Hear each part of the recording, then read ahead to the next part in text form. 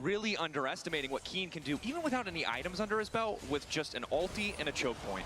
But now, stun on Faker, a bit of a moment of discoordination as Faker flashes away. Oh, nice knock up, nice knock up. Saved him. Saved him. Mid laner will not give Ruler the nice, fourth bullet. nice, nice. Still big window for Gen.G. They get Faker's flash. They get tempo on the map. Might be looking towards setting up for this Drake in 30 seconds. And I think the scary thing here is we've seen T1 prioritize Drakes, as you mentioned, Emily, and so often it's worked out. But often Gen.G with the gold lead is a more terrifying threat, though. Keen now locked up. There we go. On the way out, and the TP's there too late. we go. Chovy found a little bit of CC. Maybe he can burn down Owner, but they want to turn this one back. Three looking for the fourth stack, but instead, Chovy finds a kill in return. They bullying your man, bro. Everybody always wants to get a kill on Faker, bro. Stun, flash. Everybody just want to get a kill on Faker for fun. But look at Doran. He popping off regardless. To mention that Jax is one of Doran's best That's y'all's mid laner. I was going to talk about the 1-for-1 because there you saw the power That's y'all's of the mid Jax laner. and the Sedge working together to dive. Chovy got one back, but then steps too far forward and Doran's just able to take advantage. And Chovy, of all people, should know, having played with Doran for a good amount of time on DRX, on Gen.G, don't fall for the Doran trap. Did he almost die for no reason earlier in battle? Yes. Doran took that No. personally. At any point, Doran can strike. Beautifully played there, and that means that the trade goes a lot better. Gen.G did still get the Drake, but the gold lead that they had built up, now gone. That was almost 1,000 gold for the Drake, and again, starts off so positively here for the side of T1. Chovy is able to get something back, but a little overconfident. We're not going to get to see the best replay because Chovy's been locked up once again. All of T1 descend upon mid lane. This is what happens have if a you baby don't have by your me, flash. baby, If you be are a an millionaire. immobile Have a carry baby by into his me, ear, baby, be there's a a reason why this millionaire. champion has been at the forefront of the meta for Faker what feels is like the beginning of League. And this T1 team in particular is so aggressive with punishing mistakes like that. What's or not up, even mistakes, but just How are you doing? Forcing you to make some sort of decision on the map that leaves them in an advantage. We saw these kind of minor moves when Gen.G and T1 faced each other last. Again, specifically in that game one when T1 were in such a winning position. That's so, yeah, my dad. They're punching back really well. Oh, Doran, he goes in. Needlework used. Duro on the way. Doran counter trying to get a bit of damage back, but he should just fall here. Should be an easy kill pickup. Starting to retreat now. We'll finally get cut down they really got to bring nice 4, bro. For Gen.G, and there's not really a okay, it was really 3. For T1. Really big deal. Doran they got to bring striking 3. with overconfidence. He is his Triforce. Keen doesn't even have a first item finished. Because there's 2 clones. No wonder. I was like, that's 5 people. But then I took account for Nico clone. But they got Wukong clone too, y'all. That's 2 clones. They can have 7 members on the map, bro. Not afraid to contest here, but again, it's isn't that crazy? The item completion, Nashor's Tooth, able to just they win can on have these trades 7 people on the map. Merc treads there for Chovy, but it's not for Faker. That's for the rest of the team. Chovy also going for a much more utility-based build, so Face Rush obviously makes sense into the amount of short-range threats that are there on T1. And then going for the Rod of Ages, those builds have felt pretty lackluster. I do think this is one of the few compositions where it actually makes sense, right? Because if you look at what I need the Canadian police number for reporting Gen.G for bullying. And even in support, they have so much damage available that they really running 3s on our T1, bro. Sense. But it does mean that the rest of the team it looked like 1v5 Arch. There were 2 clones. Now finished, they've got 2 clones and a Tibber, bro. Role. That's so many extra people. Is gonna be huge, right? And that's also where I'm looking at Chovy because that survivability does allow him to just continuously rotate and land that is 8 people on the map. Up for this Gwen, the Wukong, the Nico, the Jin. Imagine. Forced to flash.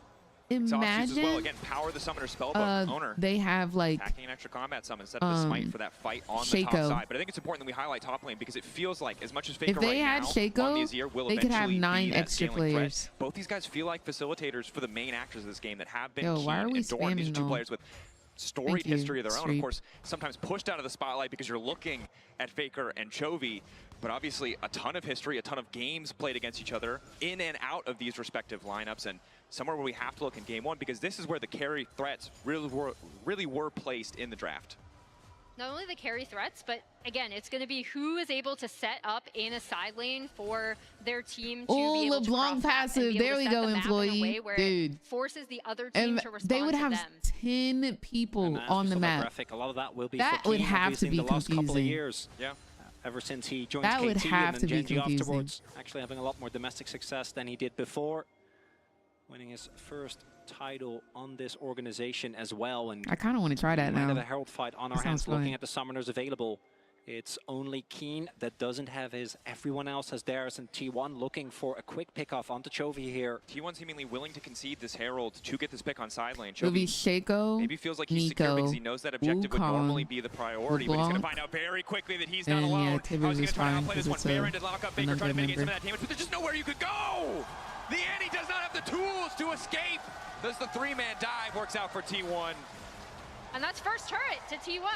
As Gen.G will be able to take down this Herald as Chovy, are you good? Should give them See, this is what I'm saying. Yeah. Like, I understand that they're bringing 3 for him, but Doran might be in some trouble. Doran locked up here, Counter-Strike, mitigating some of that damage. They don't really have enough to push further, but now it's the TP topside from Faker. He has Flash, he has ulti.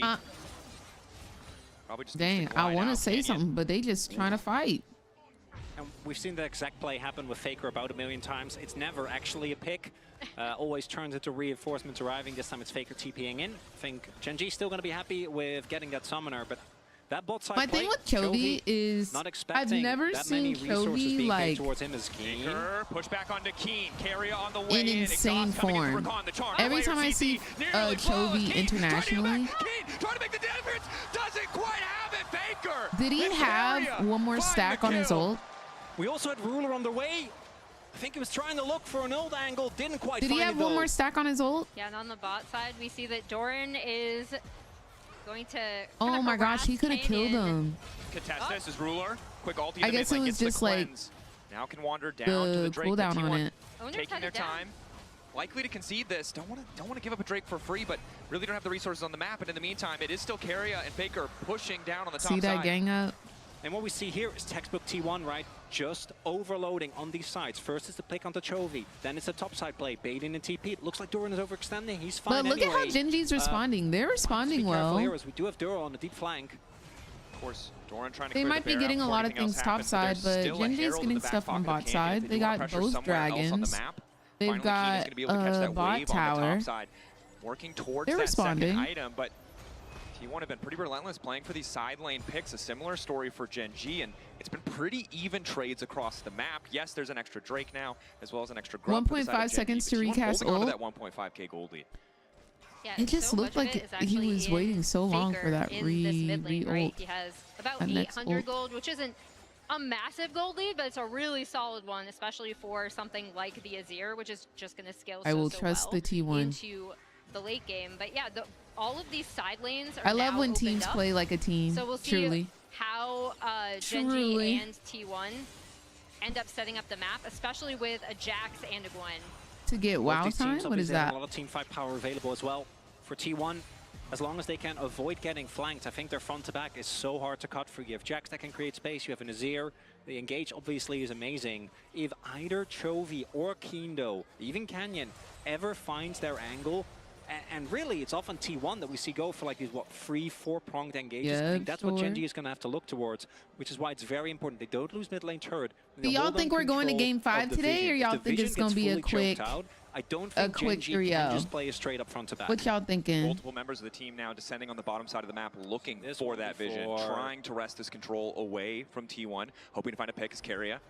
Now realizes he spot Duro. Quick bit of lockup, trying to protect Faker. Faker needs to get out of there. Carrier going to use the ulti to try and hold on. Duro trying to find it. Chovy looking for a bit of fall, but Faker still standing for now. Owner ready to body block the shots. Faker still living, but in comes Keen. Gen.G on the bottom side, found a man out of place, and they're looking to find quick but Ruler ate with that Gen ult. Herald used it, might just have but Ruler ate with that Gen ult. Finds his mark, and out goes Canyon. And there's a reason why Gen.G says we know how to deal with T1. I've seen that play run by T1 a million times. Faker is he missed it. Overextended as Canyon does miss the turret. We need to revoke Canyon's driver's license after that one. But yeah, that was so well set up, and that's where... Okay, that must have been on purpose. Yeah. Ruler on purpose. Yeah, that was on purpose. So that's where you really see the power Rift Herald was wasted. When they are able to set it up. Keen coming in on the backside of this. It all starts Do not let him dry the boat. And getting on to Faker. Do not let him dry the boat. The crucial thing is that they actually get the hard CC down on Faker before he gets to shuffle out, because T1 again, is very ready for this play. The only downside is Doran it can't actually crashed join at the the fight mid turret. until It did not hit the mid are either turret. taken out of the fight or already dead. And you can see how if Gen.G get the jump, as you mentioned before, with the Annie and Wukong, or in this case with the Nico, how easy it is for them to play out the rest of the fight, because T1 used so many of their resources defensively that when Keen shows up, he's just kind of allowed to run free. I'm sorry, guys. That song is in my head. Gamble. 2.5 items completed for I Guma, do relatively strong, apologize. but tough now to get into this fight. And now that Gen.G have control over the space, Keria wandering forward. Walking in, Faker. Doran looking for the flank. Multi-pronged fights. You mentioned it before. Looks like we might just flip it. 3.9k instead. Gen.G collapsing on the flanker, but now it's T1 going all in onto Keen. Keen, Dora looking for the encounter gauge. A nice interrupt to stop him from getting into the midst of the entire lineup. Keria barely holding it alive, and they get the Otacon! Guma steals it! That's okay. Faker now on the retreat. Gen.G at what cost? They need to get kills back. They can't afford to give this away for free. Keen will get Faker, but at the cost of the Otacon. Okay, only one. This turret as well. Good job, Guma. As much as they can. Guma, my stealing king. There's not much to transition it to. A top lane tower maybe, but that's infuriating for Gen.G. They got the kills, they just couldn't get the objective.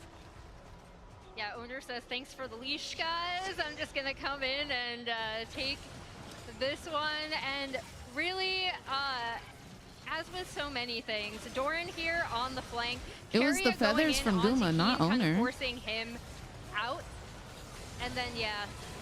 It's the lack of flash for Duro. He can't get on top. The fact did he even try to steal it? I don't even know if Guma tried to steal it. I think he was just auto-attacking. Using his feather pullback. But we'll see what this means for Dragon. True. If this leads to Guma steals anything, I'm waiting for him to steal my girl next. No, like, he's always stealing objectives. The value of those flowers mean this game quite literally always stealing objectives. T1 still behind on the setup, as you highlighted. That's what it might mean, conceding the Drake, unless they want to risk the fight walking into Fog of War. Faker would much prefer to have that setup first. You can see Owner not afraid to eat a bit of damage as Canyon goes forward, but Owner, quick interrupt on the Arctic Assault, may just give his life. The burst Owner, babes. from Gen.G is too much. As soon as you land one okay, this is closer than I thought it would be. This composition, the rest I thought it was going to be a little back and forth, or like isolated, right? And we saw it I thought it was going to be back and forth in terms of games.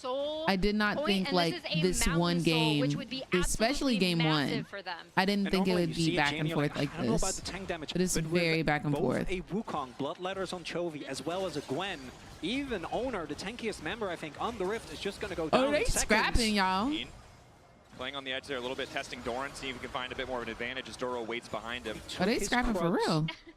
That's not okay. Those are his. You got to earn the title, Krug Lord. You got to keep. He has to keep fighting for him. You can't fight for him once and keep the title. Keen wants it for himself. A little disappointed. Yeah, I mean, fair enough. I will also say that while I really love the spellbook Sejuani, I think one of the downsides, as you can see there, is normally he would have procced Aftershock. He'd be a bit tankier. You are very squishy. The upside is, in the fights to come, as we keep our eye on Keria. Yeah, get him, fakey wakey. T1 ready to go through it in the ruler spot, essentially. Have a baby by me, baby, be a millionaire. Yeah, a lot of poignant history there as Faker swoops in to find Ruler on an immobile carry. And this is the best part of the matchup for us as fans, as spectators, as enthusiasts, but it's so hard because for him it's another death mid lane, but for us it's the pattern, the history. How many times have we seen that play be a decider as T1 trying to wrest control of the mid lane? Gen.G not going to let it go easily, however, as a secret minion will just be a clone this time around. I gotta say, if Ruler didn't flash, why doesn't Jax go Blade anymore? Blade of the Ruined King? There isn't really a lot of opportunity for I T1 really to couldn't try tell you. and get anything out of this kill. I don't know too much about Dora gets the cancel. Top lane builds. Flashed, it means that any subsequent play from both Doran and Faker is going to be way more oppressive. So I do think this is the type of composition we have a lot of threats. So just gunning for Ruler might not be the be-all end-all for T1, but it is, I think, a very costly investment into. Let's be real. Even if you flash there, you end up dying. You have to flash out of the initial shuffle or just accept your fate, which he did not do. Is now looking for a pick onto Doran, but reinforcements are always on the way. Gen.G. The way they're probably communicating. Doran's like, yo, they're about to die me bot. And they all respond. Providing them a pressure point on the top side of the map. 30 seconds till Baron. We heard it from the analyst desk, the T1 Baron Circus. Maybe an angle, but Gen.G, not a team who you would expect to fall for it, although we said that in semifinals last year, and T1 still Health is too valuable of a stat now to top laners to not have in practically every item. Insane this game. Looking at both Faker, Gumayushi, as well as Doran, so Gen.G need to be very careful, very deliberate with this. Yeah, you're right, it doesn't give any health. That would be cool if it did, though. That Baron, do you imagine if Blade of the Ruined King gave you like and then we have 200 health? I'd rock with that. That would probably be busted though on like bruisers, no yeah.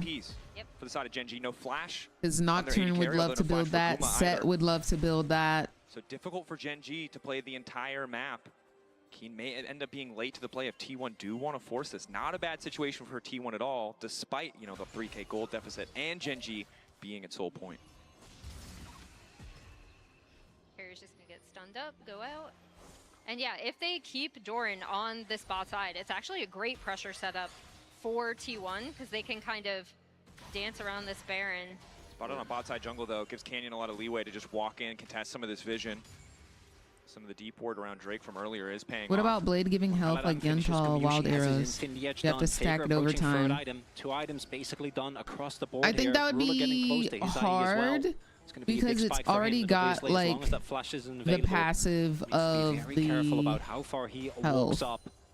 As we have now a stalemate and Gen.G, and the movement speed. Because they have soul point, they could also just trade soul for Nash. I think that's a great trade. I think getting Mountain Soul is so insanely powerful. When you have they showed what's getting buffed? I'll check it after this game. Especially against this composition too, right? I'll check it on Twitter. Team really wants these kind of longer, sustained front-to-back team fights. Mountain Soul are y'all down for a summer party Wild Rift skin reaction as well? Tries to find a route. We'll get these done. Ooh, engage on Chovy. Flashes, ults, but Owner is not done. All right, we're getting a full-on fight. Doth it appear.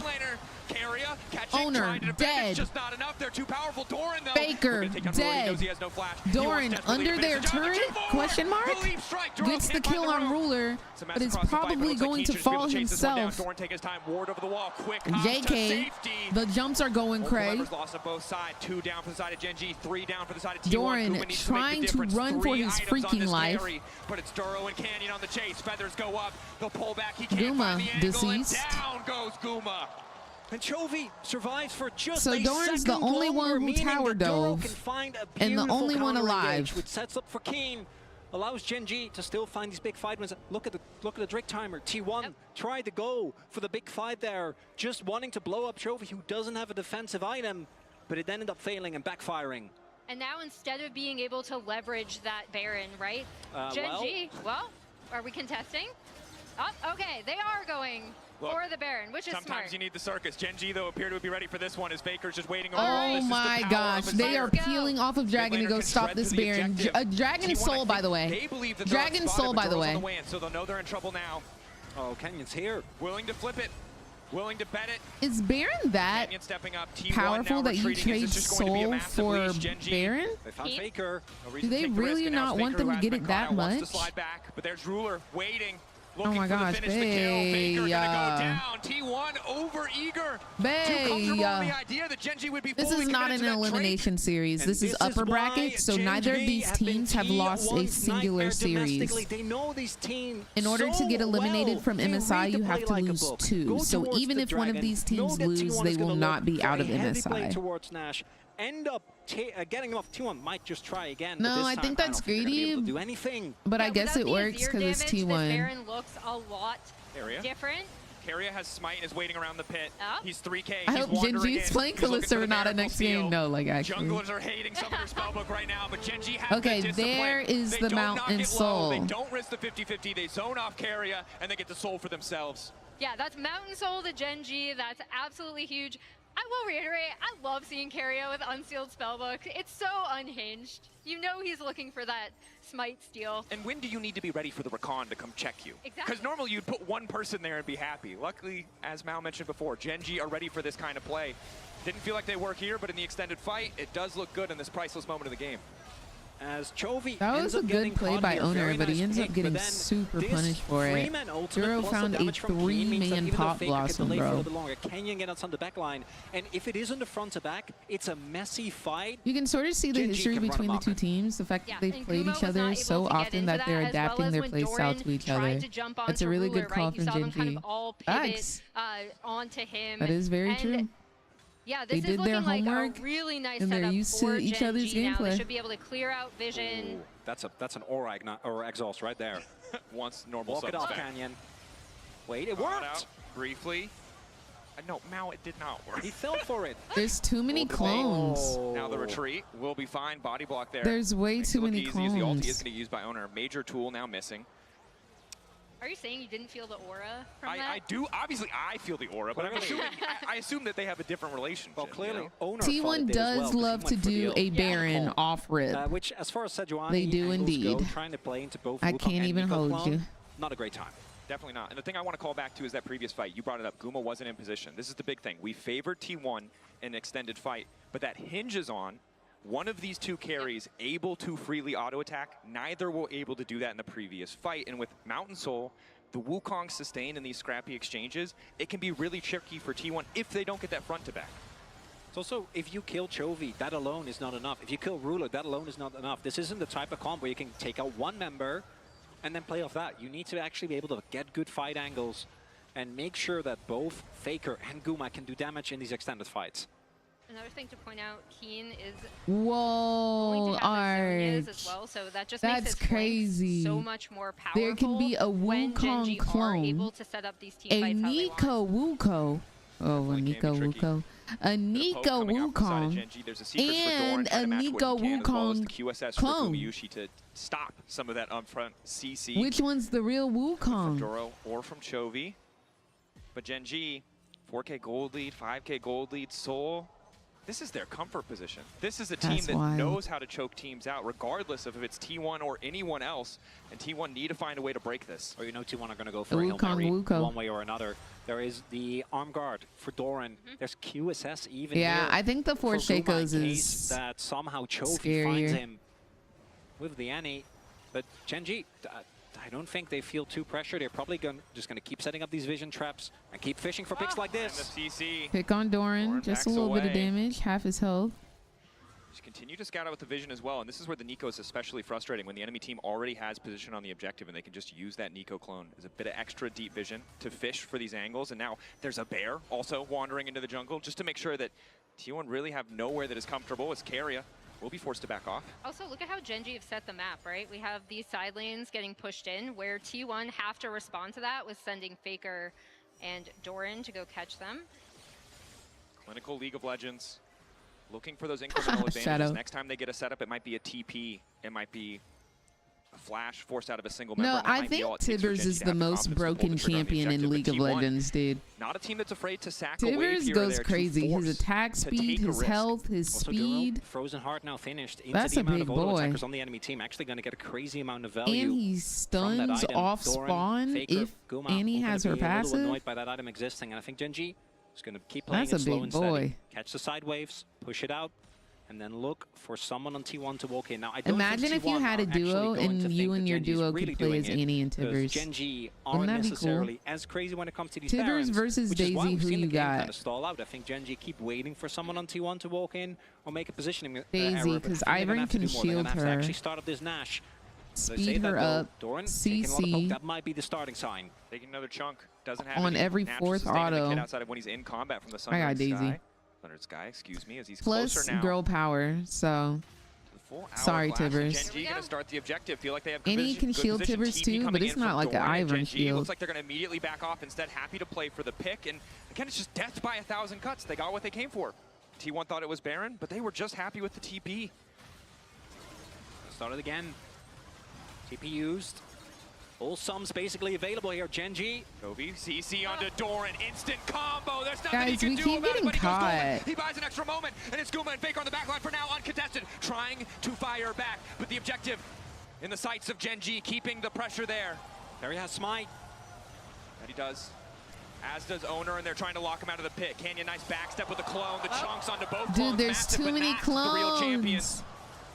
There's too many clones. Using the mountain shield. Yeah. Just waiting for it to regen. Chovy on the flank.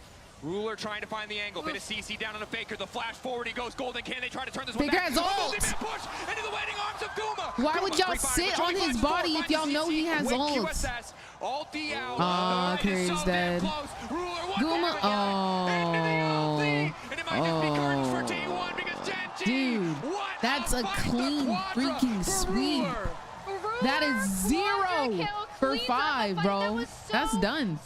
That's game. At Baron, they'll be able to take Dorn's down up in 5 this seconds. mid-tier 2, and I think they might try to push to end here. I don't think they end. Right there, Ruler with the I think they get inhibitor and then they go Baron. This man was one of the weak spots on this team coming into MSI. He was the one, together with Duro, that was most criticized, but his Jhin performance this tournament has been insane.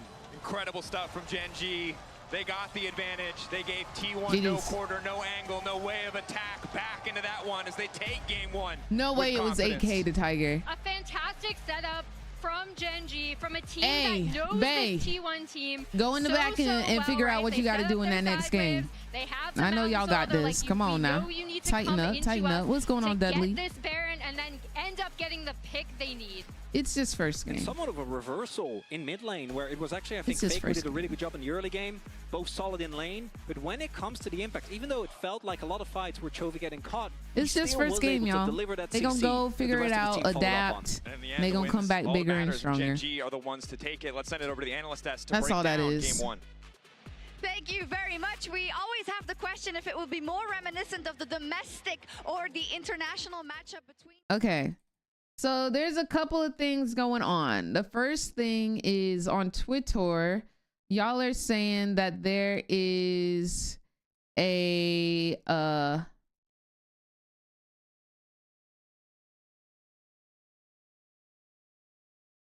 wait, this man is streaming at Riot Games? Who is Baekhyun? Who is this? What group is he from?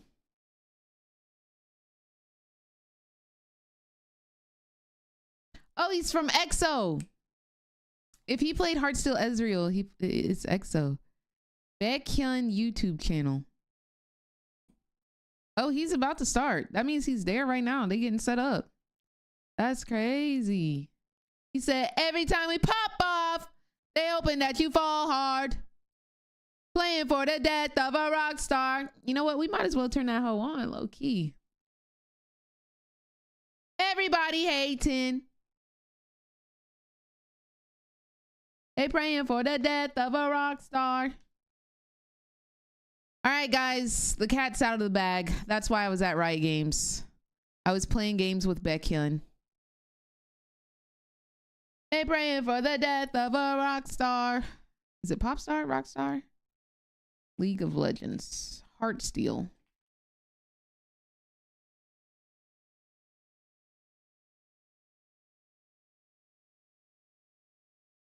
Paranoia. I'm just kidding, y'all. That's not why I was at Riot Games. That is not why I was at Riot Games. I did not know who that man was. Okay.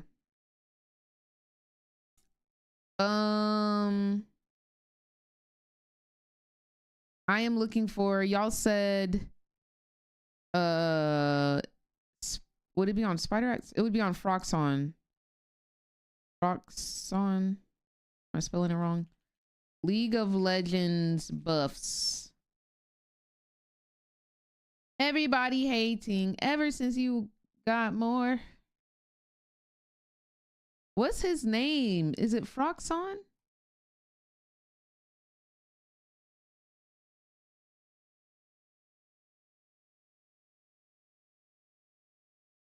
Is it this? Ah, here we go. Okay. Azir is getting a buff. Darius is getting a buff. Fiora is getting a buff. So literally frick ADCs. Got it. Understood. Nerfs are Braum, Lee Sin, Riven, Set, Twisted Fate, Yasuo, Yumi, Zoe. So why are we not nerfing Pantheon? What's the reason? Blade of the Ruined King. Current health on hit damage. Range is getting nerfed. No, it's getting buffed. I'm trolling. Sorry, I almost got upset. Melee 8 to 9, range 5 to 6. I was about to get upset. I'm not gonna lie. Hey, they're making Kraken Slayer cheaper. Missing health on hit damage modifier is going up to 1.75x. Phantom Dancer attack speed going from 60 to 65% and a movement speed buff. Phantom Dancer is looking pretty solid. Don't care about Rod of Ages.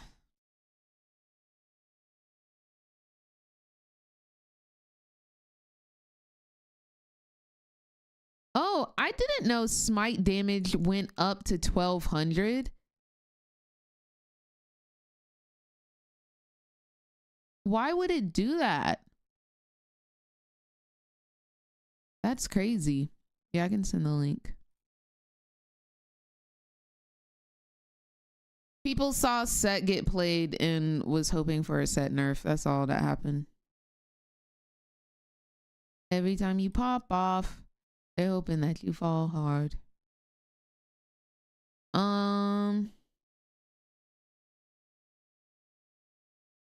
I don't think it cost them the whole game, true, but it definitely was a ginormous cause. All right, let's lodal. Let's lodal while we wait. Let's see how much time is left on this intermission. Oh, bro, they still playing ads. They probably got 5 more minutes till the next game starts. All right, let's do Blitzcrank. It's gonna be a man. Ooh, it's gonna be an early man. I'm gonna say a moo mizzle, if you will. Dang, I thought I had it on second. It's Zach. Oh wait, no, Zach doesn't use mana. Zach uses his health, right? Zach doesn't have mana.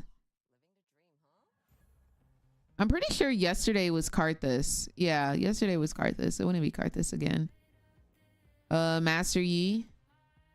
Yeah, Master Yi. It's one of the first champions. Yeah. Wow.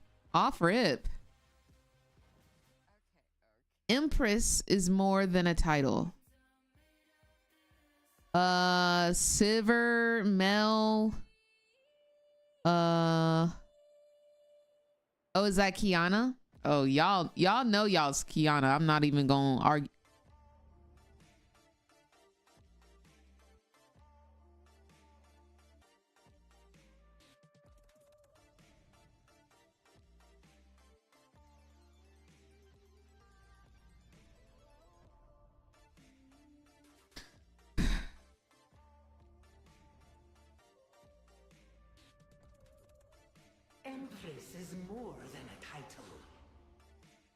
Hey, don't answer no more of these questions, y'all. Don't even guess no more. Don't even guess no more. Is that Jax? Is that Jax? I am so hyped, Crystal.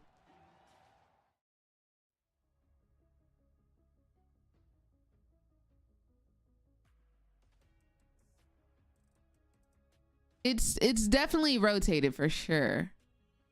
Lilia passive. Senna, how sure are you this is Lilia passive? How sure are you? Because I just had 19 people guess Kiana. You 90%. All right. Now, if you is incorrect, permanently banned from my chat. You live to see another day. You live to see another day. And you said passive? Well done. Well done. You ate that up. You ate that up. Bread. Guma Yushi.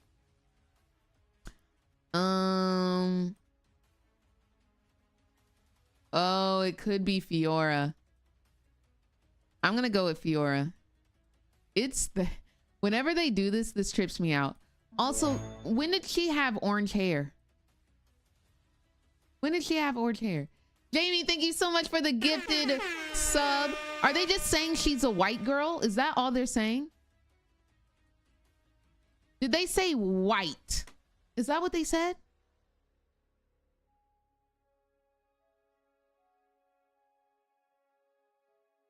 That's crazy work. Let's go.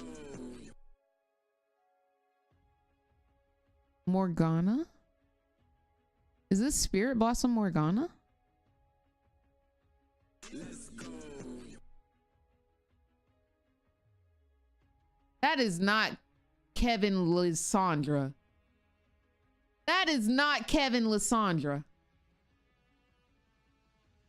No way. Y'all better be right. Whoa. Yeah, that's exactly what it looked like, dude. I thought that was Spirit Blossom Morgana, dude. Y'all did that. All right, let me get my one guess in. One day, guys. One day will come, and it will be Charmander.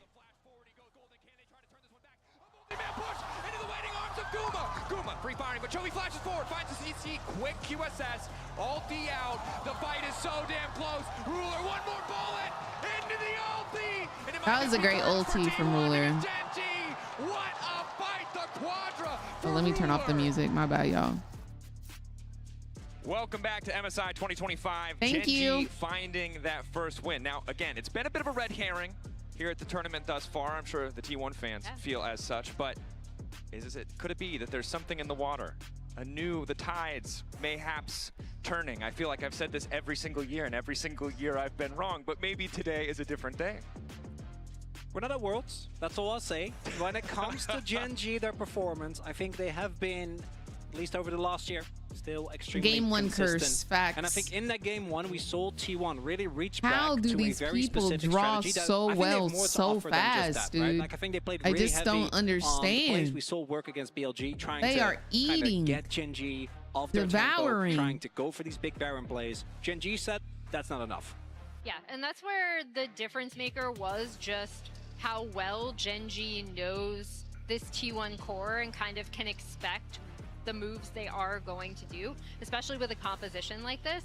And in particular, that Baron fight that we just watched back is, as soon as that comp from Gen.G caught on to someone, in that case it was Doran, right? They were able to just kind of go forward, pick off the target. Oh. Wow! That's a T1 fan, by the way. I'm telling you right now. It is the circus. It's fair. That's we did see the great. Baron. Why do they keep calling it a circus? I don't understand that. Gen.G bought the tickets to the circus. Not every team does. You know, you got to be ready to contest. BLG did not buy tickets to the circus. Why do they keep saying that? It's definitely too early to say whether Gen.G owns the circuits. I think that's what this series is about.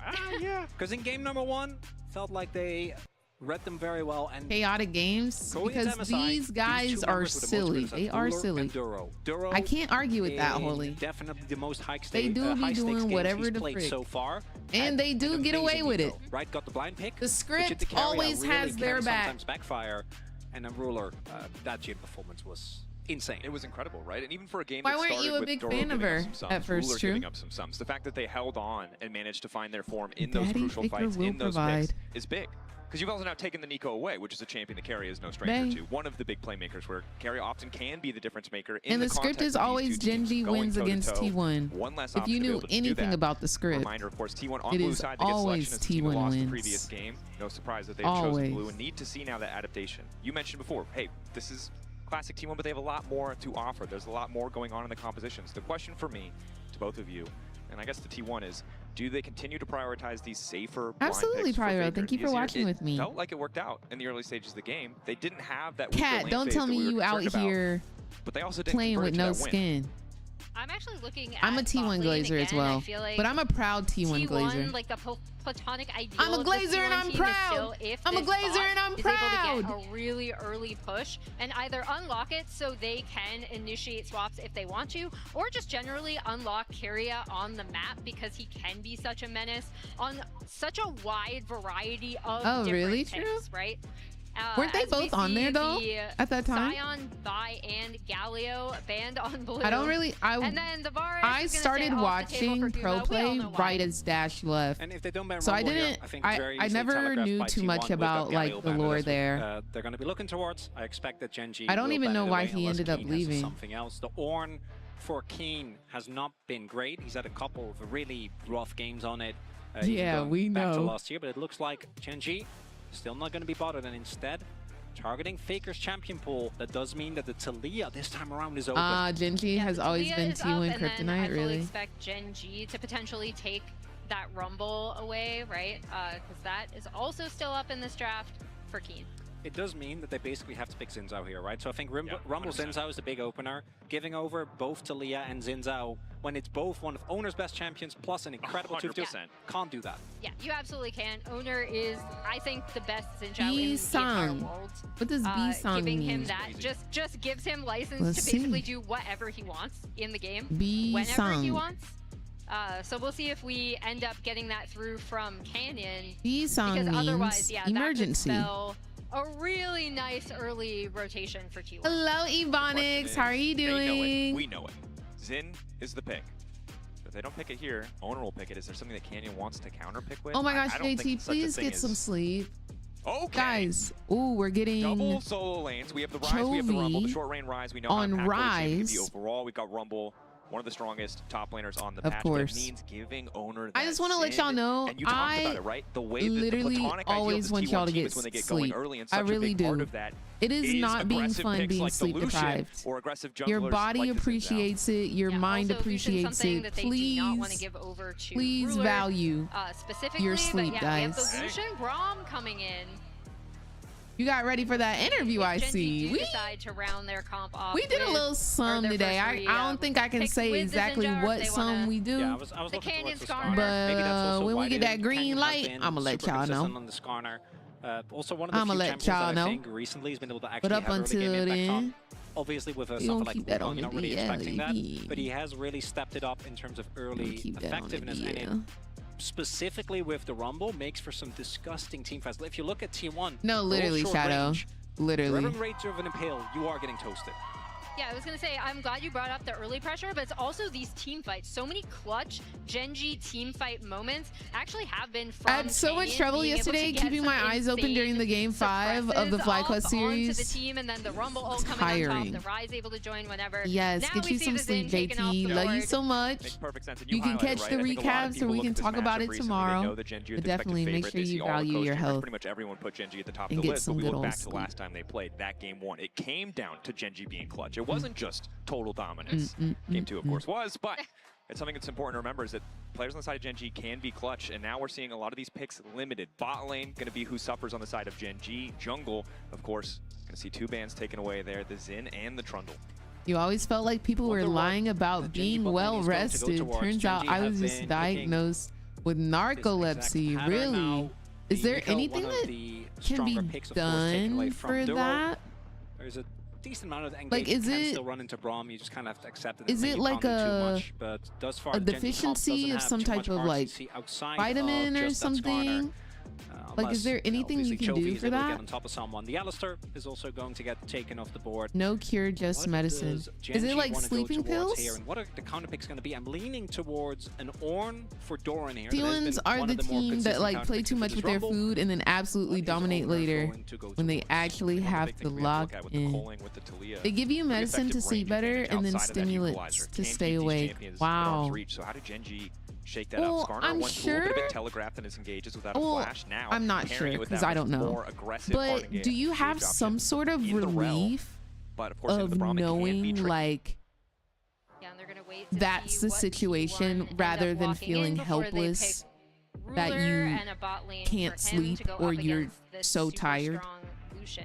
Like, do you have some sense of like? And it's interesting because you mentioned how important the bot lane was for T1. Like, okay, I finally know what it is. Giving counter pick. Or is it like just more stressful? Not something I'm really used to seeing in the context of this meta. I thought I was just lazy and bad my whole life, but yeah, now you kind of have like a little resolution and a method to fixing it or dealing with it at least. The Ornn and Braum together, the Jarvan to really kick things off. I'm glad you I'm glad you found obviously comfort for Ruler going way back. You know? I think this is a lot more within the current meta. As long as you get an AD carry that has a way out of a Cataclysm and out of an Ornn, guys, we're getting really Doran Ornn again. Being able to not have to deal with the culling is a big win for Ruler here.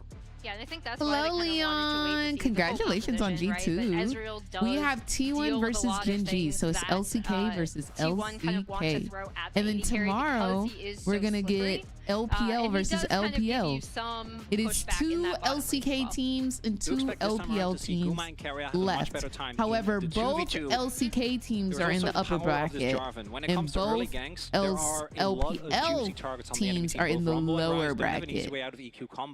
So I'm gonna kind of see if Owner is going to look to have a very early impact here to try and throw Gen.G off their game, because I think we saw I do think that Ez is a little bit strong right now. I'm a little bit worried. Actually playing the game becomes it is blacklisted, Pyro. I'm also looking at what goes on in mid, right? Because I think Faker really excels when he is on these picks, like Talia. That's how much I don't like him. What a mind he His has name for is the blacklisted game in my chat. Nah, you're good. It's nothing serious. I just don't like looking at his name. So I have chat, or I have Nightbot deleted automatically. And potentially maybe affect his lanes early. Importance of that J4, right? Can have the early impact. Level 2, level 3 ganks, not uncommon.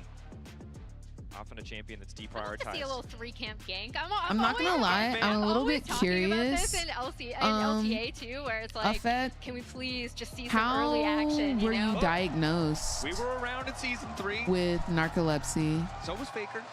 He's no stranger to a 3-camp gank. Like, was it like a blood test? We've had that meta. Was it like, what was it? Level 1 has any blood for us? Looking at the rune setups, we have Keen with I started watching Professional League. We've seen more recently, but into Ornn I do think makes a ton of sense, because you are looking at a matchup where you're not really going to be threatened too much. I hope so, Drew. I had to do a sleep test overnight, then a full day-long sleep test where they tell you to nap 5 times with 2-hour breaks in between. Lore is standing by with Cadril. So you've heard from us. If you go into REM sleep 2 times in those naps, which you shouldn't, you have it.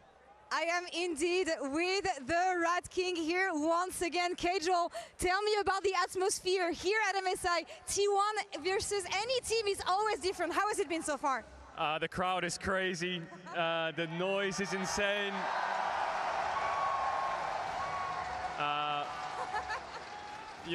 Much love to the crowd. Thank you everyone for coming out.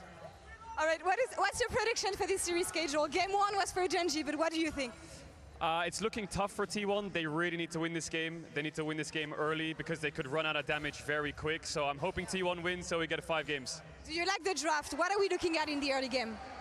You're going to look at Owner, and you're going to look at if the Lucian Braum can take over the map. I think Ryze having no flash is really important in this game. All right, Rat King, thank you so much. And casters, back to you. Well said, Mr. Cadril, Mr. Rat King. Thank you, Laura. How do you get told to nap 5 times? Flash, going to be a big deal. Still there for both respective mid laners. Like, what if you can't take a nap? Really fast, despite not having boots. But for now, there's some trades, but no kills, no 3-camp gank. Basically, yet. I can fall asleep anywhere at any time and train fully. We do have an early invade though. Owner did go in. Yeah, I can do 1 nap, maybe 2 if I stayed up all night. I'm not sure when it comes to the pings, whether they spotted this based on Canyon's pathing. I'm gonna say maybe not. We'll be able to pick up his chickens, but his red buff. But he said I had to do a sleep test overnight, and then a full day-long sleep test where they tell you to nap 5 times. And you see, Owner backing and already returning to his own side of the jungle should be able to clear out those camps pretty easily. No, really nice. He knows. He knows we're all watching. Well, and on the bright side, he knows we're all watching. 149 international games played. Passes Burks for 5th all time. So shout out, much love to Carrier. Obviously a ton of milestones this particular MSI, but always good to celebrate when a player has this much tenure. But might be celebrating something else. Here on the bottom side, his Doro's already going to be locked up, but Canyon's going in mid lane. That's the flash out for Faker. Yeah, for sure. I'm happy for you. I'm glad you got some reasoning. What do you know? They gank mid lane for Faker. Are we surprised? No. We're not at all. Right? It was looking really good. What? Hold on. From T1. Great response from Canyon. It's a big mistake I'm lacking from Faker right as now. Canyon. Still I'm loading, lacking and by the I'm way, slacking. He has a lot of emotions. That is the only thing that he could do, right? Like you can't, you're Skarner into J4, you can't invade. All you can do is look for a gank. So the fact that Faker dies, gives up his flash, is now down to TP. Daddy, is a really, really big deal. Just pure LCK. The owner, as he's pathing down towards this bot we can really do them all. Lane is actually we can really do them all. Find anything there, should just be able to return to his own camps and clear those up. All three. Of course. Difficult situation in the early game. Heard Cage already, but that flash being down makes things so much easier. The story behind this one is actually super sweet. This is actually from LCK. The Skarner normally a bit slower, but against so I met someone at an NRG party, and I told them that I'm a Faker fangirl. I love me some Fakey Wakey, right? Looks like and they ended up going to Korea a couple months later, and they brought me back this sign from the T1. I think it was the T1 versus... And so much attention paid to the mid lane in this game. But as you can see, Smash is on it because this is at the time that Smash was playing.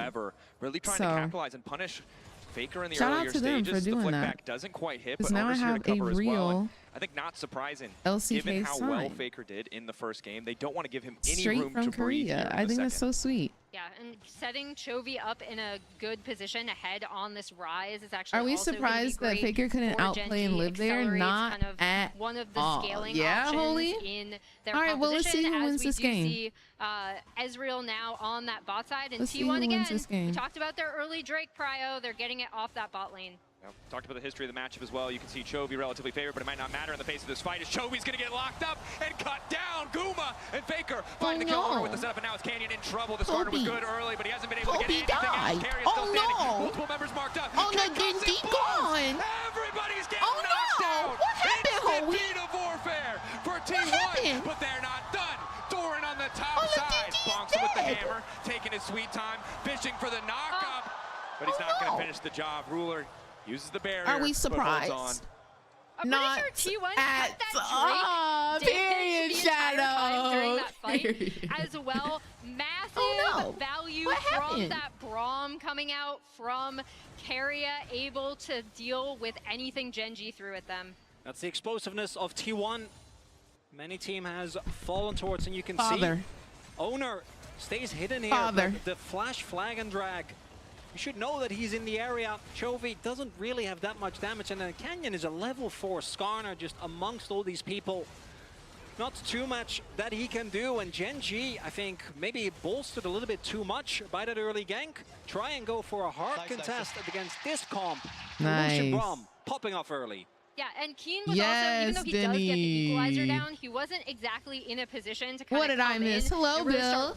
You have missed game 1. We're now on game 2. Gen.G took game 1, but game 2 is looking a little more T1 favored. Despite the expected Canyon, not feeling the beat at all as Keen manages to find the kill onto Faker. Canyon still manages to get out. The flash over the wall. They're absolutely bamboozled. Nah, he's getting his cheeks took. Take his cheeks! The slimmest margins. Keria, take his cheeks. Keria, please.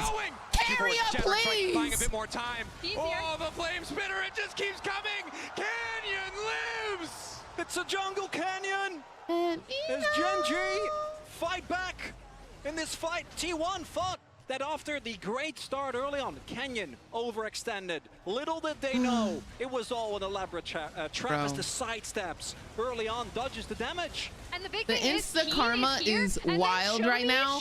Nobody say anything about either team, bro. Canyon able to flash out. Nobody say anything about either team. Locking down Owner, and then they're immediately onto Keria.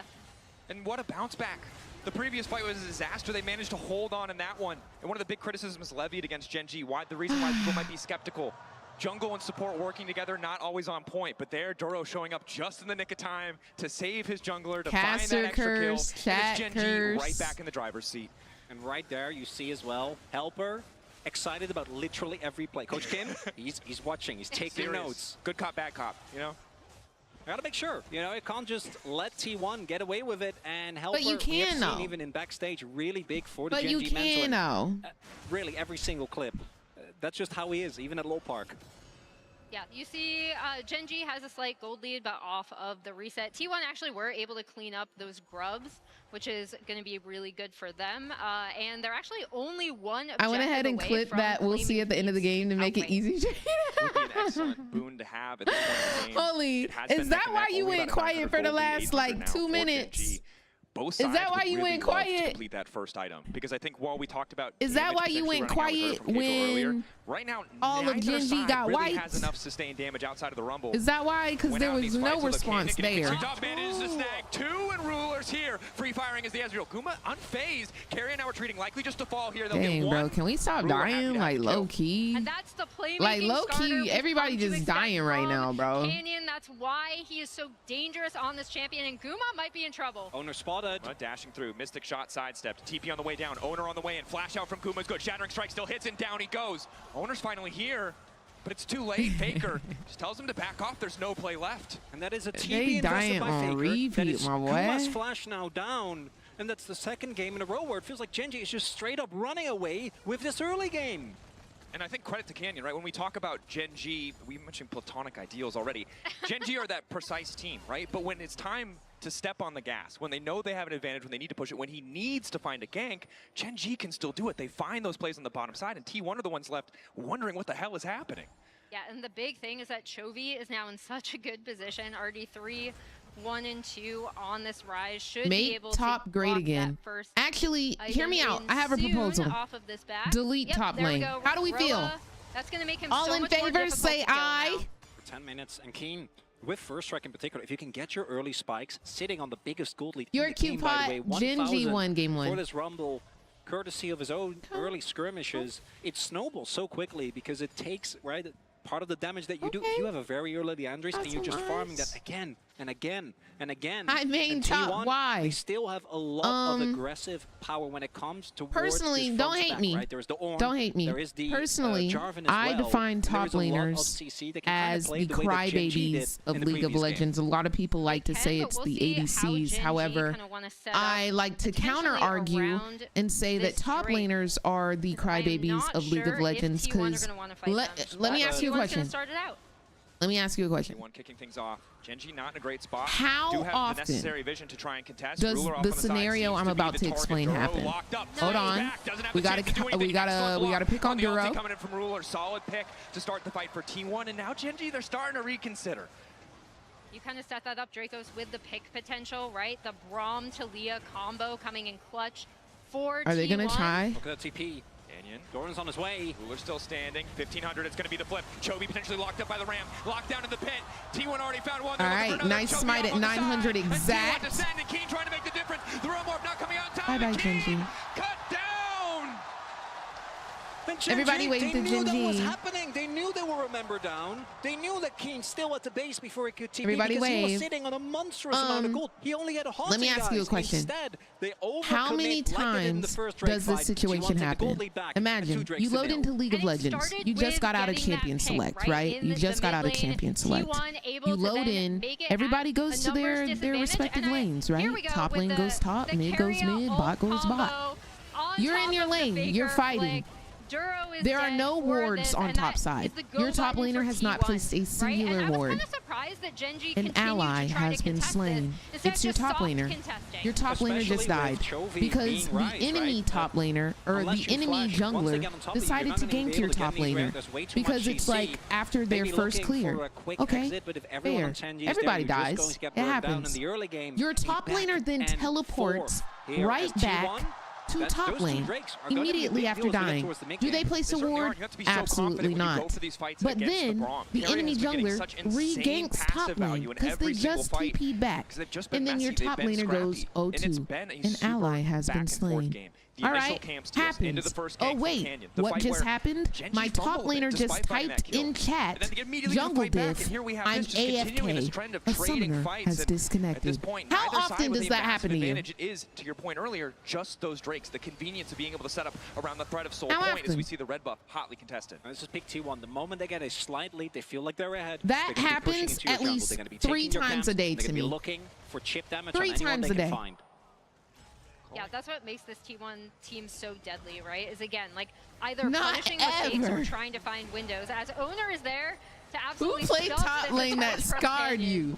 Every top laner ever. I will eat that damage so Guma can free fire. And again, this mid-lane matchup is tough No, because neither literally, side really has Ocho. too much life to it yet. So whoever gets the poke, whether it's the Coling or the Mystic shots, that damage is going to stick before an objective. Bro. And in the side lane, Chovy is laning as just Roa with a couple of stacks rise into a Kanik Rooker Ornn. Doran is completely unfazed. And for Doran, like, chill out. At that point, I'm muting the announcer, bro. He wants to hit his levels, and in experience, isn't even behind. Actually, slightly ahead. At that point, I'm muting the freaking announcer. You can start giving out the items to the rest of your team.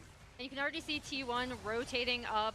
Faker using the TP on this top side, and Keria coming over to maybe look for something onto that Rumble as Guma chases out Duro, and this should be a nice setup Denny, directly before Herald. I know this story all too well. The top side going to T1 is big. Keen, no TP of his own. Chovy does have TP, hence being forced to lane in that bot side matchup where maybe he's not going to do too much damage. And T1 choking the vision out. They don't want to give Gen.G that easy access into the pit. Yeah, the thing is with ADC, you're easily killable and everybody wants to tower dive you. They should be able to get into position, but again, they have to force Gen.G to respond to the push. You die when you get, like, when you're overextended. This is such a good setup from T1, and yeah, they're already on it pretty much at spawn. Gen.G, though, still have the power of a very fed Rumble with the first strike and the Canyon. He is very fed. So that man is up 1.2k gold, bro. Walking into a big multi-man engage from Duro and from Canyon. That could be enough to turn the fight as the TP comes in. TP from Gen.G, immediate response coming in from Doran. Chovy now trying to run more out. He wants nothing to do with that fight. Lockup goes there into Duro. Faker looking to follow. Goes over the wall, but he's all on his lonesome on this side. Doran quick to follow up as well. Dang, Guma. Did y'all see that Guma Damahe? Finding the angle of attack. Chovy, Ruler still standing. Double threats. Canyon there to potentially steal, but it looks like the objective is already gone. Down goes the Herald. Retreat out from Duro. 4 members standing on the side of Gen.G, but T1 looking to run him down. Ruler caught. Knock up now connecting. Doran running out of health. The turn back coming in. Canyon. Damn clutch. Whoa, that was a really good Skarner ult. That was a really good Skarner ult, but T1 is just better at League of Legends, bro. Get the fight. Did y'all see that? Didn't have the damage there, even though they were able to get off none, my brethren. In Christ. Duro and Canyon. T1 clean up the fight. They get the Herald and they get mid-tier 1. It's a target selection. They got everything and more. It was a buy one get one free discount, bro, and they bought 2. Thanks to the engage from Doran with the flash ult into knockup. Oh my God. If Keen gets even a little bit of damage from the equalizer. If you look at how close that fight literally, Anna. The turning point. He is so insanely strong, but instead, what happens is he gets blown up, and then even though the Gen.G front line does a good job of layering the CC, softening up the targets. But look at this Canyon ult, dude. Because they don't look at this Canyon ult. To cut through these health 3 man, and y'all can't kill one Ruler. Ruler is literally throwing pieces of sand at them, and not a pebble is hurting. And Gen.G biting off more than they can chew. See if they make the same mistake twice. Again, Keen, the player you need to keep your eyes on. He was the one who was picked off. He's the one with the gold advantage and the power to change the fight. T1 know it as well. No reason to risk, but it is Soul Point. Faker poking, prodding on the side, contesting a bit of vision, making sure Gen.G feel threatened. But T1 not hesitating to risk the flip. Faker wall. Canyon, they don't see him. Faker wall the zone off. Equalizer to start things off, keeping them in the Canyon's fight. Canyon going over, but who's going to get in? Can he steal? Drake, Faker laying down so much damage to the Drake might not even matter. Ruler dead. Duro dead. He will get cut down. Canyon trying his absolute best, dude. Guma is absolutely murking everyone, dude. Oh my gosh, Kenyon's still alive. He can get in there. Do they know? They don't know. They don't know. 1.5K. Getting lower. Not spotted. Doesn't know. Too slow, too slow, too slow. But now the chase. Too slow. Oh, Faker, let him live, Fakey. Fakey wakey, he's got kids. Back, flashed away. Oh, they get the flash as well, and that makes it that much more devastating. They're letting him live. No, Guma clocked in, bro. Finding these fights. that CC isn't layered with the equalizer, so it just doesn't do enough damage. And again, a crucial member of Gen.G gets blown up in the fight as Doran again hits the mark. Yeah, I was gonna say the Doran and Faker combo coming out from this fight to immediately get onto Ruler, kind of take him out. And even though Keen is still doing a really solid amount of damage, I had a still freaking just not blast. enough damage coming I had a out of freaking blast. I can't wait for y'all to see what Soul Point. We were working on. 26 kill in 18 minutes. I was really excited to just have a nice chat with you guys. You know, our LCK not games, speaking of what, but am saying that was fun.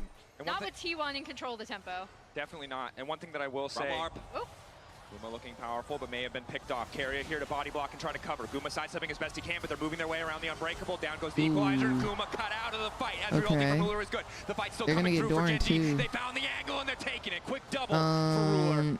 Is there a reason we're giving away gold for fun? Guess what? He just is now back in the game off of a really crucial pick from Gen.G.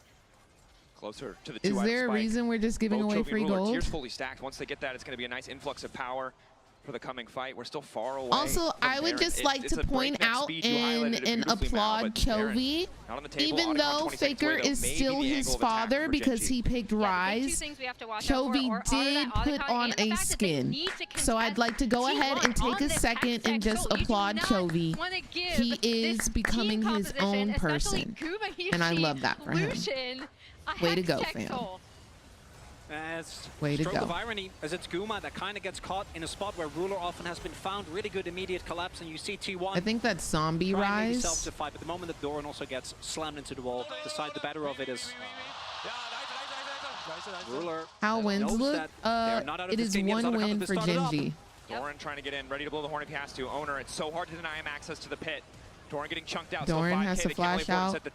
Oh, they don't want Doran in this fight. Doran, but here comes Faker laying down the wall. All D leverage. Keep the backhander to plot him. 4K on the objective. They're not going to be able to finish it, but now the fight breaking out. It resets. Okay, 3-man knockup. Chovy low. Keen running. They can burn whoever they want, but it's not enough. Ruler dead. Doran unfazed. They don't even want to kill him. They're like, hey, bro, you got 2 HP. Just go home. But it belongs to T1. T1 not going to let a single pick stop them from doing what they love, which is fist fighting to the death. As the crowd goes crazy, Otacon goes the way of T1, and the odds of this series going to 1-1 are looking good right now. And the crowd deafening, there's no way, there's no amount of white noise in the world that can stop Gen.G from hearing it. The 6th man for this T1 lineup. And again, the perfect world for Keen. You can see it. The 2K individual gold lead, but without him in a fight, it is a 6K relative deficit for Gen.G, and that's devastating. It's devastating, and I actually thought Faker, being able to separate with the wall was kind of the setup for that fight, right? Because Gen.G were kind of stymied and kind of caught with like, okay, where do we go? Who do we want to jump onto? And now T1 in honestly, I was not a fan of Rumble, but yeah, recently since the players or like the pro players have been like showcasing him, I think Rumble's a pretty cool champion, not gonna lie. Who would you play against Blitz as a support? Morgana. With a desperation play there, and now again the gold Zyra plants can block Blitzcrank. Free Drakes, cool, and you cannot again. If you time it correctly. All Drakes, I think Hextech Soul is the most unplayable. There's just no way you get to play the game from any point onwards because the slow. What does Lucian W do? So it's an ability that he shoots out and it scatters in a star, and if you get hit by the like star, you are marked, and he does more damage to you if he hits you, if I remember correctly. But it also triggers his passive, which is double shot. So anytime that Lucian uses an ability, his Q, W, E, or R, he gets 2 autos that come out rapidly after that ability. Is it just movement speed? There's no extra damage? It's just movement speed. My bad, y'all. I misquoted. It has to be a combination of Canyon and Keen, maybe Duro finding multi-man ultimates. If Gen.G it's additional damage and movement speed. Okay, period. It's Keen, caught off Once again, he buys an extra second, but it just does not matter. Down goes the Rumble. The equalizer decent, but the follow-up is just not there. Carry a body blocking, keeping Chovy out of the fight single-handedly. He's going to be able to realm warp to safety, but Canyon with the pullback. Can it be the face that turns? Faker stunned, not able to find the follow-up. Wow. Owner, let them breathe. Please. Guma, let them breathe. Fakey wakey, let him breathe. Oh my God. Into free. Foot on neck. Followed up by Faker, followed up by Owner, followed up by Carrier. And T1 Belt gonna get Hextech Soul and stamp out the for remaining real. They are not letting up, yeah, bro. They're in such a good position. And that was such a beautiful Drake setup. Gen.G they are for no real. Choice but to contest, especially after what I thought could have been a very oh early my wall from God. Faker, and a bit costly, ended up corralling Gen.G into a point where okay, but can I just say this? T1 is going to jump on can I just say this? I love that this series is so back and forth rather than just a 3-0 like stomp. Crucial because he's still so much T1 taking game 2, Gen.G taking game 1. We don't know who's gonna win next. Again, getting caught out. We don't. Somebody's gonna have to throw in a spicy pick. And we know what happens. Somebody's gonna have to. Behind this Braum composition, it's so dude, easy the for them to way clean up these kills. There's nowhere knocks for Gen.G to go Chovy once they start and to then lose the fight. And we often talk bounces. about the lane when it comes to two more people. Into the Jeez, right? Because dude. you're able, as Doran with a smile not on his face, letting up, man. As a double kill is happening. Guys, the Hextech Soul's gone. I don't think that Gen.G really gets to do a whole lot, but what I want to highlight... Exactly, Bill. It's also, in these fights, Keen needs to be on top of people. He doesn't really have a choice, right? He needs to do damage. He needs to actually get literally, value from his I posted a couple of clips of Doran's plays from last week. All of the comments. Krug Lord, our Krug Lord, our Krug Lord, Krug Lord. That's our Krug Lord. I'm like, oh my gosh. Y'all can't be for real. And blow them up. Definitely is. And the range advantage right now for T1 just makes it so difficult for them to All play y'all talk about is Krug Lord. He's never living that down. He will forever be known as the guy who died to Krugs. Only level 14 to the 15 of Faker, despite having the Roa, a difficult position to find themselves in. He will always be known. Again, the member that we looked at in terms of individual performance, who had a lackluster playoffs, a lot of deficits. Guma still had some clutch moments, but in this game, he has been a monster. 5, 2, and 18. 23 out of 24 kills for this Talia mid lane. Yeah, and this is the exact pick I love to see him on, right? Like, he has an incredible mind for the announcer, I love seeing him on, it doesn't say like Talia, an ally has been executed or an enemy has been executed. It just says and now you can see T1 executed. Kind of doing a very similar thing to their Drake setup, right? Like, they pushed out this bot wave with the Ornn. They're now immediately on to the Baron. They have great vision setup. Oh, TP in? That's TP a little deep of a TP, no? Am I tripping? Meantime, Dorn buying a bit more space. They're not in a position to contest. Just a free Baron. Well. It's just a T1 Baron. Keen has been caught out. Dorn trying to find the disengagement. In the meantime, it's Keen getting cut down where he stands. Does not have time to go golden. It does not matter as Faker's on a rampage. Be hurting, Kiki. And please don't let it be you when you die. Whenever it's me and it announces executed, I'm just like, nobody look. Pretend you do not see. T1. No, literally, Chai, literally. Tearing Gen.G apart in these fights. Gen.G had that first kill, but kept giving these angles back to T1. Owner getting aggressive onto Chovy. Chovy no way out. Carrier ready to follow up. He has to go back under the tier 3 tower. Good sidestep keeps him standing. T1 maybe forced back for a moment, but as you highlight, Emily, Faker is here. And the Hextech Soul, that poke only continuing to add up. Ruler trying to get some push, but Carrier ready. Nice block, nice block. Gen.G. The damage. It's T1. Lock up there. Flick back onto Canyon. Manages to find a few members, but again. Okay, Gen.G one dead, one dead. Packing. Gen.G, when they had the lead, they choked T1 out, but T1 backbreakers in this game. Bro. Finds the double. GG. It's 1-1, y'all. It's 1-1. Series. Gen.G, whatever dominance they had domestically, it's a different story on the international stage. T1 won't go quietly, and Gen.G sent packing. Dang. Yo, kill Ruler.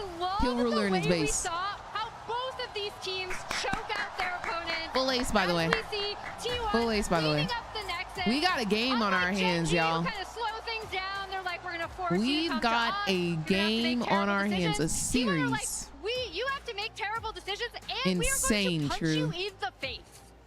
Yeah, this is about to be a good series, Doran in DP. particular, that Ornn game, crazy. Incredible stuff. Let's go back over to the analysts to talk Okay, about that crazy turn from T1. Carrier, Thank you so that is the first time ever I've like seen a League of Legends player put on chapsticks. That is the first time ever I've seen any League of Legends player ever put on chapstick. He has. Carrier, I could kiss you on your forehead. That is insane. That is more than so many I could amazing kiss players have him in their entire on his career. forehead. The GOAT is just different. Oh, man. Like, I knew Carrier was baby boy. I knew it. Okay, let's talk about this game then, because I knew he was baby boy, but this just makes it so much more solidified. That they're going for here. They really need to get so much more solidified. I love that, and I love you for that, Carrier. I am now Carrier's number one fan. They knew that they needed to have a lot of early action, and this game was stuffed with it. It was a ridiculous combined kills per minute. It was just fight after fight after fight after fight. By 28 minutes, 43 Bro said, gotta stay fresh. Okay, he said one thing about me. I may lose game one, but these lips will never be chapped. You have Talia, Ornn, J4. If you feel like you can win the fight, you will win the fight. And Gen.G was willing to and I know that's right, Carrier. So and you know what? Because it was kind of touch and go for T1 in that early game, despite getting the early fight around Dragon. He's setting a great example. Canyon played an incredible early game. Setting a great example. Let me just. Early plays. He was everywhere. So it was not just smooth sailing here for Let me T1. just. They did not just run over Gen.G. Canyon is period. involved in the first You are blood, so and he correct. is involved in everything that they do. You are Beautiful so correct, sidestep there Carrier. on the engage. He's able to turn around so many plays, and it was 7 out of 7 KP to start the game for Gen.G. Why doesn't my mid do that for me? Everyone moisturize your lips right the frick now. Also was able to get the pick on towards the support. But all of Put a little lip mask on, a little moisturizer. His early game, he was follow Carrier's lead. You saw in the level 1, owner gets his red. I don't have chapstick near me, but I do have this bottle of Gorilla Glue. I'm on it. See, that's works out. So like it was looking pretty good for Gen.G in the early portions of this game. That's insane. Yeah, absolutely, especially when you take it in context. Okay, the fact lip they have oil. This 1,000 gold lead with a comp that outscales. You know, they needed to kind of sit back, but though T1 was low on damage, they were very heavy on ability to start fights, on ability to be proactive, and that's what kind of led to this big Otacon fight. Yes, no, because I see the shine. Y'all see the shine. Insane, because Gen.G really feeling like the pressure a little bit. They thought that they had the tempo. They no, because I need a Carrier interview. I need I'm telling right now. I need a Carrier interview. Specifically, J4 played this fight League as well player as you possibly could. Saw he was just put on chapstick on cam. I need to know the brand. After the 3-man ulti, I need to know. Safety. The team piles I need to know the brand. Doran was just kind of playing distraction duty there, creating space for Guma and Faker to get the work done. And where in the LCK domestically, you sometimes would say I need to know the brand. On the same page, specifically when it comes to these important skirmishes. It's so different, and history this was only made. one game, right? But I think it's so dangerous because when T1 does have a lip mask. I did see that. It's actually this brand. Yeah, they have their own. Maybe they're just willing to. I got the bubblegum flavor though. That good and just slam it on oh, I'm top sorry, of us. sweet candy. Yeah, but owner and I mean this generation of who's T1 gonna be in the press conference today? Skirmishes like this, they are fight hungry. I need to know if it's Carrier, guys. We have to be there. What was unexpected for me was when Gen.G was like a little bit further behind. They're like, no, we're meeting you in these fights, and we think one fight is all it takes for us to get back into this. So it was just a slugfest. Absolutely, and this brings me to the hyper. They haven't announced it yet. Replay.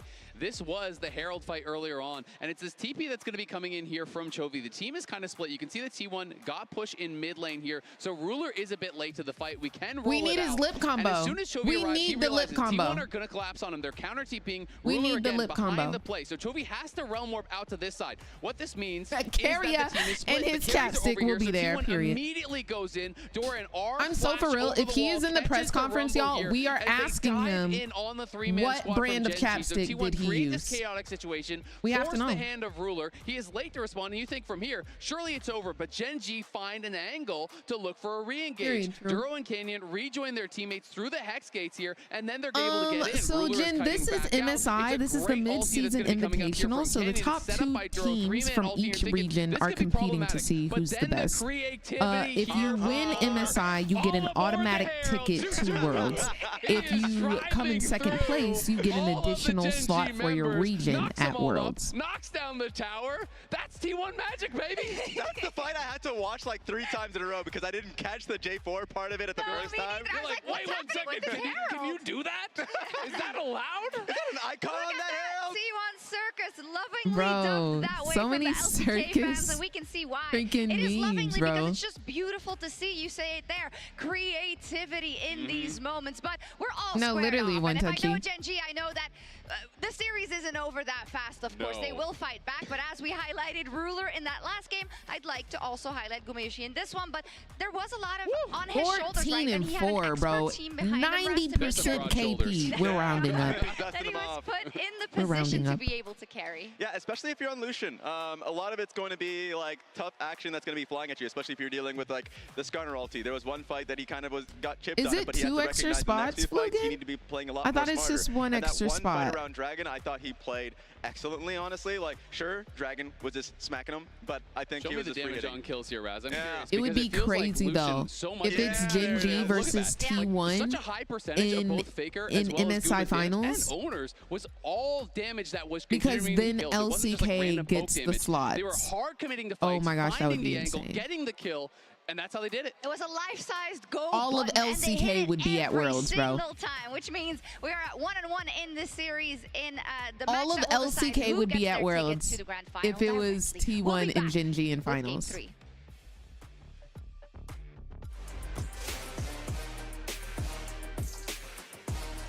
Do you think Smash deserves a team spot like a main team?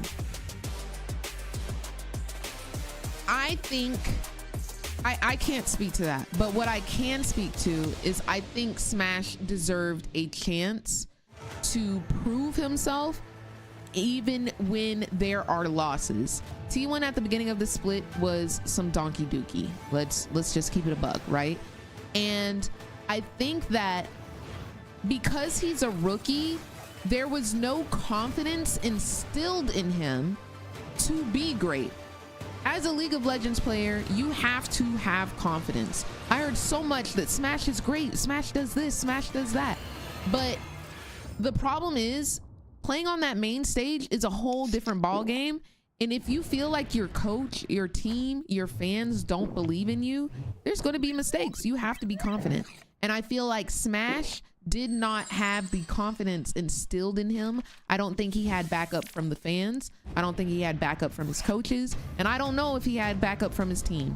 So I'm just saying, I don't think he got a fair shot at being on the main roster.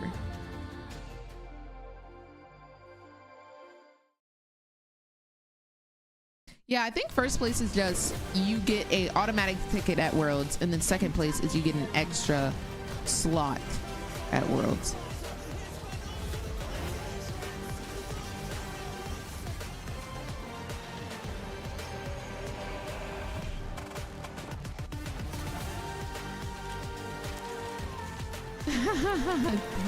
Blessing.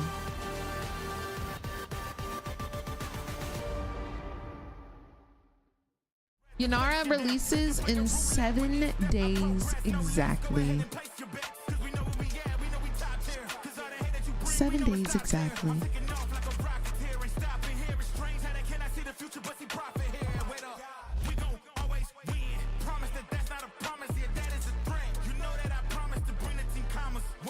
So that was Faker's 1000th international kill. Holy moly. All right, guys, I just landed in China. Let's go. A former pro I mod for was saying the same thing. He said the biggest thing that affected him while playing pro was he didn't have the confidence, especially being so young, to listen to his own gut instinct and would often just do what the team even wanted, even if it wasn't the smartest decision. Who is the former pro? But yeah, that's how I feel. I think very sad that his time was so short. Like, how are you supposed to be a rookie and expected to play like a freaking veteran? That doesn't make sense. Lock in with LOL Esports. That doesn't make sense. Customize your setup with champion-inspired themes. Oh! Big Smithy. And unlock new designs inspired by our I know game. him.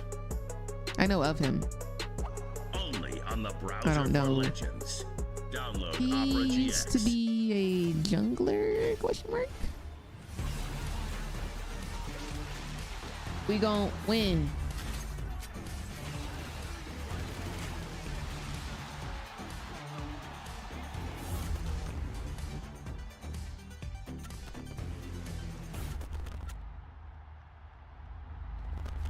Can I tell y'all one of my interviewing mistakes?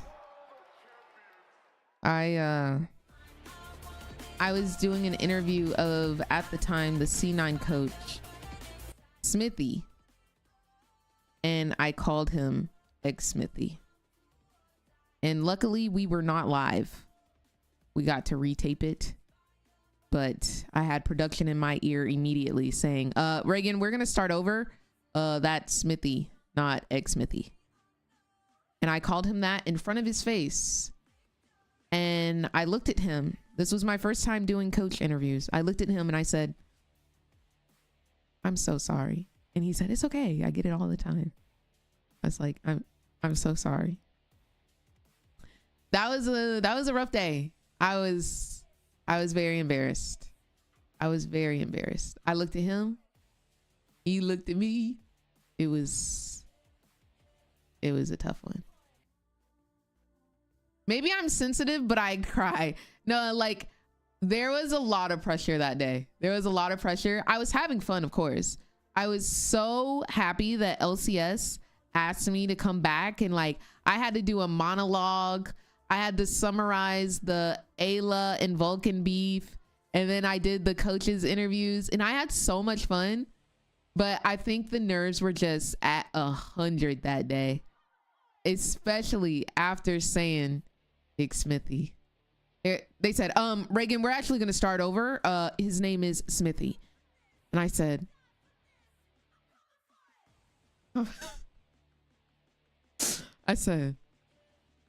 I'm so sorry. Because he was right there. Right there. Oh, man. I'm sure that interview is online somewhere. And I looked at him. And he looked at me. Do you think I'll like Yanarka as a Zeri Jinx main? Absolutely. She was made for you.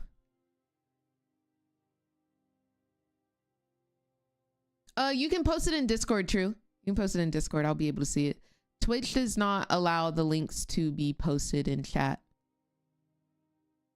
Someone find the interview. I don't even know if it's Miss Chum Chum C9 interview.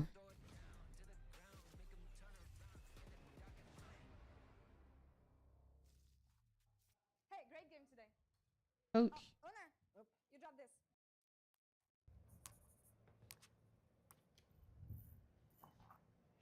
Not the aura farming. Not the aura farming. Well, unsurprisingly, T1 continued to aura farm, not just lore, but also in Game 2, Gen.G. And I think for both teams, we've seen they have the potential to just run away with the game, but for Gen.G, cracks in the armor, made a lot of mistakes, and some of those mistakes they made twice, continuing to force some pretty awkward fights. All right, let's go. Owner, aura farming both out of game with the jacket and the pendant and everything. Okay, let's see if I can get a prediction started. And that was partially, I think, really good setup from T1. Them also showing we are not just a Baron team. I looked at really, him. We knew that, but it's good to see. Oh yes, well. Please don't let me forget to do skin was not up to par, and I think that please do not let me forget to do skin reactions.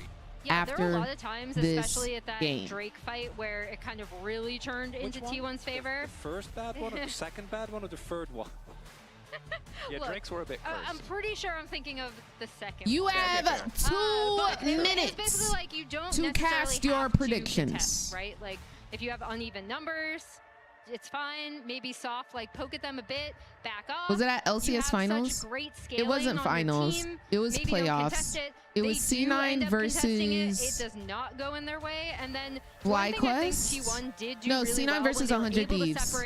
These fights when Doran was able because to get it was Ayla versus Vulcan. So whatever team Ayla was on and Vulcan was on last year, it was like April of last year. who could absolutely cook them. Figuratively, LCS asked me to be on LCS twice last year. Credit to T1 that they also were very aware of that and the target selection in every fight. Like, I think partially Keen didn't have a great game, but also I don't think he got I've been on LCS a total of 3 times. In particular, it's just so hard to actually One was in 2023. Pantheon's open. Immediate lock. By Omen and HyperX. I don't know how Pantheon got through, but it is no surprise to see it immediately locked in. We have to assume T1 wanted to trade it for something. Oh, look at the jersey. It says ZOFGK. As we'll keep you updated on what happened there. He looked I'm at thinking me. it could be one of the champions that was hovered. Yes, it is the Victor for Faker, which actually, we think of Faker, we think of, you know, the Azir, we think of the Orianna, we think of the Talia, we even think of like Akali, right, in some pop-off performances. Victor is actually his most played champion this year. Taylor, thank you so much for stopping by. Hello. Profile clip of him at the end of the base in T1. But I think that this, again, we said it at the start True, are they super good? It will continue to be a theme. T1 is going to just blind comfort picks for Faker. They do it here with the Victor, and we do see Wait, can I predict going towards points? the Galio here. The Galio Pantheon combination. Streamers can't cast a prediction on their own channel. It's already looking pretty scary coming out of Gen.G. The Keen Sante. Are we going to see it? Gen.G. This would be some pretty big guns coming out in Game 3. Oh my gosh, Keen Sante. We did play Lodal already. Galio. I was kind of hoping for the Keen Camille Galio, you know, that's a classic for Wait, Gen.G is doing the BLG strat. Also an incredible pick, and it is looking like Make a Smurf Twitch account, right? Something that can at least deal with these front lines, right? Maybe a bit more on the towards the hyper carry end of the spectrum. We do still have the Varus, the Caitlyn band away, which I think should come as no surprise. It's tricky though, right? Guma. Because when you already have a Victor and a Sion, you're kind of set up for that front to back. Guma. It comes in though, and Play actually surprised Jinx. to see it make it this far. Guma. And the series was of course on the table Play in the previous Jinx. match before second ban phase, but now All right, we're getting into bans. We're getting into bans. Like you can't play Jinx right now. Worldwide. And again, mentioning it, it's worth mentioning again. Owner, I do think, is the Guma best Sinjao in the Samira? world. But I am looking at what I would Gen.G has, fall and I'm in like, love. this is very scary. There's so many tools for them to be able to create side lane pressure and also just be able to That is join such up a for good fights. sign, dude. With draft that will These make you Korean go, oh my God, signs are so good. Which I hope that as we get to the round, that's Guma, going to remain the case. play I Yumi. think that's why we have seen a lot of teams struggle. T1 being on the red side could be looking towards a carry counter pick. One of the big values, obviously, this player has is how crazy eclectic his champion pool is. As the looking at what will be banned, we do see the Kalista, or the Renata, which hopefully means that the Kalista won't be picked. I know that was a big topic going in. Is one of these teams going to blatantly disregard the stats? Thus far, there haven't been TF bans, so I'm not feeling too bad about them ignoring it. No TF bans, although both these mid laners have played TF somewhat recently. Don't wish that upon us. They looked good. And they did, though. No, that's the important part, right? Like, they did look good. No, it's fine. No, just it's one true. Just one more TF game. Just one more TF game. Just one more. Yeah. Oh you know what that sounds like? This is sounding very dangerous, guys. I think it certainly is. So Ziggs banned away. Don't want to give them easy access to knocking down some of these towers or maybe neutralizing a potential bot lane matchup. And now the final ban. Please no Senna, please. Ban Senna, bro. Gen.G, please ban Senna. Please ban Senna, just so he won't play it, bro. Modeled a lot of his play after Carrier. Maybe just so he won't play it. Please ban Senna. After we see that going through, I fully expect since them to they pick banned Guma's champion Renata, here, that means he won't pick Kalista, right? Really save that R5 for Carrier because of what are you doing if you see that front line in solo queue? I'm playing Vayne, bro. Carrier's hands can be so powerful. He has such a deep I'm playing Vayne with and cleanse. it could be just something that he wants to wait to see what the rest of Gen.G please no Kalista. Guma, please no Kalista. No covers yet for Guma. Really big debate because I think Jinx here is an int though. MF showing us more about the team fight combo. I mean, you need to shred tanks, bro. Is that the right choice? The Sion, the Victor can bring to bear. And MF has been fine, but pick hasn't really felt that crazy. You really are, I think, someone reliant on your opponent, kind of overextend. This should be a no-brainer. Well, that's why they didn't ban Senna, bro. The amount of CC dude, they're so tanky. The one thing they do need to be careful of. They're so tanky. Look at them. Shanks go into him, the full AP Galio build. If they fall behind in mid game, this comp lacks damage. Late game, you're Carrier obviously just fine licked with the off Senna, all his freaking chapstick, bro. Even the Cassandra at that point does serious damage. As no, there is it's fine. It's Carrier's baiting. Yeah. Guys. Is he baiting? Mao? He wouldn't. There we go. Oh! The timer's up. Is it actually up? It's barred. Okay. That's still hype. Carrier's over there aura farming, bro. Look at his face, bro. Look at his face as he was doing that, bro. He was like, insane just because that was his pick, right? Yep. On which he eliminated Gen.G. That's what he was doing, bro. Oh my gosh, bro. This should be great. Once these players, bro. The map with this Bard, these players, phenomenal on it. And we need to see that man was straight faced, taking sips of water, head tilted to the side like, what's good with y'all? I don't think they're going to have the best of time. I think there's a lot more power for T1. There is also the fact that both Senna and they followed instructions. Really they sure did. They don't have an easy way of getting out he hovered Callista. And for T1, made some noise. He hovered Pike. Made some noise. Are so dangerous. Early skirmishes, and again, one thing I really loved from T1's composition last time was that they did have that pushing bot lane, right? Bot lane being a source of power for Gumayusi and Keria is a hallmark and a staple of this T1 team's success. Let's go T1. They should have complete control over this bot side. If T1 wins Worlds, what champ is Doran picking, you think? Ornn. Senna just feels pretty bad. Alistar, Ornn or Gwen, I feel like.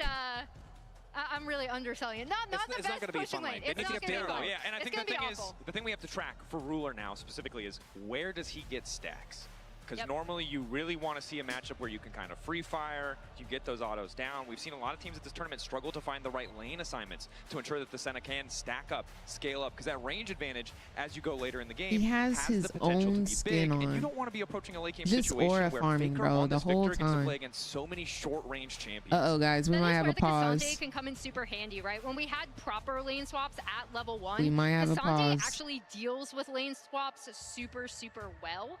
So obviously, Keen, phenomenal on this pick. We call it Keen Sante for a reason. He is 47 and 17 on it going into this game. But that is, I'm also I guess I could go ahead and start pulling up the skin reaction videos on the side really falling behind so we can get straight into it after this game. The Sion blind, right? You really want to be able to shut that pick down because so often we've seen aggressive top laning option. Sion comes out, and even though you get that early gold lead, it doesn't matter. And it was a similar story for last game, right? It was the Rumble, absorbed the pressure on the Ornn for the side of Doran, and is set up to kind of do the same thing here and just try to outvalue in team fights. As we do have a bit of a pause for a peripheral issue, and we'll keep you updated if there's any more news. As far as roles go, that's one of the better issues to roll, right? Peripheral issues generally, quick swap out, easy fix. Hopefully we can Van, are you in here? The decision making of I just saw your comment on my YouTube. Below what they have shown domestically. I said say dada. I did not say daddy. Given all the I said say dada. Trade on the cross map. And you said daddy. T1 really put them into, if you want to phrase it that way, the circus, but just a T1 play style, right? Very high tempo, continuous fights.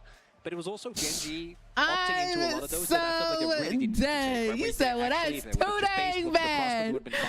I'm dead, bro. I actually do think that both Kenyon and Chovy what am I thinking need of? to look for these early plays. Pantheon and Galio as a 2v2 is disgustingly strong, right? The amount of CC you have, Rift, the upfront burst, skin spotlight. Very good tools. But if you don't use that, and as you're saying, I think botlane's going to struggle because your level 1 is rough. Your Senna Alistar into Bard MF. Summer Party, like Seraphine, Yasuo, it's rough.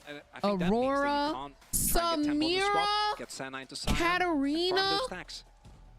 Can be a tricky proposition. No, I need them. T1 have been when they play around those drakes, they focus around those drakes, and when you have pushing lanes, it's really Samira, easy to see it better not be good. It better not be good. It better be horrible.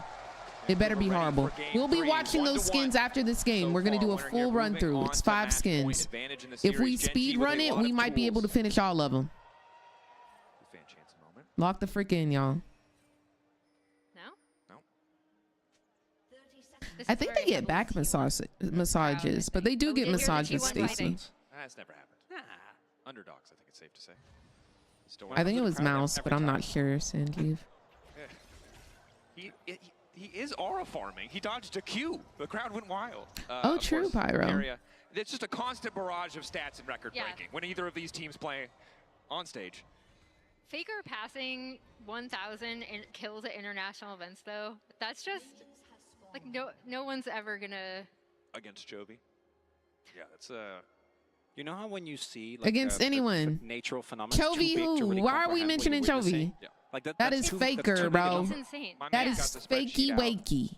Farming up, you know, he's done all Let's the stay math. on topic. He made sure he hit it Stardew in that Valley game. levels of aura farming right here. Owner has, yep, I'm Owner with you. does have aura. And this is, as we expect, the early pressure here towards his bot lane. Guma and Carry are going to be fighting as much as they can. The only other thing I want to note is that Faker did go for Grasp, which we see a lot on Victor into melee matchups, ensuring that he will be able to farm Stinky, up as I don't much want as to talk possible, about basically it. for free of the Galio, who, without having help in the lane, all really roads lead to who?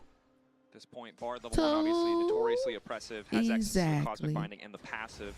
Feels effectively like 2 skills early on. Doro, they really do. Very common, right? There's not a lot you can do. You punt him away, try to make the trades as favorable as possible. Ruler. I love watching ADC step out of bushes before they attack and walk back in. Weather the storm here. Carry a packing heal as the initial spell on that summoner spellbook.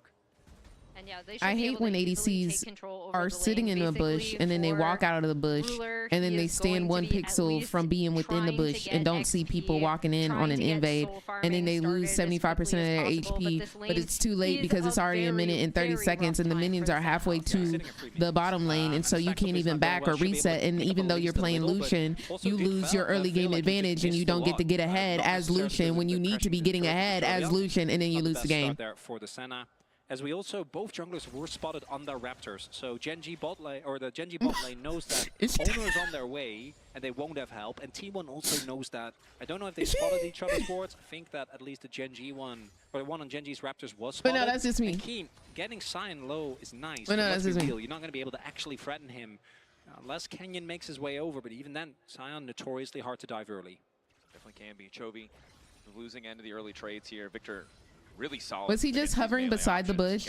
Pyro, he was in the bush. He was in the bush watching for invade, as he should, doing correctly. And then the split second that BLG is coming into vision. I mean, like clockwork. He steps out the bush and he doesn't go back in. He doesn't jitter click in and out. He stands 1 pixel from being in the bush.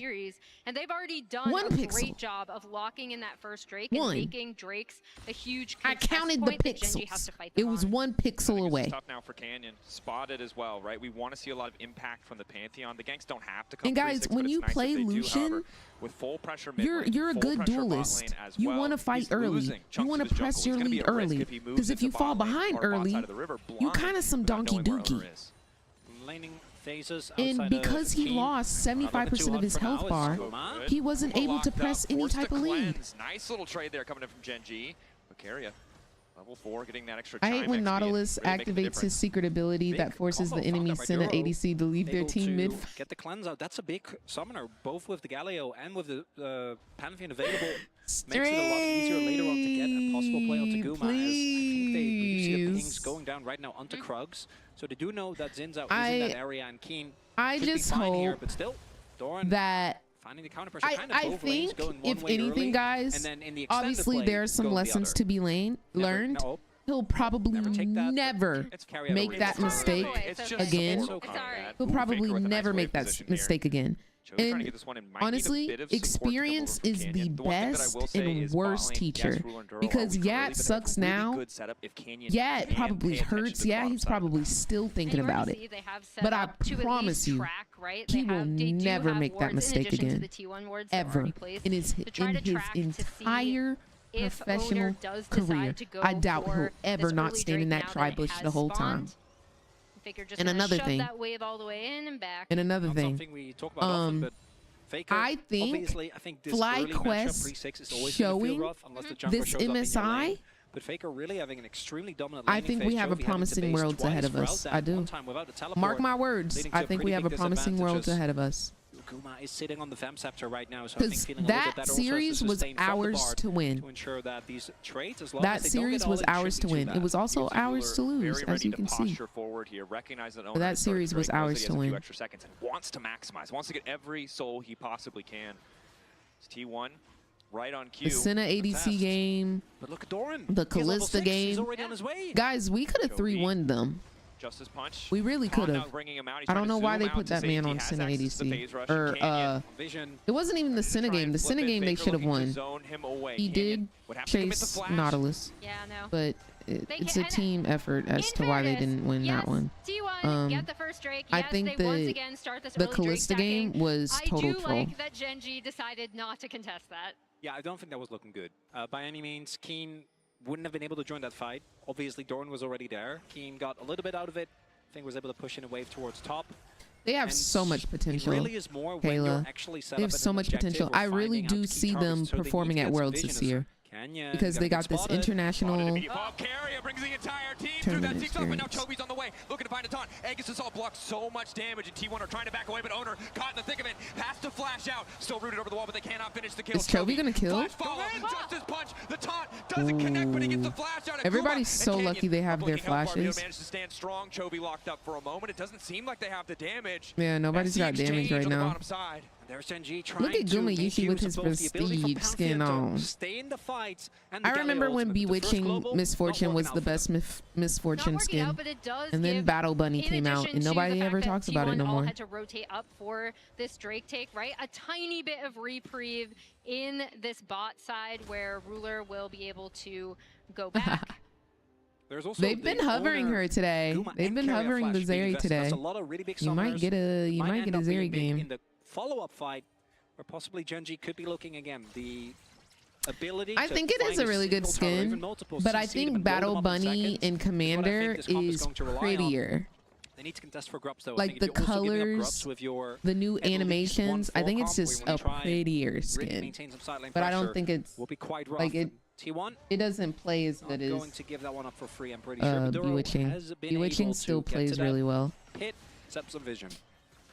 Little stun there from Carry. Of course, important to note that Ruler doing a relatively good job of stacking, all things considered. A bit behind as he has just now got back to lane, but 34 at 14 is kind of the average for the tournament thus far. He's on 18 now, so a little bit behind the clock at this moment, but should be able to get some controversial back. Opinion. I think Misfortune looks better as she was meant to be a pirate lordess. Gen.G, they have tools to what other looks does she have? Members, but if T1 keep grouping, there's really no angle of attack. There's no angle of attack, and it's just another... Walk up there. Whoa! Back into the tower. Tower turned off. Guma caught out, stunned. He'll be able to run out thanks to the bar. Okay, he mean man. He mean man. It's just a little bit weird on the top side, wasn't it? All right. I respect. Well, I was going to talk about how it's another really nice objective take from T1. They're playing around these pushing lanes super, super well. We see both teams kind of tried to go in there, not really willing to make the full commitment, which is good. Now I'm wondering whether Gen.G will call that worth, because they lost 3 grubs. They do get, obviously, a decent amount of tempo towards the top side of the map, but all they got was Keen just hammering away at the turret for a little bit. This is a Cassante, so it's not really going to do nearly as much. He does farm up a small lead.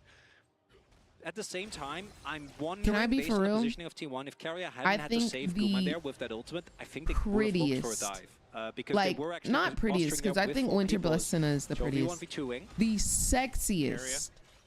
I'm gonna be honest, if he's not coming in a portal through the wall, and if Faker has full mana, like maybe most you believe it, but he's just there to be annoying.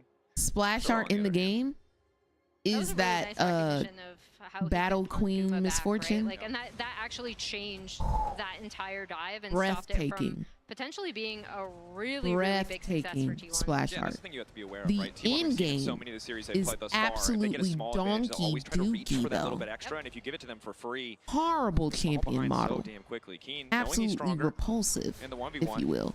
But the splash art, ulti there, a but million Doran out of having 10. to just trade back and survive. However, it's going to make his reset that much more difficult. May use to need no, to use literally the Pyro. Lane, as we see. No, like copy paste. Continue to trade in the mid lane. We saw Chovy also roaming over towards. Are we not going to talk about Faker doing the stinky leg in front of Chovy? Wait, I didn't see that.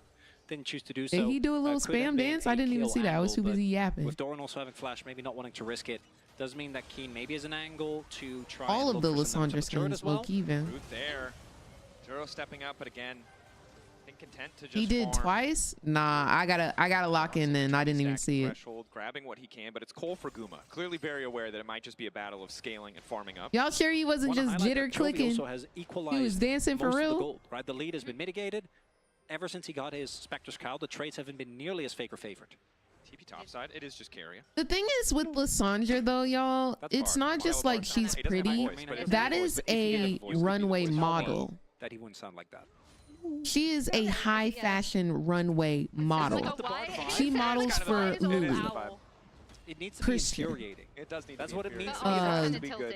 Yeah. We need to hit Balenciaga. the version of the Korean. All the main houses, she models for them. Be omnipresent. Keen, yeah. hoping his jungler's omnipresent because he's going to be in trouble Lissandra now. is a runway motel. She won America's Next Top Model 5 years in a row. At least one plate here. Might be able to get the TP out of Keen. Okay.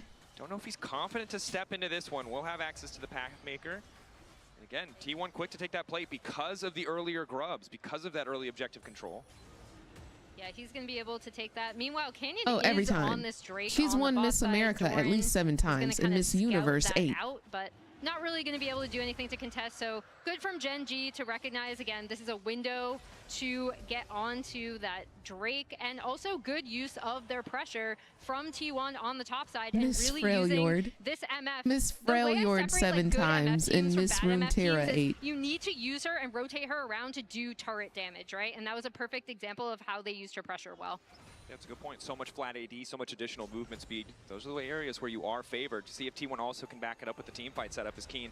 Seems pretty unconcerned here on the top side of the map. Mountain Soul would be big for either lineup as it's 1-to-1 in Drake. So many tanky members. And even though it wasn't used, I think a large part there was Chovy actually, as Keen TP'd back, he is a Cassandra, so obviously he can stall, but both Duro as well as Chovy were already rotating towards top, and obviously if you overextend into a Galio, you just die. But then immediately, as soon as it was clear that Keen wasn't at any threat, he rotated towards the bot side to ensure that Canyon could also just take that dragon, not be threatened, because let's be real, Sion, he catches everyone off guard sometimes, okay? He has a Sunfire, that's a damage item. It's scary, you need to respect him. Definitely do. Canyon luckily had completed the Sundered Sky already, so was relatively unperturbed, although owner has now matched him on the reset. Both very close to finishing out the jungle item. Duro continuing to roam around looking for these picks, has opted for the Swifties. Really wants to be able to get on top of those key targets. You can understand why. Bard very annoying, despite the very cute voice that Mao gave him earlier. Just got a prestige, but it wasn't the best prestige. It'll be a tough target to lock down as just continues to step up, and Cosmic Binding, for those of you who haven't played Bard, I think Azael described it as the dumbest hitbox in the game when I talked to him. This was 2 years ago, so maybe he feels differently now. But if you hit the first half, you're hitting the second half. Also, Ruler sitting at 30 stacks. She got prestige battle, behind the curve, Battle right, Academia. Around 60, around 20-minute mark. I think it will be a little bit below that. Given how rough it was, as it actually is 51.7 stacks average thus far at MSI. Rush on Misfortune. He's on track to hit that. So that people can't pop her passive as easily. For a composition that would otherwise feel pretty mid-game focused when you have this Galio Pantheon. Of course, Cassandra can scale very well in the late game, even if it is sometimes difficult if he doesn't have that flanking angle. But also, her weapon an insurance policy feels pretty good based on what we saw at game 1 on that Jhin. Especially since, again, T1 have like the frustratingly asymmetrical gold leads, but they haven't been able to have the same early impact that they did around their pressure lanes earlier in the game. We'll see if they're going to go for this Rift Herald, though, which is about and to she's got the prestige LV T1 have been doing a really good job of ensuring that they know where the globals are, right? So both Pantheon and Galio, if they ever walk anywhere near like the true damage one, a decent amount of time, you'll know that at least on that side of the map, you can't really make a play. The vision towards the... Yeah, no, Gen.G is tanky, y'all. Here for T1, they'll carry tanky, now control of the area, and Pantheon maybe looking towards a play on bot Canyon. On his way, I think there's still a ward on Krugs. Should spot him, and maybe that is what prompts T1 to go for this objective towards top. Yep, they've already pinged him out. Engage on the bottom side, but giving an opportunity now for Gen.G to move in and clear out some of this vision. This is my LCK. We are 0-0, 15 minutes in. Heck yeah, we are. So how you guys been doing? How's life? Good. I'm doing all right. We have a fun series going on, you know? No, it's good. It is a fun series, but the fact that it's 0-0 at 16 minutes is diabolical. Nice. Maybe it wants some action, which I do respect. We might get some here at this Herald. We're all sitting here. You might as well put monocles on us. We're all thinking, we're all enjoying. It's like a beautiful game of chess. You know, yes. I think you two would both look great with monocles. Well, thank you. For the record. Okay. I don't. I don't know about No. that. I'm gonna need a monocle. You did the mustache last year, but you're Yeah, unwilling to wear a monocle? Duro wants blood. Never mind. No blood for Duro. Duro will back away. Okay, I might be a little bit eager for action. That was maybe a bit premature. I don't think that Emily, was get going out to of go the way, he's anywhere. going in! Okay, yeah, all right. It's going to be slower. It's a bit more calm, a bit more reserved. And again, I think if you're looking at the Pantheon Galio, you would kind of want more, but at the same time, because you have Ruler sitting there very comfortably farming. So, Truly, Clea. T1 definitely isn't going to be sad about it either, though. Owner in team fights, I think, has been it would be the standout. 0 in 45. Both his ability to split up fights and create space for his carries, or simultaneously being a very big backline threat, something that T1 have relied on for a very long time, to the point where we saw specific counterpicks come out just to try and mitigate the impact that this man had. Canyon pulling out things like from real league deep cuts. I think it was Kha'Zix last year in spring, just to try and have something going. As still no action.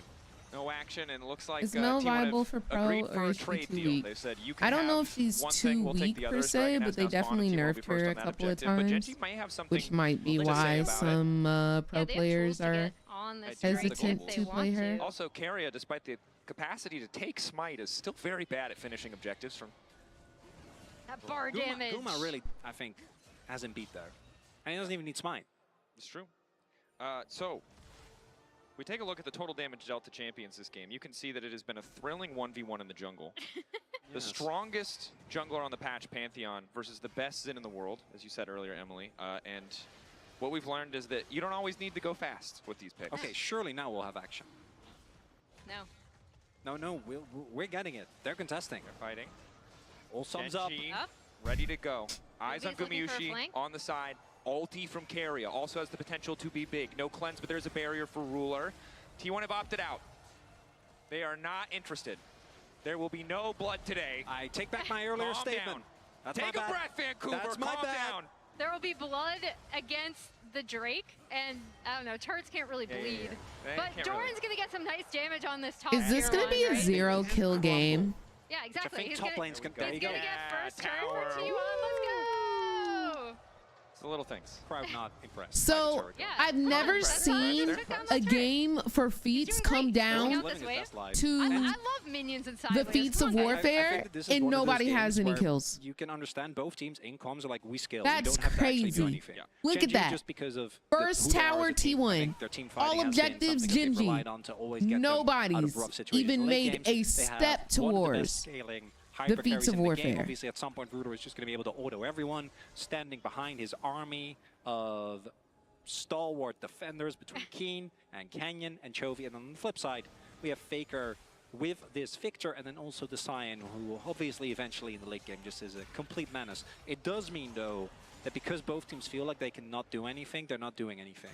It also means that whenever First Blood does happen, it will be the latest First Blood of the tournament. We've crossed the threshold. It's going to be great. Yeah. The build-up after all this. The crowd is going to explode. Anticipation. This is how it works. It's killing me. This is great. I'm glad you guys are really getting the authentic LCK experience. I was going to say something really inappropriate. Well, I'm not going to. I'm just going to let people imagine what it was. Okay, all right. If you have a good imagination, you'll be able to figure it out, guys. Emily. All right, you're out of control. this is what it does. We need action. I've been sitting here for 18 minutes starving because I forgot to grab food during break, and I didn't want to miss anything. And I literally would have missed. They're not going to engage. You wouldn't have missed a thing. Can you go run and get some food? I don't want you starving, fam. Don't be fooled by this. Get you a little snacky real quick. No. I need a fix. Dracos? Okay, I need a little Dracos, it's not real. I need a little bit of fighting. Because of the globals, T1 also doesn't feel incentivized to go for fights unless they are actually 5v5ing. Okay, so who is this better for? Wow, no, that depends on we've It honestly depends on the first fight. Okay. And also, like, this, the Drake stacking. Senna's they're still still pretty a far off. Right, we're only at 45, which is below average. They put up the team fight UI as a optimistic. Over the wall. Blue buff? No. Blue buff there. Chovy looking for the engage carry, ready to here do something it he can, is. but they may have just been able to find the pick. That's a two-man, but the ulti's already coming over for Guma. Faker ready to get in the midst. Double flash out. They're going to find that first bubble. Who's going to get it? There's no way. Okay. I was about to say, like, low-key just die, bro. Low-key just die, bro. Low-key. Not what I saw coming. First blood found by Gen.G. Kill going over to the Galio. As Vancouver goes wild, and now maybe this is the punch that Gen.G was looking for. Herald dropped. Surely now. There's been some blood in the water. Both teams ready to fight. Surely all of those cooldowns. No, it's just one kill. All right, here we are. The tension. Got your one kill, right? Continues to grow. We got some damage on mid tier 1. Yep. Yeah, and this is just Owner being on that ward, and then the Dory gates are up, open. Immediately recognizing that he can jump on.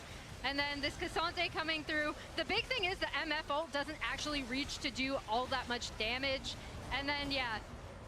And in a crazy twist of fate, not the champion, the little bit of trading on the bottom side did matter. Actually did. Yeah, that's my bad. And I want to go back to your question, Dracos, which with this composition, it really depends when you're talking. I think if you're talking once Faker finishes like a death cap, right, once he has void stuff like the free 4 item point, I think T1 is going to be feeling great in these fights because they have a front lane that's extremely hard to get through. They have really good pick potential with the Bard, and also with Owner being able to get into the back line. Just one kill though, guys. Just one. Like 100 plus, just 120 stacks. Yeah. I think that Senna, with the comp that Gen.G has, just doesn't die. Because I want you to, again, look at how much CC, disengage, peel, and protection there is to set up the Senna to succeed. It's definitely a threat, a force to be reckoned with. It's a hypothetical. What happens? You're like third, fourth item.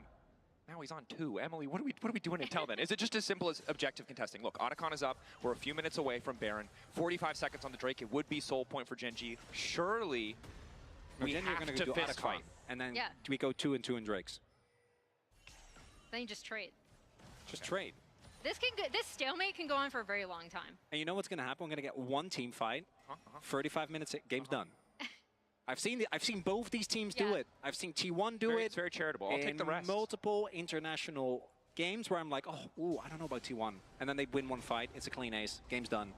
Gen.G have a habit of this as well as TP comes in. Drake, 10 seconds away. The later we go, the higher the stakes gets on these fights. You can see the vision beautifully highlighted by the observers. Gen.G trying to take mid-prio first, but T1 happy to play for that little bit of chip damage. Again, these small advantages before fights really can start to add up. The good news for Gen.G, Ruler is there, has that healing.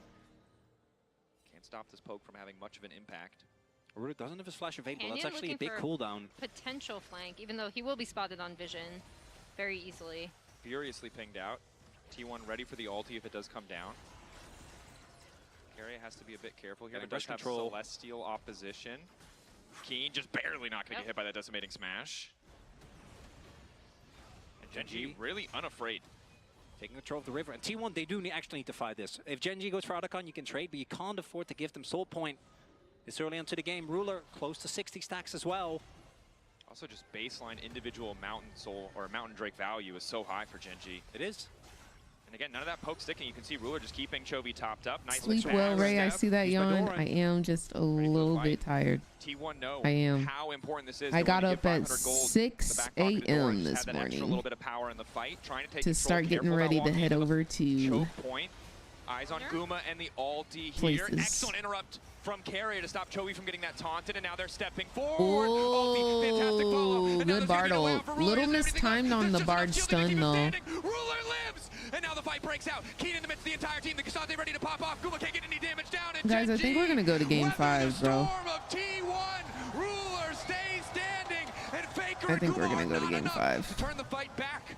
They keep most of their members, but they'll lose the Drake.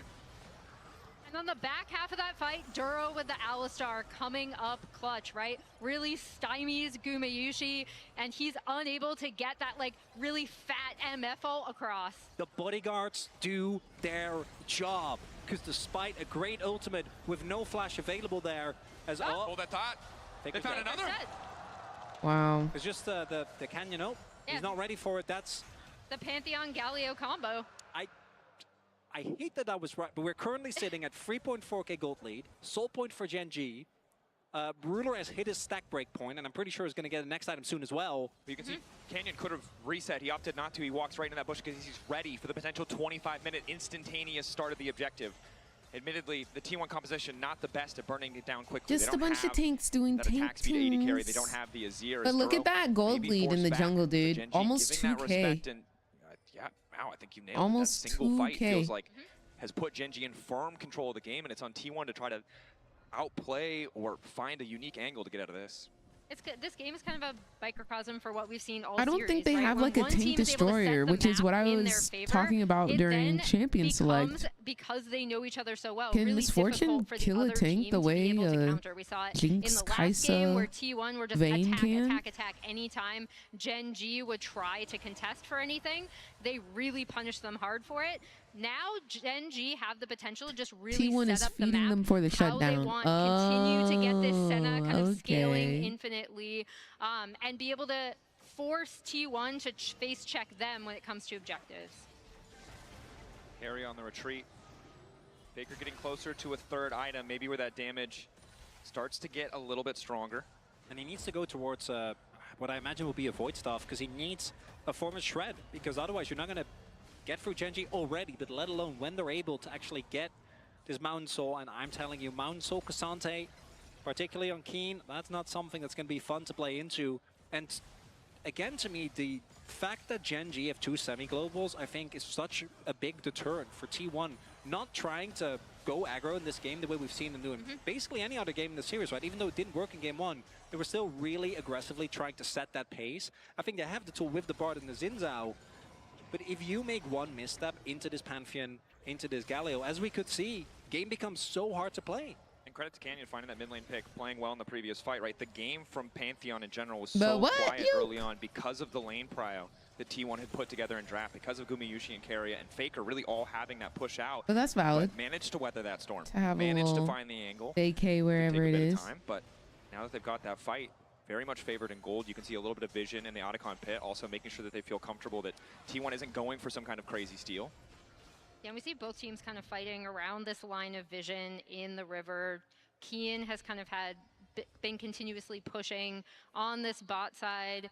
Gen.G have slowly been chipping away at that mid tier 1. I think they definitely like to get that down potentially before contesting this Otacon, but also Drake is going to be up in 2 minutes, and that's going to be massive because that's something that T1 have to contest them for. It's Mountain Soul. You can't just let them get that strong so hard unless he massively missed soul and on the Senna, for free. Obviously, that's always going to be more punishing than with any other character. But now with the RFC, can just hit turrets, right? You can see right there the siege is going to be relentless. Keen looking for a possible play at the Guma, and this mid lane turret, I don't think is going to be standing for much longer. Keen just showing his face is enough. Guma can't defend. That's mid lane turret, third turret of the game, by the way. Finally falling here, and Gen.G. Their only job is keep Ruler safe, because I do think that if you do lose Ruler, this composition just doesn't have the damage to actually go toe-to-toe with T1. You're not going to be able to kill Ona, you're not going to be able to kill Doran. As long as Ruler lives, though, and T1's backline access isn't that great. Yeah, it's true. This is not an elimination match, no. This is winner's bracket. To somehow get on top of this Senna. You have to lose 2 games to get eliminated, and neither team has lost They've done their diligence on clearing vision out of the pit, even if there is that stray ward over the wall. You don't like Senna and Saber? Keen in bottom lane with What's Senna do to you, Pookie? T1 may be happy to I don't like seeing her in pro play. Again, playing for those small advantages, but also it's T1, so maybe instead they're willing to bet it all on this Otacon. Honestly, I don't like her in my games. I just like looking at her. Ulti from Keria. That's all.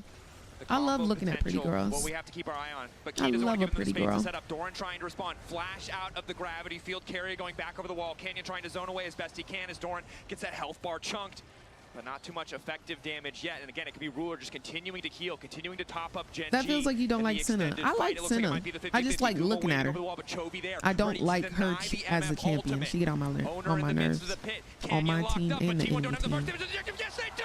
Owner got it! A beautiful ult! Keria and Owner together securing the objective. How did he get that Faker shield? Trying to make his way out. They got what they came for. He'll give his life, but will it cost them the Baron? Can T1 win this game with 0 kills? No way, right? Stall. So Gen.G looks like they're going to go for the Baron instead, but maybe can turn this even into a soul as well. Well, you see T1 are already heading over there, right? Keria is already heading over. Yeah, I just like admiring her beauty. Keen is kind of following, shadowing Owner I love admiring beauty. 2 global ults. They can and I know a pretty girl when I see one. Ready to go. Baron down for the side of Gen.G. Next fight. There we go. And they go. Zoro ready for the follow-up. Keria trying to go in. Ulti coming in. Okay, but does the ulti do enough? I don't think it does. But in goes Canyon right in the nick of time. Oh my Descending gosh. from the skies, denying T1. I think T1 is noticing at this very moment that Guma's going to have to be on a carry champion. He's going to have to be on a tank shredder carry champion. That means Kaisa, that means Vayne, that means Jinx. I don't think we'll ever see Vayne. Who else does that mean? They might do the Callista, unfortunately, because people love the on-hit Callista. I wish they didn't, but they do. GEN.G are going to take the trade any day of the week. GEN.G, the masters of these wars of attrition. Playing for those little sums, obviously not ideal to give up the Otacon, but recognize that those health bars are lower, the advantage is there. I think they said Varus is one of the strongest ADCs in the game. Power play. Yeah, Carrier can stop a back here, but there's no threat. Vayne is not picked for a different reason than why they don't pick Jinx, because Jinx is an immobile ADC, easily able to kill if on.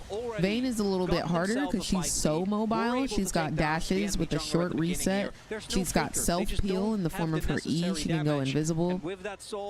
People don't pick Vayne because A, she's solo target. Yeah, and there you saw again Canyon really recognizing, okay, the one damage dealer that can potentially cause us problems is Guma jumps immediately onto him in the backline. That's what we talked about with this because she's an AoE coming out from this Galio Pantheon combo in tandem with the Cassante, with the Alistar. Pretty much every champion in this composition has the ability to dive either Faker or Guma on the right, backline employee. of a fight. No, ma'am. Set up a portal there.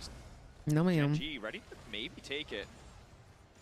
We'll let cooler heads prevail as they just continue the siege on tier 2s, and this is where it gets difficult. I can't wait to ban Yanar in every game. Hater! You mentioned the ability for Ruler to siege solo, but now has D1 the entire team there to back him up. Only 50 seconds left on the Mighty Maxi, thank you so much for the 32 months of support. I hope you're having a beautiful day today. She's broken, I'm sorry, and decent damage, but so is every top laner. Over the top from Ruler. Do you ban every top laner every game? Even getting through the Mountain Shield alone took them a bunch of cooldowns. Why does she have to be the one you ban? Out, and now the response coming in. Good damage. Follow up. Keen knocked up. Owner finds the angle. Ulti over the top coming in from Faker. Ulti not going to connect from Carry, but it might not matter. Chovy trying to keep this one going, though. Massive damage going in for the Galio. Canyon. They got Canyon. So it's a 2-for-1 right now. I don't know if they got the damage to finish this fight, y'all. I don't know if they've got the damage to finish this fight. Dude, look at Faker with 2 health points. Faker barely living on the back half of that, but you're absolutely right, Dracos. It's top lane catching strays. He is the main I think I just don't like top lane. To take out. Oh, Chovy gonna clear out that ward. Doesn't we sure are, Kayla. He doesn't know. Doesn't actually get I'm so for real. I'm locking in Yanara on release day, and I'm spamming her. In that earlier spot, as I don't care. Duro and Ruler decide not today. They did get the flash onto Ruler. This was a big overextension. I'm locking her in on release. With T1, another reminder, cannot underestimate them, cannot give them an opening. The damage is still there. Death cap is about to be done. What if they ban her? Dodge. I got 8 accounts. I think GEN.G is not going to give them an 8 opportunity accounts. like that, but in 2 minutes, I'm playing Yanara all day. Can somehow walk into a choke point versus 4 people again. Might be an angle for T1. I don't think they should be allowed to leave the base, though. I don't think so either. But again, you highlight the death cap. Guma starting to really hurt in the context of these fights. Carry with the Bard ult is the perfect They're getting buffed, setup. really? While everyone on the team on the side of GEN.G can do what they want to try and disrupt T1 from getting under Ruler, if he gets caught by that ulti, and anyone on if T1 somebody else hovers her on my team, I'm swapping for first pick and I'm locking it. The locket will not be enough, nor will the barrier. And those are the kind of picks that T1 are going to have to look at, because if they take out Ruler, then Faker takes over, right? Then Guma takes over. We just saw how much damage can come out of these carries when they are able to actually get any sort of access. Over the wall. Again, don't want to give them the chance to breathe. Canyon. They really aren't. They're really not giving them a chance to breathe. We do have Chovy rather also finishing his death cap himself. Truly, so Bang. Isn't just and all of a sudden, Yanara jungle. 4 items for him. This is the real Honestly, issue I think T1. Yanara jungle could work. Of the splash damage? Pretty telegraphed. Owner jumping in, Doran going in. Maybe we try that, y'all. Sound Q is desperately trying to hold on. TP in from Doran. Owner kicking things off. Third auto primed and ready to go. We'll just back away. T1 want to hold on to as much of their base as they can. As long as that inhibitor doesn't fall, they're in an okay spot to potentially contest the next objective. Donor trading blows, tries to make his way out of the taunt. Duro on the way into the mid lane. Finds the lockup, and Donor in trouble now. Forced to flash back into safety. Keen immediately into the back line. Oh, where did he get all that help from?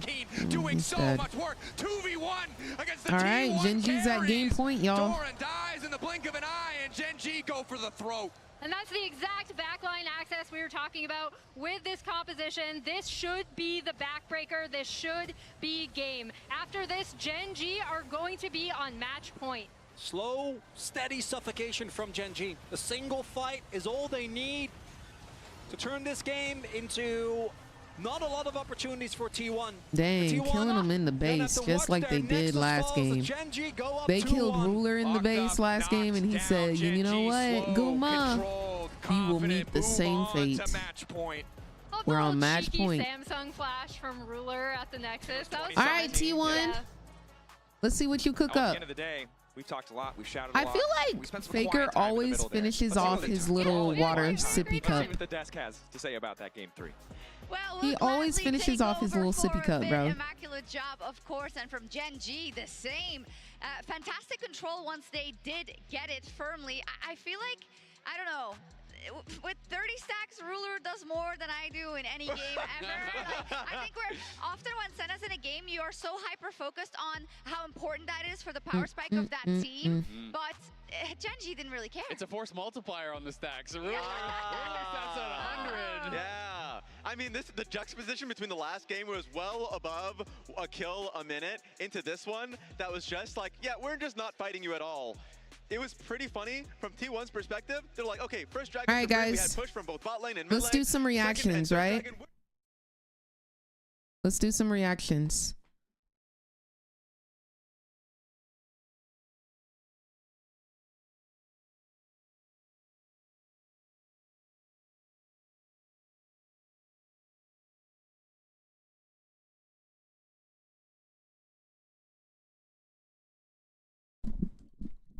All right.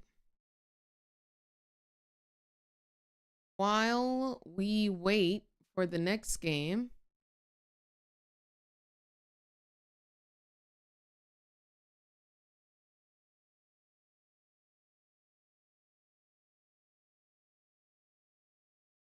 where is it?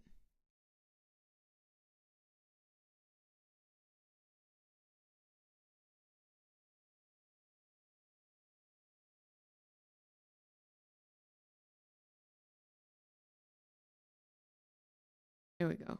Why is it so small?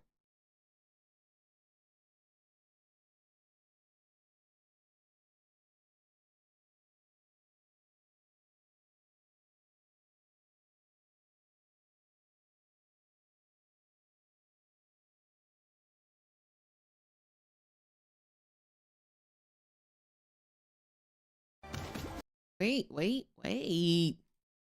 Oh, I know why it's small. My bad. Okay.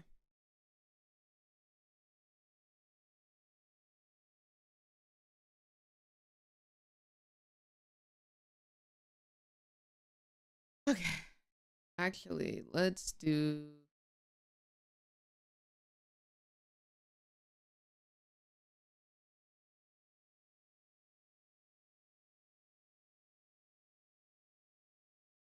Okay. All right, guys, we are back on our Wild Rift reactions. Today, we are reacting to the summer party skins that are dropping in Wild Rift. They have not come out for Summoner's Rift or like League of Legends PC yet, but we've got Summer Party Seraphine, Summer Party Yasuo, Summer Party Aurora, Summer Party Samira, and Summer Party Katarina. Let's see what these skins are looking like, cause I think they're gonna be good. Let's make summer memories high above the skies. Okay, I'm loving the bubble sounds. Okay, off initial, off rip. Love the bubbles. Let me turn this down because it's kind of blasting my ears right now. Off rip, very pretty. She ain't got no clothes on. She low-key ain't got no clothes on. The bathing suit is cute, I will say. But that pose that she just had, it looked like she ain't got no clothes on. But the hair, very cute. The hair, very cute. Oh, it's pretty. Wait, the fishies. Enjoy the moment. Okay, but doesn't she already have like summer party ocean song? Wait, that's so cute. That's actually so cute. Are you kidding me?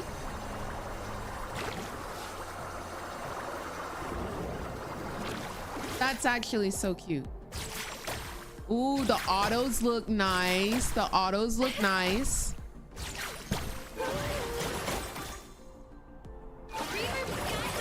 Okay, the Q is cute. The Q is cute.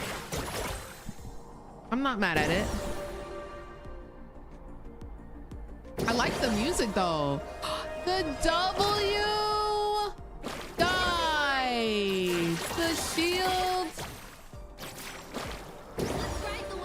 That's so pretty. I really like the colors on this. Oh my gosh, it's so fun and bright and summery. It hit the E with the boo bells. The ult with all the flap. Bro, I would main Seraphine ADC. I would main Seraphine ADC.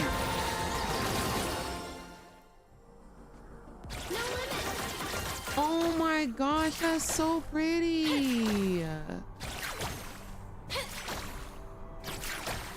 That's actually so pretty. I won't let my summer end.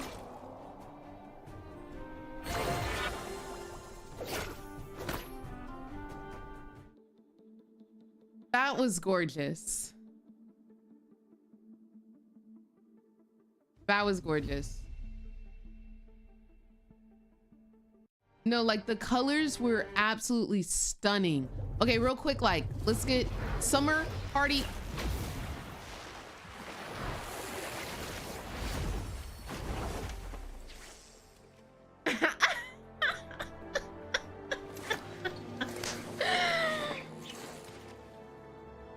Oh.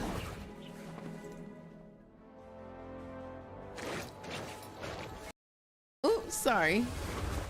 Actually, no, I'm not. Let's take a second. Let's take a second. Wow. Wow. The shirt is doing what it needs to. Like, honestly, take it off. Like, it's barely holding on. It's holding on for its life.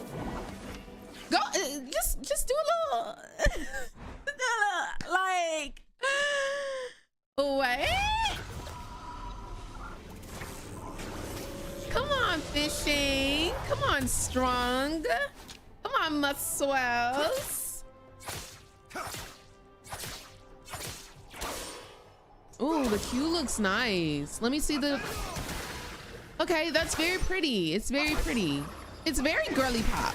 And I love that. And I love that. Because some Yasuo players want to feel girly pop too. And period.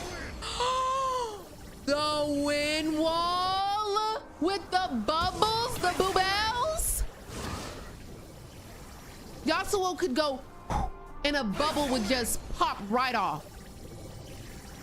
That is so nice.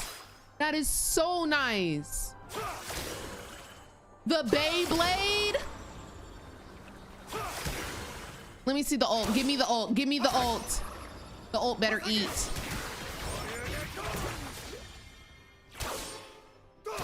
A splash down. Y'all, it's so pretty. It's so pretty. His sword even looks really nice. It looks like it has bubbles coming off it even when he's standing still, y'all. Look, there's bubbles coming off the sword and he's just walking. We need this. We need this. This is absolutely needed.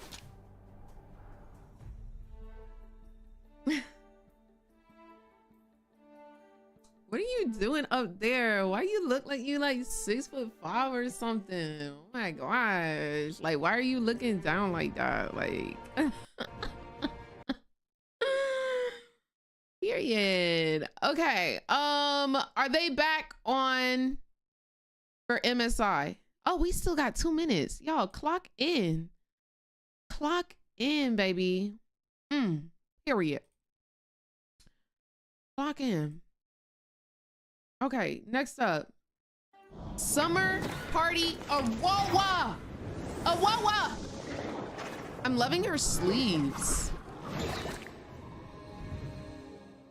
I'm loving her sleeves. They're giving. Has Aurora always have? She always had a tat like that.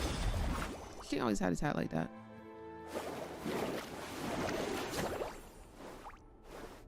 She's a cutie patootie.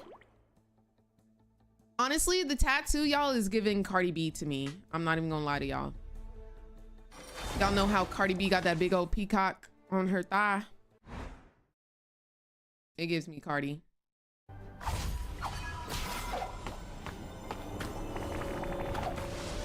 Oh my gosh, this is so cute and fun. So cute and fun. Okay, the autos look great. The autos look crisp. Well, they don't look crisp, but they look good. Love the bubble effects. Love the bubble effects.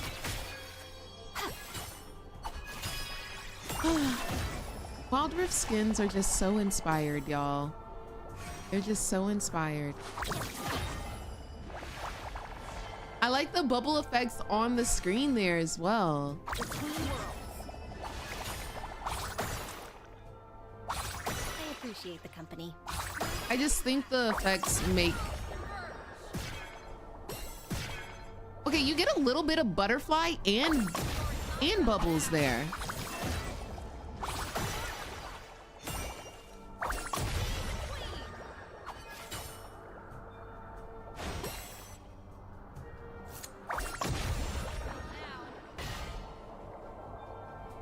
If she hits the side, what does it look like? Hope you don't mind the detour. All right, Holy.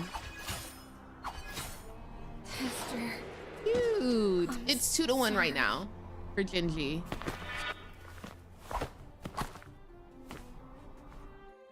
Cute skin, truly, truly. Now, do I think that was the best one? I do not. I think Seraphine has the best one so far. I do. Okay. They are still not back in game, but I do think I want to save Samira and Katarina so I don't have to feel like I'm rushing. So we're going to get back into MSI here. I don't want us to rush through these. I think they're very fun and fresh, and I'd like to give them my full attention. So. Close to forcing that game 5, but weren't able to do it. We'll see if T1. Let's see what T1 cooks up in this game. I'm not as any LCK fan will know, the biggest believer in, you know, our impacts as costers on the game. Lose, they are then in the losers bracket. Getting a free one against G2. Okay. Only at free 2s. You've only gone the distance. Yeah. So we've only had Solar Strikes and you've been counting. Well, except again. I need them to lock in, y'all. Sample size, but it's 3-1. It's a one series. Oh, you think they're gonna get Ari? No. They might deny it. Kind of League of Legends fan if I wasn't a fan of confirmation bias. That sounds like we're getting 5 games. Yeah. Oh, literally. I think that this was the most Gen.G game that we have ever seen, and I think even, and obviously people talk about and meme about this, even for Gen.G this was slow. Let's be real. Yeah. Right? Yeah. Like, I've seen Gen.G take comps like this and really snowball for the Pantheon Gala. They didn't do so whatsoever. They were just like, Ruler, carry us, we'll keep you safe. They kept Ruler safe, and he did carry them. And it was also really difficult for T1 That's a great to think. Again, these fan signs are like absolutely kicking butt here in Vancouver. They've been amazing. It was so difficult because the threat of those globals is almost as powerful as the globals How did they make that sign? Even though T1 were able to do the darn emote, they played around that prio really, really well early. It got to a point where they felt really hesitant to try to contest Gen.G, especially if Gen.G were able to get something off of a reset or get a small trade on the opposite side of the map. You'll be happy to know, Dracos, that the TF has been eliminated. We found the answer. It didn't show up earlier in the series, but now that we're into game 4 and 30 champions are off the board, 36 now that we've exited the first phase of bans. T1 will finally hit the bench as an instant quirky pickup here. Wanting more power early They want to on. lose. Maybe playing for a prio bot lane, perhaps a flex option. Yeah, could be mid for Faker as well. He has played it a little bit more recently than a few of our other mid laners. Yeah, I feel like Quirky mid just hasn't really hit me. Hasn't felt good back when it was one of the strongest lane bullies. As T1 fans, Jer Bear, did you just say free prestige? As there was, as it locked in. 0 and 9. You can Never mind, guys. Gen.G wants to lose even harder. There was a large period of time, I'm talking years, where no you can't tell me that teams still want to pick this champ and win. Against Ruler, it was bad. We're going game 5. If Gen.G didn't look great at that point in time, didn't matter if she wasn't in the meta, but this champion was permat against this man. We're going game 5. Very, very long time. I love the Poppy pick up here. Insanely strong and a flex pick. Incredibly clutch champion. We saw it used in a lot of different series, whether by Canyon or Keen, to find those incredible knockbacks, to find those clutch fight angles. But you said it yourself, right? I think all the Kalista mains of the world praying that Ruler can show us. No, I didn't do another one. Somebody prove why this champion is a prio. All we can do is pray that it is Quirky mid and Guma will play Poppy Jinx is there, still. the Nocturne coming in. Of course, Poppy doesn't really interact super well with the Nocturne. The spell shield can block the slam into the wall. Lan, thank you so much for the follow. Hope you're having a good day today. Presence will not stop his ulti, now paired alongside Orianna Faker's Nocturne, a banger combo. Hopefully that cheer for Faker's Orianna came across again. This is one of his absolute signature picks, something he's super comfortable on, something we've seen him have success with at this very tournament already. And then there's the Renata coming in to partner with the Kalista. And that is a nice response, right? If you're trying to dive in potentially with this Nocturne Orianna combo, Renata, y'all. deals with that very, very They said 0-9 is not enough. Being banned away obviously has Let's make it 0-10. Still very strong in the 2v2, does well into the Renata as well. Wonder if we're going to see like insane work from Gen.G. Akali obviously is one of the picks that if you can get to 6, you ever get an Ian Orianna, she just does get blown up. Makes it really hard to play the game. The other option is if Gen.G is willing to be a bit more creative. There is already so much dive on the enemy team. They basically are gonna have to go in. You can look towards things like the Swain is a champion, and even in this tournament we have seen actually used well into these style of compositions as the Lee from Canyon. If you watched him play this tournament, you know. Yep. Shout out to that baby! Woo! I'm glad that baby has headphones in this crowd. That's good parenting. Shout out to you guys, parents of. The baby. That was a big Simba moment for us here in Vancouver. The Pyke respect ban coming out Very from Gen.G. They do not want to deal with Keria on that pick. Again, Keria he not only has such a wide champion pool, but he excels on these things where he can get out on the map and really cause havoc as well as place down vision. The Aurora ban coming through against Chovy. Just limiting some of the tools he has to kick fights off. Don't want to give something with that much mobility against the Nocturne too. Gotta start him young. Good timing obviously can mitigate so much of that upfront CC, even if the damage is hard to deal with. Now the debate from the side of Gen.G. They need solo lanes. This feels like a logical place to go. Chovy's Yone. Or Chovy's Akali. I'm not going to be mad either way. This is the matchup. Chovy's Akali or more often. Ahri? All right. It's going to be the Ahri instead. Pick has really been struggling. Even some of the players known for their impact on it, not able to quite hit the mark. It is good with the Poppy, but it is, I think, not quite what we were expecting. I was really looking at that Akali. Again, the pre-6 is really rough, but Nocturne doesn't have the biggest pressure. What did Nikki say? Once you get to a first item, you can really take over inside. It seemed like Gen.G want another pressure point on the map in the earlier stages of the game, maybe afraid about the Kalista All these being who are my targeted what? too much. Now an immediate karma going to be Can locked anybody in. quote So her you've real mentioned quick? it so many times already today, Emily, but just highlighting it again. Bot lane Prio, clearly #1 priority for T1 alongside getting Faker something he's comfortable on. Yeah, T1, I always like them better when they are contesting over that bot lane Prio. Again, to get carry out on the map early, and Gragas for Doran will be that last pick up for T1. What is it going to be for Kane here? Wondering if he wants to go for a more oppressive matchup. A lot of the tanks already taken out of the equation here.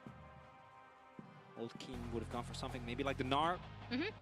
Could be a setup here. Beyond another there is still flex series. potential. Obviously, this Poppy can go towards the top lane. Are we going to get Canyon? Oh! Canyon said!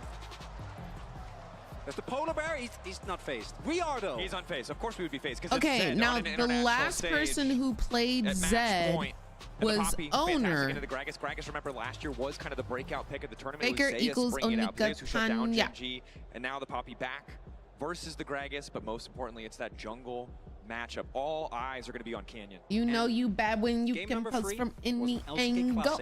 It was an acquired taste. I loved it, but you know, if you like action, maybe not. This game is going to be a fist fight, right? We have a jungle matchup that is heavily snowballing. We're going to have Canyon trying to farm up a storm. We have an incredibly strong pick composition from GEN.G with crazy all-in power. But when it comes to the laning phase, I think T1 are going to be feeling greater, particularly towards bot, as well as towards the impact of Faker on the Orianna. Yeah, that bot Prio lane is still sticking out in my mind as it always kind of does, but like because it's T1, right? Especially if you are able to get carry on the map, especially if you are able to dictate the pace of those lane assignments. If you want to end up swapping for Prio over objective, not the but then where I really think the game is going to explode is in the early to mid game, right? We get both of these junglers. Oh to my 6. gosh, is that the meme meal, bro? Up. We get just there's so much explosive potential in both of these team comps in these early to mid skirmishes. And whichever team gets ahead first is going to have a wonderful time. Oh, yeah. Fall behind with either of these compositions, and you, outside of like maybe Keen on that Poppy, not going to have a great time, right? Like all these champions are short range. They're very reliant on baseline being able to just stat check the opponents, as we do see. We talk about explosive mid games, explosive early games. No. Level 1. Explosive level 1. Are we doing an invade? Observers. Nocturne base stats are pretty strong. Zed level 1 is not great. You have the passive if you proc it on multiple people, but you can see Canyon already backing away. I think GEN.G don't want the straight up 5v5 level 1. Maybe happy to just lurk in the darkness, play for one of these picks. And this Gragas for Doran, a pick that was, to this very day, is a very hot topic of discussion. Did Doran deserve a finals MVP in spring 2023 for his performance on this champion specifically? Is that the expensive Zed skin? Let me see. No. I'm serious. Every single time when it's, we're done with an LCK final, goes back to this discussion, because he was unexpected in that series. That is where the Doran beat Zeus myth started as T1. Chovy. Good damage, immediate flash out from Chovy, but a nice advantage to start. Charm to follow. Handshake back, and they go. Massive damage. Oh my gosh, Carrier dies. It's first blood for Ruler. Kalista, first blood. Ruler's Kalista That's getting not good, first blood. bro. That's massive for GEN.G. That's not good. Keen, I think, and GEN.G reading T1. That's our Kalista. Why is Kalista. Poppy still there? That's not it's because good, they bro. had a sinking suspicion that T1 was going to try something. And they did. And that was a gambit. If they had gotten nothing, Poppy would have burned TP to go back to lane for nothing. But the fact that they got that kill means the gamble has paid off. Ruler hasn't been able to spend that gold yet, but he's happy to just try to start asserting dominance on the bottom side of the map, knowing he has control of the wave, knowing how powerful Kalista can be early on. And you know, whenever these teams face each other, it's always going to be an amazing time, right? But I Facts. loved watching how in tune they are with what their opponents are going to do. A play like that doesn't happen if GEN.G haven't played this T1 team so many times. So that's jungle clear, absolutely ludicrous, particularly against a Nocturne. Any camp you can steal is a big deal. Nocturne is so gated by his early power spike, hitting that level 6 when you truly become a champion. And Canyon is not only going to get the blue buff, but with the speed that he has on the clear, I think, especially if Owner just does this, he is going to get Grump as well. And you're getting the advantage here, big. early item spikes, early XP advantages. You talked about it. Crazy Any fast early clear. edge is just a massive advantage for either one of these And junglers. he got the and Canyon ward, having to and steal he a few going camps shadow away. out. Downside is Chovy suffering a bit in the mid lane. You want getting sent to lower bracket Orianna, by the first loss versus Kalista in the entire tournament would be so funny. No, like actually that would be insane. It's only one kill. It's only one kill. He better make use of that lead. He better make use of that lead. Ready to defend here. Sustained damage favors Truly. Owner. No smite, but it'll be tough.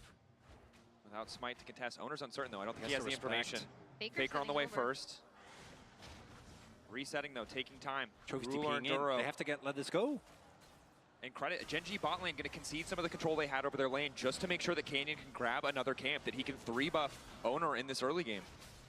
Yeah, and that is an extension, again, of the level 1, the Kalista and the Renata being able to get Cryo over this lane. And it's just fantastic for Canyon, right? Because you are looking at him to be a major damage dealer. You're looking at him to be a major playmaker in a lot of these team fights. And I'm willing to give a champion a lot of benefit of the doubt. Okay, Kalista was already on thin ice. But in this game, where you literally start with a kill in the first minute, and it's Gen.G, Ruler specifically on this champion. Is he really using Faker Ari? Test case. And the thing I want to call back Say to, dada. Zale showed at the start of the day a quote from an interview with Ashley Kang and Horizon talking about how Chovy was comfortable playing against T1. And I think we have seen that across this entire series. No surprise Barons. The level 1 they were prepared for, and it does feel like this lineup is just so well equipped to go toe-to-toe with a T1 that most other teams in the world can't seem to find the performance against. And Chovy is the only member on the roster that has stayed the same since that started happening, right? Since we go back to 2022 summer, when Ruler won his first title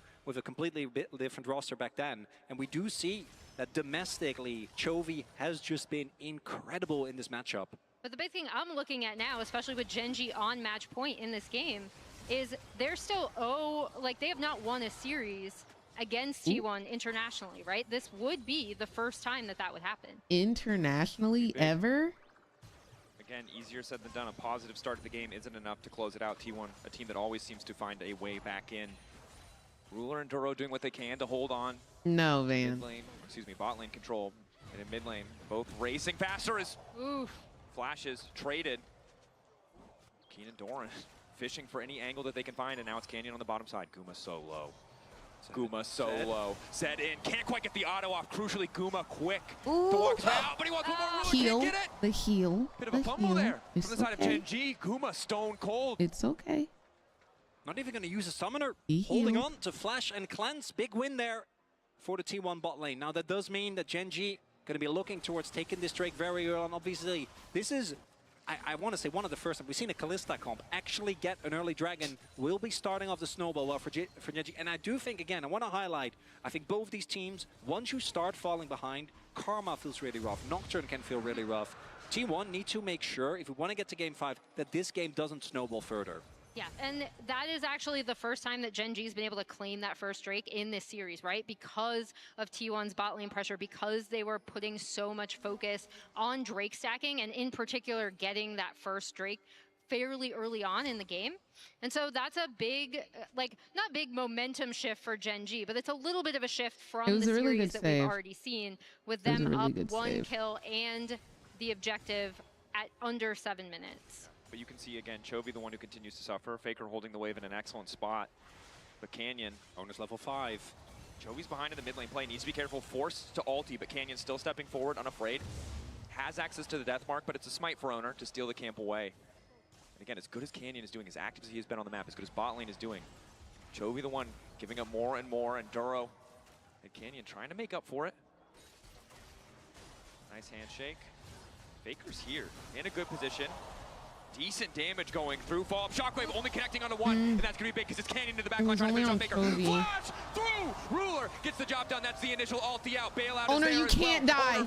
Okay. Guma kills Chovy. In the back line. Ruler shielded up and finding the kills. Gen.G get everything they need in that exchange. And it starts off with a lot of whiffs, but in a longer fight, that is where the Kalista Renata wants to play. Get value of the bailout, get value of the spears, and despite Chovy's flash charm not working out, guys, Kalista's actually doing it right now. So like that's devastating. The Nocturne Orianna, the first time you get both that's not T. It should have been able to bail you out of the deficit you were in, and it has only gotten worse. Yeah, and as we see, oh yeah, wrap it up, like Vesti. We still in early game. Give him a sec. And that gives Canyon complete access to this back line. Even with the Nocturne ult coming out, Owner barely escapes. Now Doran could be in trouble. Yes, Jamal, I am indeed. Needs to still be clean on the footwork. GEN.G not going to overpush. Again, only a 600, 700 gold lead, but not the kind of lead you want to give away to the Ahri, Kalista, Zed composition. Only upside there is that Owner was able to pick up a stack on that Ultimate Hunter, so he's going to reduce his cooldown, but Canyon snowballing early on, definitely a big deal. Really, the only reliable CC you have onto the Zed is Doran, right? You're talking about the Body Slam, you're talking about the Cask. Outside of that, who actually deals with this Zed? Unless he W's into, you know, Shockwave, Karma needs a leash, Owner needs a leash on the Nocturne. I don't think Canyon is really going to give you those opportunities, so if he does get too far ahead, we've already seen GEN.G play towards him pretty heavily, pick up an early kill. Let me take my melatonin. We almost done here. Chill. Y'all have no faith in. Maybe Owner can use that to turn this game around. Y'all have no faith. Might have to be the angle. Long cooldown on level 1 of that ultimate. As Ruler and Duro make their home on the top side of the map. Ruler was a bit behind there in experience for a moment, but not big enough lead for Guma quite yet. The early Sheen will help things out. No faith is had right now. Makes his way up to the top side. Needs to get some more value out of this Karma pick. Good news for T1. So resets coming through means they have more members on the top side of the map. Rubs for now uncontested as Canyon might be looking mid lane. Ulti over the wall, that's going to be the death mark. Faker trying to get tricky, trying to get his way out, but Canyon hits everything! Ulti follow, trying to get something back onto Chovy. Owner still going forward, Doran on the way in, they're desperate to kill Chovy, but Chovy still manages to live for an extra moment. I'm so surprised they got that kill. I am so surprised they got that kill. I thought that was a very greedy ult to do that after the fact, like to still go in. But the fact that they got that kill, well done. I'm very surprised they got that kill. I'm very surprised Chovy let them get that kill. Oh my gosh, not Tarzan. I saw Zed and I thought Tarzan. Canyon should be able to clean up, this grub, which also stopped. That was so much for one person. What was that, 2 ults? GEN.G will stop the might. It was Doran ult and Owner ult. Glad to have a little bit back there. 1K gold lead for GEN.G. The ults are almost, it's already a third over in terms of cooldown. Did get value out of that ultimate coming in for Owner, but you can see for Faker, he's kind of just powerless against this line of play. Canyon in range to they just kill Faker, able to ult and we get Owner. As soon as he hits the W, Faker steps a little bit too far up.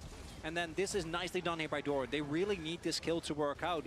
Because looking at the side waves, obviously in a rough spot, you don't even get that trade. Doran still makes his way over, doesn't actually get that kill. The play is just a disaster. Instead, he is looking to have to be the hero here. And Ruler, what they spin on Faker, I see. His barrier available, I think, should be relatively safe. But that might be the type of play we're looking towards. Doran splitting up a fight, getting someone in position so that the rest of T1 can wombo combo the way to a teamfight win. And now that this bot lane is down here, we're going to both mid laners are 0-2. After he cleans up the spell crap, potentially going Fakey to get up on farm. That second Drake, kind of start their proper Drake stacking here. Owner is just around the corner. Duro has his ultimate as well. Debating if they can contest. Not enough information, but GEN.G don't want to risk anything. Know the power of this combo. 5 seconds away on Owner's ultimate. Doran's there. Canyon clearing out the vision. Both junglers see each other. Owner now losing that vision. Chovy ready to go in at a moment's notice. Attacking the Orianna would make the combo that much harder, but Doran's ready to body block. Might be a 5v5. Both Keen and Doran are here. T1 want to try and not give GEN.G opportunity, just keep stacking these Drakes, but see if they can turn onto Keen. Looking to find the angle onto Keen, hoping to find the knockback. Ooh, 2 men. Oh no. Okay, they're back. Nice ult, fakey, wakey. Nice ult. Let's finish the drill. All right, Chovy down. He's 0-3. He's a freaking enter. Can we find anything else? The exchange, but T1 won't push for any more. All right. Wow, well what done. a combination coming through from the Gragas and the Orianna to really that was set a up that fight. huge Ori now ult. T1 are going to have Huge Faker Ori TPing ult. in, and I don't think I'm not gonna lie, the Poppy ult and the Renata ult were also pretty good. Correct. It's just so hard to get into the pit without giving your live. T1 happy to tie up the Drakes. Infernal Drake. Fight in their favor. Ocean Soul. Let's do it, babe. Punch landed from Let's T1. do it. They stop a Drake that previously looked like it was definitely going to be Gen.G's. They get Prio. Ever since I watched one TikTok on how important banana brush control is for Drake setup, I always notice how teams play around it every Drake fight. Wait, can you send it to me by any chance? I want to see. I want to watch it on stream. What happens here is Chovy wanting to go for a big play, and the fact that both Duro as well as Chovy get caught just on the edge there means that this fight is over before Ruler's here. I actually think if Ruler is there from the beginning with those health bars, with the bailout, that fight is salvageable. But that was a must-win moment for T1. They get the combo. Gen.G isn't allowed to just further snowball. And with how explosive these two combos are, I think we're going to see a lot of fights like that. Find one target, blow them up, go from there. And as tanky as Keen will be, the rest of the lineup so squishy. If that shockwave connects, and it is hard to connect, but if it does, easy to see the angle in which they win the fight. Canyon on the way forward. Shockwave there from Faker. Just gets the chunk. Not really approaching an objective, so we'll just force Duro back. Thought that they might be able to grab a little bit more. Owner was just a few seconds away from the ultimate to maybe try and finish the kill. When we talk about the lack of CC on T1, I have to do the same for Gen.G. There is Charm, there is Handshake, and Poppy. That's it. There's not a whole lot for them. Obviously, they do have a lot of damage, so maybe they're going for the angle of the best CC is just taking down your opponent. But that disengage from T1.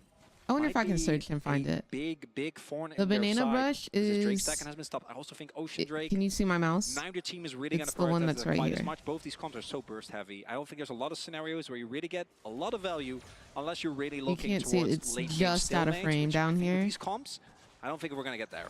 It's also really interesting because whoever goes in banana first, it looks like a banana. How many members of the opposing team are there, they have the tools to deal with it, right? Like Gragas is a great disengage.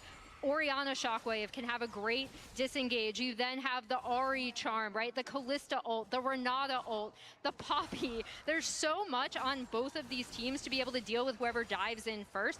So if it is really, really close, it's going to be heavily dependent on bursting down those key targets. Canyon seems to be the key target for now. Ulting to try to get away, but the Fear Tether still connects. Such a good punish there because what they see is while we're mid conversation, if I quote you from approximately gets the ult off, Fear Tether hits. It's a big win for T1. Yeah, they're going to end up getting Herald. They're also going to be able to reset this map with Gragas already kind of pushing into the Ahri, and Faker going up to cover that top side wave. I believe you said, this game and I quote, so "Oh Absolutely yeah, and I just shout out wrap to Carrie, it good up." adaptation coming in here, picking up the Streak you two, you said, "Let me take my melatonin!" Exclamation point. We almost done here, and then Holy followed up with, "Don't matter how many secs I give them, because Gen.G not about to let them have none." I want to reference the scoreboard here. It does say 4-4. I'd like to ask real quick, what was Gen.G not supposed to give T1? Aggressive plays on the Ahri, but thus far hasn't really been able to get too much going. A lot of the disengage from T1 ended up playing a big part there, and with these Drakes, we'll see if either team is happy to just give it up and maybe look for some damage towards the turret. Looking at the spikes, if I think a second item spike for Canyon in particular I don't is a think I have big my deal. glasses here. I don't think I need them though. It does say the score is even with the 500 gold lead on the side of T1. Look at Owner. Oh, chill it 60 minutes. Okay, I'll give him a sec. Maybe he does, but I'll give him a sec. You didn't want to give nobody no sec, no sex. I'll give them a sec. And that might give Gen.G a little bit of reprieve. Game could still go either way. Flash out from Doran. Damn takey there as he takes a drink. Double TPs. One from each side. Trying to match. So Doran able to walk away. Speaking of Jinx, can we get a Jinx in Game 5? The flash? That was a little awkward. One more auto blinking, elf bar ticking, death mark procs. It's just not enough damage. Might be enough though. Faker just TP'd in, so they might Am have I a numbers tripping? advantage Was looking Chovy towards that second cooking, dragon. or was that an awkward flash ult? Want to look for too aggressive? Who am I kidding? It's T1. They're gonna look for an aggressive contest. Do y'all think that was intentional, or he pressed one incorrectly before the other? Or even during that fight, I didn't quite catch it. So that shield really doing a great job keeping him alive as Gen.G now feel like they need to force Do we want to start going back into messages? Because if we reference game 1 of yesterday's series, I believe you were calling Billy Gaming Dookie, and that FlyQuest was winning the series. What is your rebuttal? And I like this from T1, oh wow, right? Like heralding to get that grid prio. They have the Nocturne Orianna comp up, or they're not going to go mid. Carrier. I don't think he meant to get in the Herald, and he knew that if he hit that tower, he would die. I will say FlyQuest fully should have won that series. Or is Aura farming? We don't simply know. I have no rebuttal to that one. I can't defend them. I don't know what to say. Next question. Lot of really good flank angles. No, I won't lie. Even though the early game looked to go Gen.G's I've stumbled. way, T1 slowly getting further and further ahead in this game number 4. Yeah, T1 should be able to again reset. Set this map. They had 2 games where they should have won. Like you mentioned, it's so hard to check into all of these extra really, FlyQuest could have 3-0'd. They already have some nice. And I'm going to stand by that. FlyQuest could have 3-0'd. You know why they didn't 3-0? And now they won first game hard. Curb stomped. 1 minute until the Otacon. Curb 500 gold between stomped. The 2 teams. It's been damn close the entire game, but it is the and they could have broken BLG's mental. They could have picked literally any other comp. But you know what they picked? Kalista Renata in really game set up 2. to make a lot of plays in this game. And with they chose to lose. Well, T1 have they chose to lose. But that's okay, because there's more games in the series, right? Game 3, and we're back. And we're back. Game 4. Bottom half of the map. Wait, was it game 3 that we came back? His roll only or just no, I think we lost 2 in a row. Not going to be feeling great, game 4, and we're back. What the next item and we're back. We're back to curb stomping. We are. Oh, it was game 3 where they could have ended, but they chose to chase Nautilus support. They did. They did. Quite find it, and both teams. You're right. Think looking towards the Otacon. Thanks for giving us an advanced preview of how you're going to be stuttering speechless when T1 gets dropped to lower bracket. Basically on the same timer. Faker is a little ahead of Chovy. But I don't know if that'll matter because both of them are already in that top side lane, making sure that the enemy team can't go for an Otacon play. All right. We talked about how the team that gets ahead, that finds that first really significant advantage, you better be able to run pray. away with this. You better pray that T1 were able to weather. That Gen.G wins this game. Mid and top solo lanes for T1. You better pray. Limiting the amount of options for Canyon to attack. Guma, the most vulnerable member. You better be on your knees praying. It feels like similar to the right game, now. Even though we've had a lot of blood, it's all that Gen.G wins this game. That Gen.G wins the series. Target selection is hard because there are 2 arm guards on T1, so actually you better go ahead and start praying, Phil. Not an easy task. Because if they don't, Canyon getting a lot of gold. I'm clowning you for the rest of the year. 2025 will be the year of clowning. In the driver's seat, Holy Grail. Division, not looking to give these creative I'm angles of so attack, for real. So much hinges you on better pray Canyon they win. Or Chovy being able to find these flanks, maybe even Keen. It just doesn't seem like an option as Faker's just walking up and hitting this tower completely unafraid. Owner might be looking to dive this potentially, but now won't. I'm getting everything ready. I'm gonna go ahead and get stuff used ready. By Canyon. Saw that earlier was an opportunity. Owner walking up. I think at first didn't see Duro, but obviously Duro, even if he handshakes in, not gonna do a lot. Second item done for Owner, by the way, sitting on Cleaver. Canyon hasn't finished his. Not ready yet. Finished his boots first instead. And neither team wanting to be the first one because there is so much damage available. The lack of resistances can be so insanely big of a deterrent because if you do get shredded, if Zed gets like one big E, you're just gone.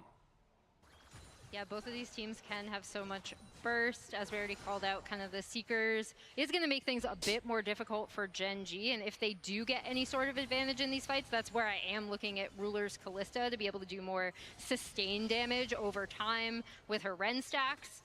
Attention, because if Gen.G get like Otacon, win a fight, that might be all they need to just break this game down, again, get into that controlling position. We saw them get into T1. Really wanting to bring us to a game number 5. Silver scrapes. Please bring us to game number 5, baby. Everyone's going to be complaining about that. Except for Gen.G. I'm on my knees praying. Love the game. Love the game. You think they'd say that? They've played a lot of game 5s. This is true. That's true. T1 briefly at a man disadvantage as Gen.G try to vie for control here. Ruler taking a bit of poke, but has sustained courtesy of the Blade of the Rune King as Chovy tries to get things kicked off.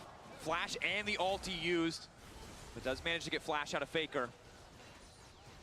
Meantime, yeah, we can do a Dragon's prediction on the for top game side. number Chovy 5. going in, looking for the charm, doesn't connect, anticipating a backstep that wasn't there. Faker stone cold, just keeps walking. And the rest of T1 also not phased. Doran is just pushing in topside. We'll be getting the first turret there. Well done, Doran. Nicely done from T1, just kind of dragging that out, right? As they were both posturing, poking around. Well done, Doran. Doran ends up taking that top tier 1, and now he's TPing into the bot side to push this wave in, but also potentially he can look for a flank. Who do you think has the better draft here objectively? Marked by Chovy, but Chovy ultless in the fight to come. Guma stepping up big damage onto Toro. And T1 are just I really like the wombo combo from T1, they got the but ulti, I feel like hungry for a little bit more. Gen.G also has that. Sole point for T1 in their eyes. We see them posturing, maybe looking towards a play for that other combo. It's on Vision. Owner very easily can get access. Carrier and Faker already making their way over, and T1 kind of doing to Gen.G what Gen.G did to them in game number 3, just slowly choking them out of the game. Yeah, and the threat for the picks that can come through what from they gotta T1, do? but in addition, the poke damage coming out of this Corki Gen.G has all in, really but crucial. like That's what kind of pushed Gen.G, pressured them off of that mid wave. I just really like the Nocturne Orianna Doran. Like they gonna be knocking hoes around. Up here, right? They didn't leave the poppy there to take that down. So really nice map play from T1. Kind of whittling down these health bars enough that they could go in and take control.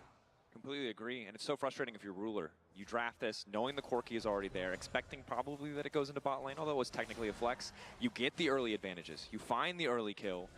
You have better pressure, but it just has not mattered after we've gotten out of that lane phase. Gumayushi just they do hate fighting. The fact that there's only 8 kills in this game and it's 25 minutes, I do think that's quite insane. Control ward over the wall to spot what's happening here. Gen.G just backing off. There should be a mechanic in the game that makes the trap. the teams T1 fight. don't have perfect information. The ward doesn't spot like there should be a storm or something. Chovy waiting over the wall. Flash it from the Gragas, getting things kicked off. For now, Ruler on if touch there's on the no backside. damage done or no fighting, the storm starts. Throws Duro back into the mix of the entire exchange. Ruler ready to take over, but the knockback is huge. Okay, but he's bailed out. Okay, oh wait, they killed Doran. 2 stacks up for Chovy. Retreat going in. Big damage from Guma as the big one finds his target. Keen off on the dead. side. Gets feared up, locked up. Owner. Can you get anything, Faker? Faker's looking for that ult. He wants it so bad. And he's not going to agree for it, though. Engaged to come through from Doran. They're ready, and the counter punch is lethal. And that's very unfortunate on the bailout. For that fight, right? His TP hadn't come up, so he had to end up walking all the way up to Otacon, where T1 were contesting. He was a little bit late there, so they didn't have that kind of shockwave to be able to add on. As you see, Faker is still down here on the map, and it's going to take him a while to get in. A little bit of extra damage, a shockwave there as Doran find that engage. I wonder if at this point Faker is scrambling. Is he like, I'm coming, I'm coming, I'm coming? Or is he just like, they are able to knock away the Nocturne. Because he really did have to walk up to mid lane, and it took him a very long time. Right there, that stopwatch. Dude, if he was there earlier, winning the fight for I think that fight would have been won. Look how low they are. An Orianna shockwave definitely would have turned that fight. It's not a device. Enough of a win, a decisive fight win for Gen.G. He just wasn't there. Still on the lead, and he just wasn't there. Didn't have TP. You're right, it's not decisive enough, and in fact, it's scary because even when Faker wasn't there and you knock Owner out of the fight entirely, you still lost in terms of raw damage. You lost in the context of champion v champion. You did get the objective, and that is something for Gen.G, but it's not getting easier. Yeah, I think it gets really scary, and as we see, even though Canyon had kind of a good start, right? Gen.G press conference is going to be Keen and Canyon. Even or almost ahead. T1 press conference is going to be Owner and Doran. First, he'll be able to contest really, really well, especially when he's able to shut off the lights and kind of create chaos. So Gen.G won't be able to necessarily find the target selection that they want, right? So after a pretty good start for this Zed and Kalista, it's looking really scary for Gen.G. I want to highlight as well, Chovy just continually going for these plays. It really reminds me of what Faker did on the Silas, right? The amount of ease and change he missed didn't end up mattering. He was still able to make big impact, and Chovy has been very vocal. These two players have just been at the heart of so much of the LCK's narrative. Look at mid lane. They're perfectly even on CS. Well, they just were. They were 233 apiece. As we said at the top of the day, it's the most clutch player of all time versus the current best player in Chovy. They've been doing well, Troy. Haven't been hitting, but he has been fishing. They've been doing well. This is winner's bracket. These are the only two teams left with no blemishes on their record. Chovy still can't find what he's looking for. And Faker is going to be able to clean up this bot tier 1 as well, while they're posturing around mid, right? They're getting poke damage down. Guma and Carry are starting to look really scary, and they've been able to pressure and kind of force Gen.G to respond, while Faker just takes a free turret on the bot side. T1 keeping the siege going in mid lane as well. Really just unafraid of what Gen.G have. Other than the charm, all of their engage so very telegraphed. And I think it's a good highlight, right? And we've seen Faker expected to be beaten out in mid lane, potentially handedly by Chovy if he was in peak form, but they've just kept putting him on these control mages, and despite the fact that Gen.G clearly know it's coming, they really just have not been able to break this mid lane open. Is now good initial start to the fight, but there's no follow-up. Doran can't get past the minion line. Doesn't have flash. Ruler with Terminus, he's strong, but sitting on only half health. A lot of Is it winner of this goes to finals? Correct. Should be able to get them prio. Drake is up, but Gen.G are headed towards this top side and onto this Baron. Right. Ready to kick things off. That little ward, that sliver of health might be the difference. Canyon waiting over the wall. Duro needs a good ulti here. Shockwave into the midst of the team is a decent start to the fight. Duro managing to get the ult out. It's chaos in the pit. The shutdown onto Owner is crucial. I don't like this fight anymore, guys. We're down a member and all of our ults are down. They shouldn't have to. 5K, eyes on the prize for Gen.G. It's a split call. Chovy starts to dive into the backline. 2K on the Wait, they're low, they're low, they're low, they're low. He can't get it done. In the end, the Baron goes to the side of Gen.G. They found their moment and they took it. That looked so dicey for Gen.G. That looked really close. If Owner didn't die, I feel like that's a dub, low-key. Damage him enough that they could stay on that Baron. Ooh, the Rebel Baron power play there for Gen.G. Can they use it to get back to the Drake Yeah, whoever wins this goes Drake, to finals. Giving over, or rather getting Baron, giving over Soul, I don't think is worth. The empowered bases plus the fact that the jungler is dead should mean that they get this. And Gen.G, powerful counterpunch this deep into the game. Yeah, you see they're pinging on it. Faker is going to be able to clear up this tier 1 in mid, but they're already TPing in. They really need to get this. Nocturne is back on the board, though, and Owner's ult is almost back up. 3 seconds and counting. Shockwave there as well. Flash ability for Owner if he wants to go over the wall, but 50-50 doesn't seem a likely story with Kalista in the game. Instead, that was very close to disaster. I low-key feel like the Faker ult was a little bit too early. Down the mid lane tower, and this is where the Red Bull Baron power play really can start to open up the gold lead for the side of Gen.G. Canyon now fully online as well, has the Serpent's Fang available. As you're taking out a look, I think that T1 pulled the trigger on the combo too early because yes, they get on top. Okay, so I was right. But look at they pulled the trigger on the combo too early. I was just saying. I think that Faker ulted way too early in that fight. Just spearing up behind all of this. Yeah, the Kalista is able to get all those Ren stacks in, and also importantly, the Poppy punted out Faker. So they did get the combo off, but then yikes! Again, what a flop Oriole to continuously do damage in this fight, and that ends up being a massive difference maker. A little bit of frustration, joy from Helper, unsurprisingly. But I think Helper cam. That was the shortest response of joy I've ever seen. He was immediately back locked in. But I think it was a little bit of story time for Gen.G because it was game 4 last year semifinals. Keen, completely monstrous. It was Canyon on Nidalee, a similar. You gonna let them talk about your man like that? I'm not gonna lie. Like I call a spade a spade. I keep it pretty true and factual. I do think he pulled the trigger too early on that ult. See now if they can close it out or if T1 can weather the storm.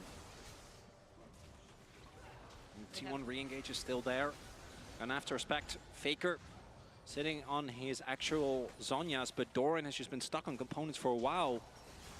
And Poppy isn't here, so this is a 4v5 with the 5 base defense from T1. While Ruler is going to end up joining Keen in that mid lane. They're going to try to keep pushing these tier 2 turrets down. Unfortunately for Gen.G, even with Nash, their siege isn't great, right? Like, Very short range. It's very, very short range. If they can get onto a turret, particularly with Kalista, they can get through it quickly. But you can see T1 have a ton of range wave clear. They're using it very, very well. Maybe looking for a pick, but T1, they're not going to fall for that. Important. Gotta do your due diligence. Charm gonna hit. Ulti across the top. Doran rooted up, but a good response. Ulti coming in from Owner. Means that there's nothing that Gen.G can do to try and finish that kill. We go again. Shockwave still up. Shockwave connecting onto Doro. Decent poke damage. Keen from behind manages to knock the Gragas out of the picture. Owner might be in trouble, but Keen not able to get down the follow-up. Dude, why are both teams kind of tanky? Ooh, don't forget, there is no Baron buff. Chovy goes in again. Charm connects, but again, no follow-up. You can tell how eager Gen.G are to just get a little bit more of an advantage so they can start to break so many little opportunities, but without the Baron buff, they just can't see. So it's either diving, which obviously, even with, if you got 2 people, not just Doran, I think they can look for the dive. But they can't. They have to just reset. And that means that T1 just gets another opportunity at a straight 5v5 towards this next dragon. Yeah, really nice base defense from T1, and they're actually still ahead in turrets to Gen.G, even after that attempted siege. Now, I do believe that Chovy should be able to push in this top wave and probably get that top tier 1 down soon. It is pretty damaged, but you can see kind of how when these compositions go up against each other in that situation, it's so hard for Gen.G to actually take down structures. They need a fight. They need to take someone out. 100%. And I think the struggle for them is the opposite is not necessarily true for T1. The threat of the long-range non-committal engage from the Gragas, the poke from an Orianna and a Corki means that if T1 find themselves in a similar position, it'll be pretty impossible for Gen.G to hold on without just going all in at the first opportunity. Even the barrels from Doran, right? Like, you pretty much have poke coming out of every single one of these champions here. Whoa. Hold that up. It's okay. If we didn't do a Raz, they couldn't see when we accidentally alt-tabbed out of the draw even. It's fine. I've been drawing too much anyway. It's all good. Right anyway, a lot of poke. Item finishes, therefore, really the entire roster. Ruler just now finishing his Jack Show, so he's actually very beefy. Serpent's Fang for Canyon. Look at Chovy now also having his arm guard available. A flanking ward to come through here. Chovy behind him. Chovy ready to go, looking for Faker. He goes golden. Instantaneous reaction speed. Zanya's. For some form of disengage. The Poppy on the front line. Owner already Excellent low. ulti coming in from Doro, but it doesn't do too much. Chovy ready to go over the wall one more time, but he's warded out this time. T1 already. Owner's resetting. Ulti for ulti. Tried to flash it. Doro wants to make the difference, but it doesn't quite connect. And instantaneously. Owner was literally resetting. Chovy taking down Doran. Owner was literally resetting when they pulled the trigger there. Only Doran. I'm confused. There's a lack of communication going on right now. Charms is huge, and you saw even there where Doran kind of there's a lack of communication going on right now, because why did they just do that? Why did they just go in? Was also massive from Duro. Look at the time here on the Owner's ultimate. I think this dragon is definitely going to be gone, but T1 wouldn't be T1 if they're not going to try and at least contest. There is still a ward in the pit. I'm shocked that Gen.G haven't cleared that. No ulti, no flash. Oh, seems like they're just not worried. Fast enough. Baron also in their sights. I'm so perplexed. Big moment. Tied up soul point to soul point. I'm so perplexed. That play onto Ruler, if there is slightly earlier follow-up and Ruler doesn't get the flash, that wins him the game. That's just the end right there. They're able to get Soul. They're probably able to get Baron off of that as well. But Ruler survives, and Gen.G looking at another Baron. 5 seconds on Doran. Has TP available, but no flash. Guma with flash. Faker with flash. They have tools. They can just find the angle. But Gen.G not going to overcommit here. Want to get their resets. T1 happy to reclaim a bit of control over the Baron pit, although really taking their time. They know that a single pick at this point could just end the game in the favor of Gen.G. Bro finally realized he's in another country. I'm like sitting here gripping the table. I think it's okay. It's the mountain pressure. It's fun. It's a good kind of tense, right? Because like any of these team fights can just be really explosive. They can bust the game open. You know, literally. Breathing sometimes overrated, bro. We're gonna stay tense because I imagine the players are feeling the same way. Baron is up now. Sometimes I just don't breathe. Screaming in when these games are so tense, I just forget to breathe, bro. Still great. Then I have to remind myself, like, the zone control of the Orianna, they can just start up that objective. Breathe. Try and bring us to a game 5 in that classic 6 Drakes. fashion, that's how tense it is, like bro. Gen.G Only one person can get soul. Just read that play too many times, and I think that's why we just need a good, like a good Nocturne Ori 5-man ulti, dude. Jovi's actually very hard to kill. Same for Keen. But I feel like maybe there is a bit of like synergy to where Doran can knock them out of the 5-man ulti. Posturing, fishing, again, the potential with their ultis to turn a fight is massive, but the same can be said of Keen. Not afraid to frontline, knows. The kills. Chovy's gonna show on the top. Yeah. Shirellia's popped. Chovy showing. Barrel sidestep. Keen goes in. Now Ruler's uncontested. Look at the damage coming out of this Kalista already. Owner forced to ultimate. Canyon on the way out, but he goes right back. And he brings it back. Oh, he went back to them, but the ulti still wasn't it. But he's not able to find anything. One more Okay, neither is the Renata one, but Doran's a little bit too low. Still standing strong. Gen.G. Redemption bringing them back healthy. T1 hurt, but not out of it. They're gonna force a Baron, y'all. They're gonna force a Baron. Doran can TP in fresh. Chovy the last dash out. Shockwave gone, ulti's gone across the board. The Poppy ult, Keen. Guys, this is gonna be it. This is gonna be it. Ulti there. Spell shield oh, they got there. Baron. Owner's low. Continuing to walk up. Canyon secures it with the smite. Both teams are ridiculously low right now. Doran. T1 still looking. Faker wants more. Faker wants more. Faker doesn't want them to get away with this. Combo's almost available again. Wants to keep the fight going. Faker wants more. He's not satisfied with the results of that fight. T1, if they bet wrong here with the wave already pushing, it could cost them the game. Now Vision. Canyon threatening. Whoa. Shadow's out. That's an insane shadow. Now the ulti. But they take their time. They're waiting on the retreat. They saw the W use. They're going to force the flash. They don't ult. They don't ult. If you see that, Ori didn't ult. She ults there, though. She ults there, though. Poppy's down. Support down. Or top lane down. Ruler diving forward. Are we able to find anything more? That was really good. They baited out the abilities, the scariness of the Nocturne Orianna combo. They just didn't Nocturne Orianna combo. Prio on this dragon. They are at soul point already. We're 40 minutes in. 6 dragons have been taken. Gen.G, with how drawn out these fights are. I take back what I said about the Ocean Soul. That is going to do some serious work because these They are wasting a lot of time on Baron. I think that's why Faker didn't want them to reset. They were already so low. He knew his ulti was coming back up. His ulti literally already back up again. The fight is always drawn out. It's always about the smallest margins, and Ocean Soul can make all the difference. Ruler now has a GA as well, so he'll have that locked in for the next fight, which could end up being massive if they can keep him alive. He'll have his flash as well. That's now going to be up. There's also Edge of Night for Canyon, both offensive and defensive, so strong. Allow you to go way deeper into the backline. And T1 do not have vision control. They barely have control of their own jungle. As we can see, here is where the vision line ends. Observers beautifully highlighting with the Fog of War toggle. Thank you. Nothing is what T1 see. Doran has to be careful to step forward here. And again, 5 seconds. It's T1 with their backs against the wall. They do not want to give up this Ocean Soul. It is match point for Gen.G, but they know any bad fight they take could end it. Canyon denying vision. Canyon doesn't want any eyes to be seen. There is no threat towards the turrets. They're not side laning, not wanting to run a risk in the Nocturne. Keen acting as that bouncer to the back line.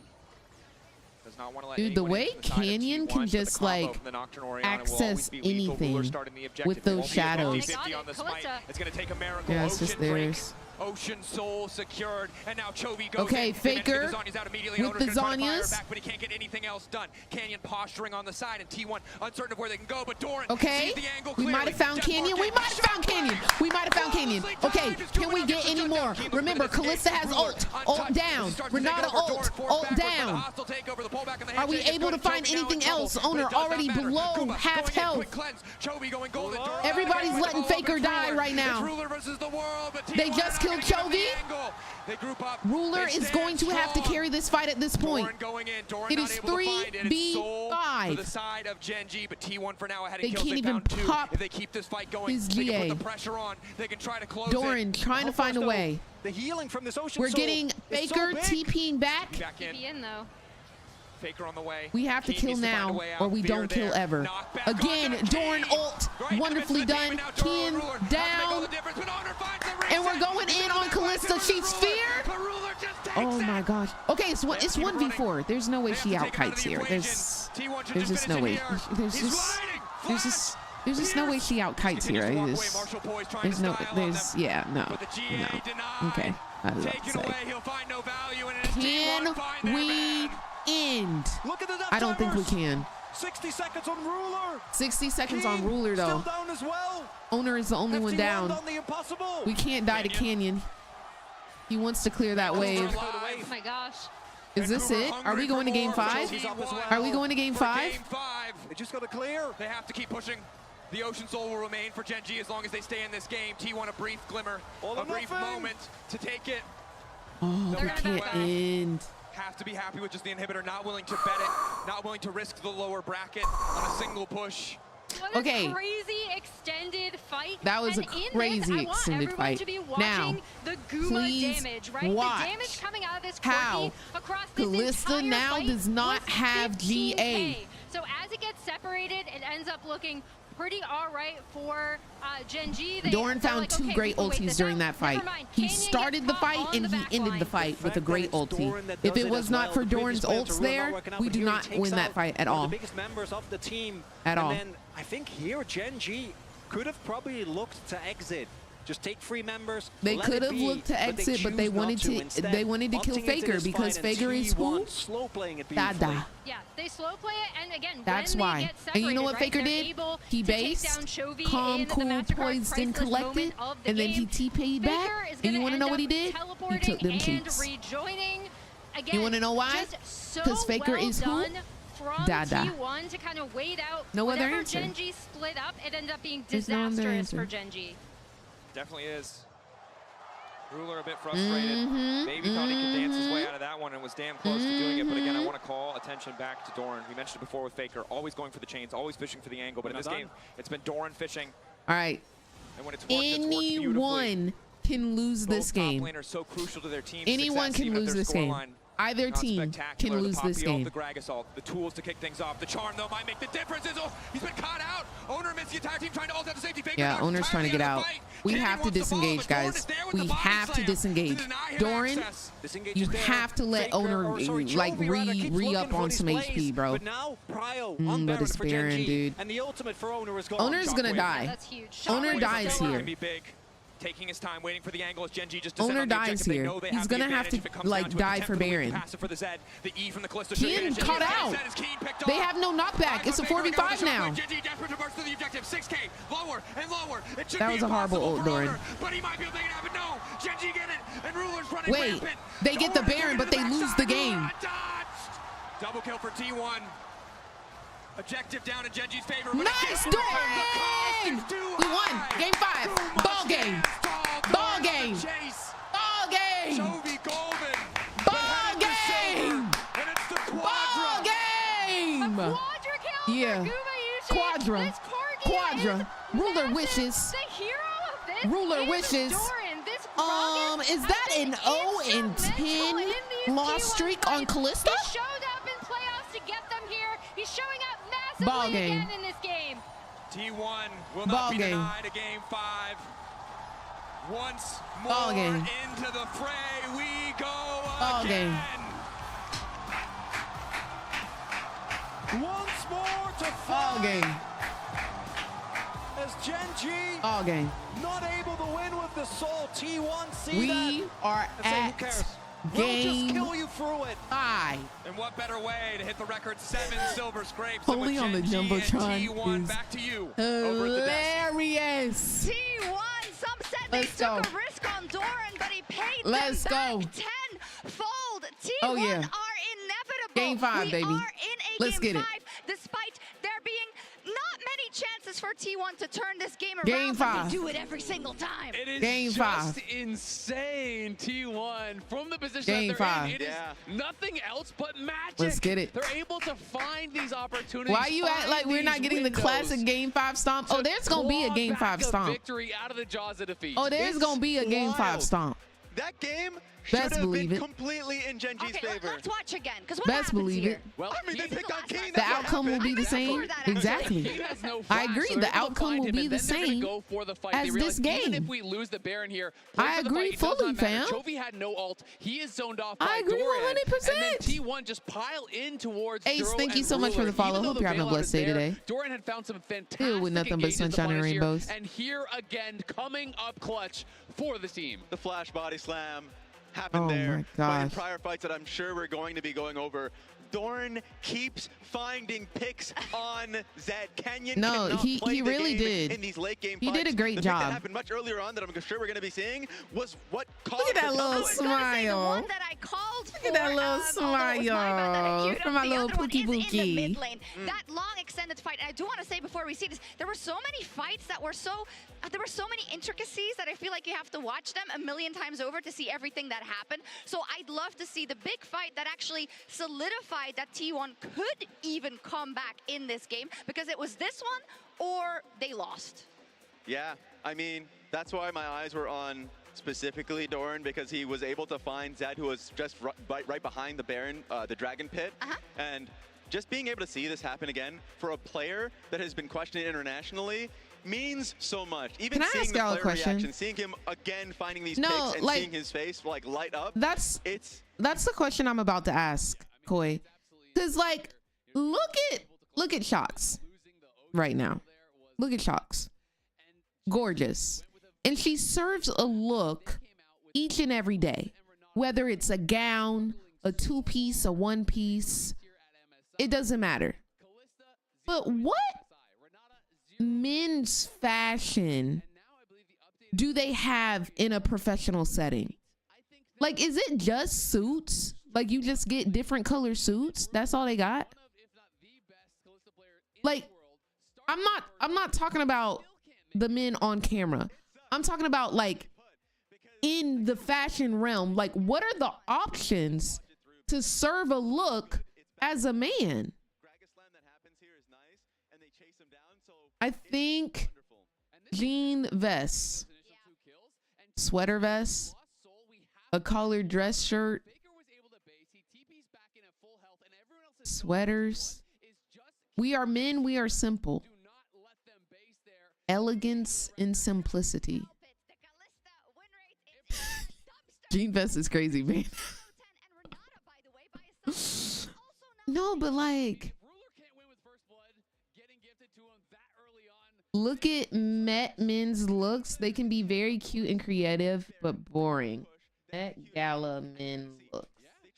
Because like, women get to dress so beautifully. Like, look, this is just a suit. It's just a jacket with a tie. You look good, yes. But it's just a jacket with a tie. Like, it's just a suit. A suit. A suit. A suit. That's not a suit. I gotta give it to you. A suit. A suit. A suit. A suit. A suit. A suit. A suit. A suit. A suit. Do you see what I'm? Because that's where the bailout comes through. You spend all your damage on one target. There's the bailout. There's the hustle takedown. There's the turnaround. Because that buys space for Chovy and Canyon to work their magic when everything is already spent on the Kalista. When they slow play the fights, the are so incredible. Do you see what I'm saying? Like, they look good. They look great. They look great. But okay, he said dress suit. Period. Period, ho. Period, ho.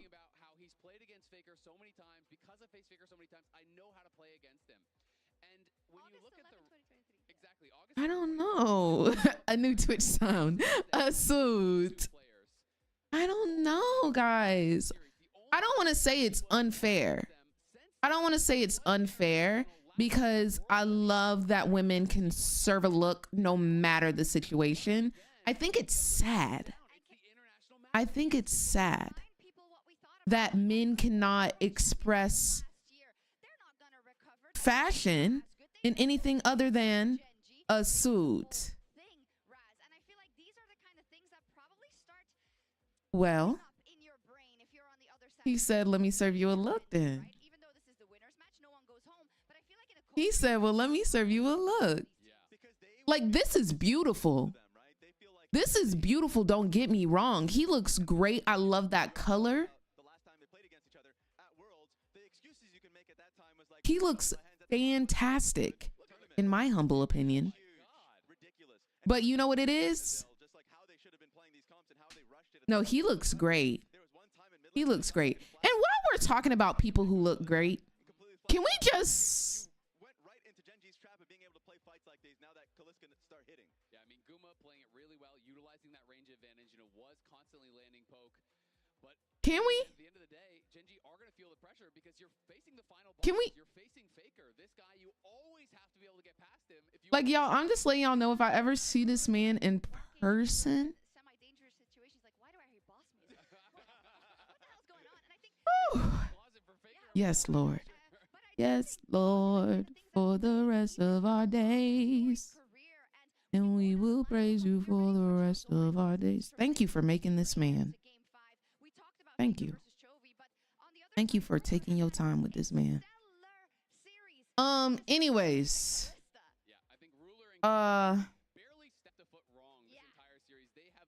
What's next? What's next? I don't even remember. Oh, we were reacting to the summer party skins. Let's get back to that. We had two more. We had two more that we needed to do. We had Samira and Katarina.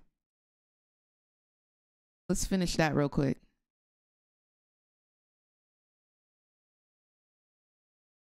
Oh, just over my face is crazy.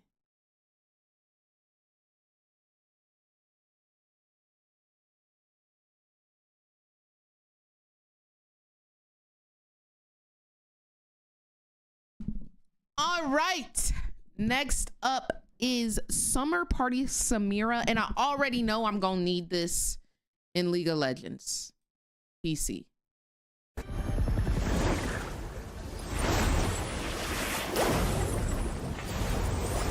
Oh my gosh. And the flower over her eye for the eye patch. Oh my gosh, and she's freaking surfing. And the bikini tee is Team T. Oh my God. Sun's out, buns out for real. The hair. Maple, thank you so much for the Twitch Prime and welcome to the Mother Redacted Turnip Squad.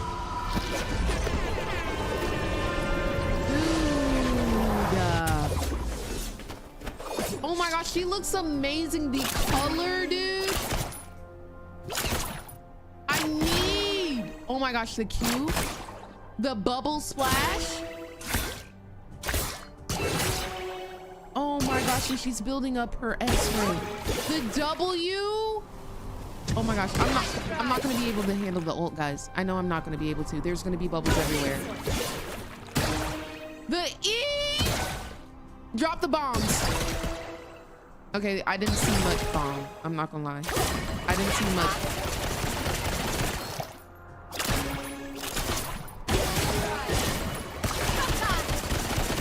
I want it. The ult, I really did think it was gonna get more, but I love the bubbles on the screen.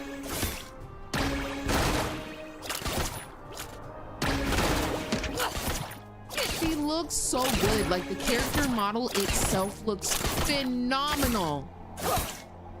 Look at her sword. Riot. Please. Please. I'm on my knees, bro. I just want to say, if God gave me her body, you hoes would have never been able to talk to me.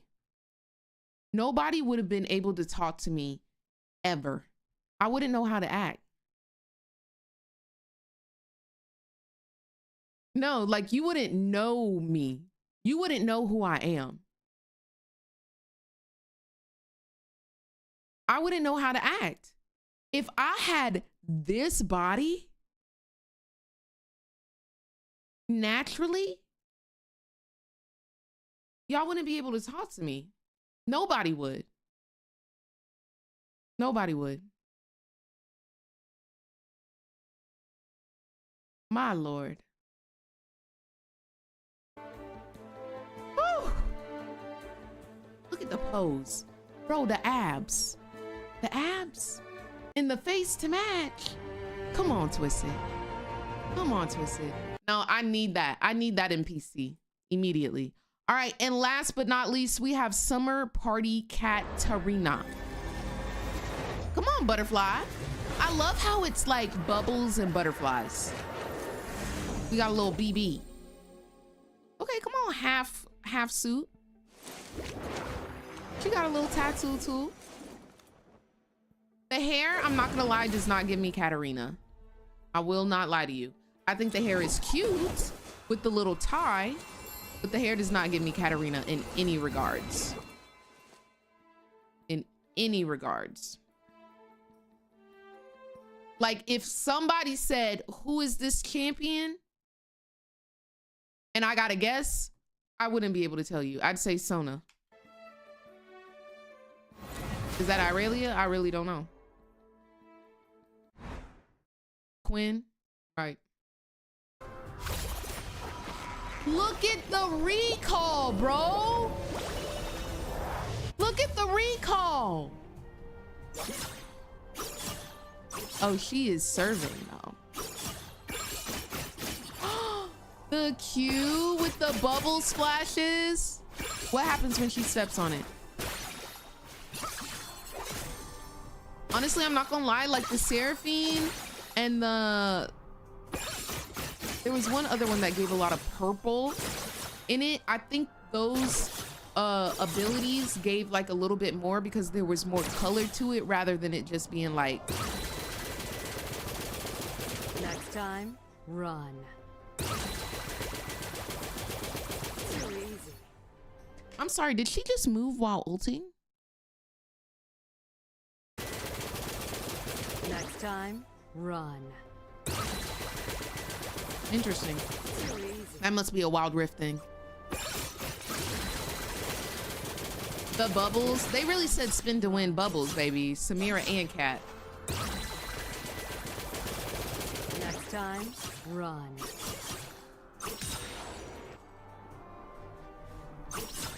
Wow. Gorgeous. Did she just kill her boyfriend? Oh, Black Widow.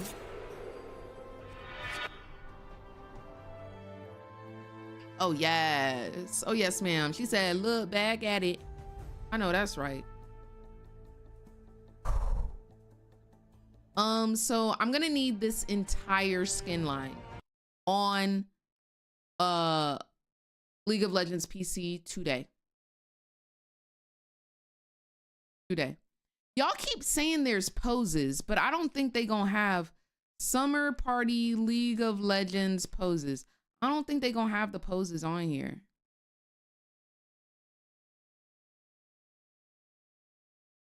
Yeah, I don't think they.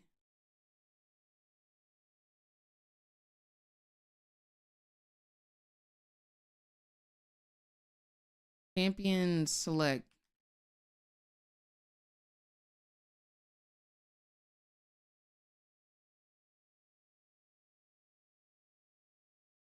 It?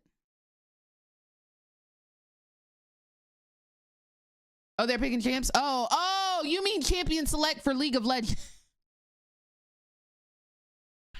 And that's a wrap. And that's a wrap on that. And that's a wrap on that. I was over here typing in champion select for Wild Rift. The Kalista haters are the All right, real we're winners back. in this series, I think. Honestly, Okay, that game was not on Kalista, though. Let's be real here now. But did she win? No, she did not win. That's it. Bro, I was like, champion select. I don't think it hasn't even hit live service, Bessie. I don't think I'm gonna be able to find champion select. This is the nature of Game 5, right? A lot of these champions where you would want a little bit more info, you're very readily willing to just blind pick, to throw down, knowing how small that pool is. Yeah, and it could go top lane, but I'm 99% sure that's going to be mid.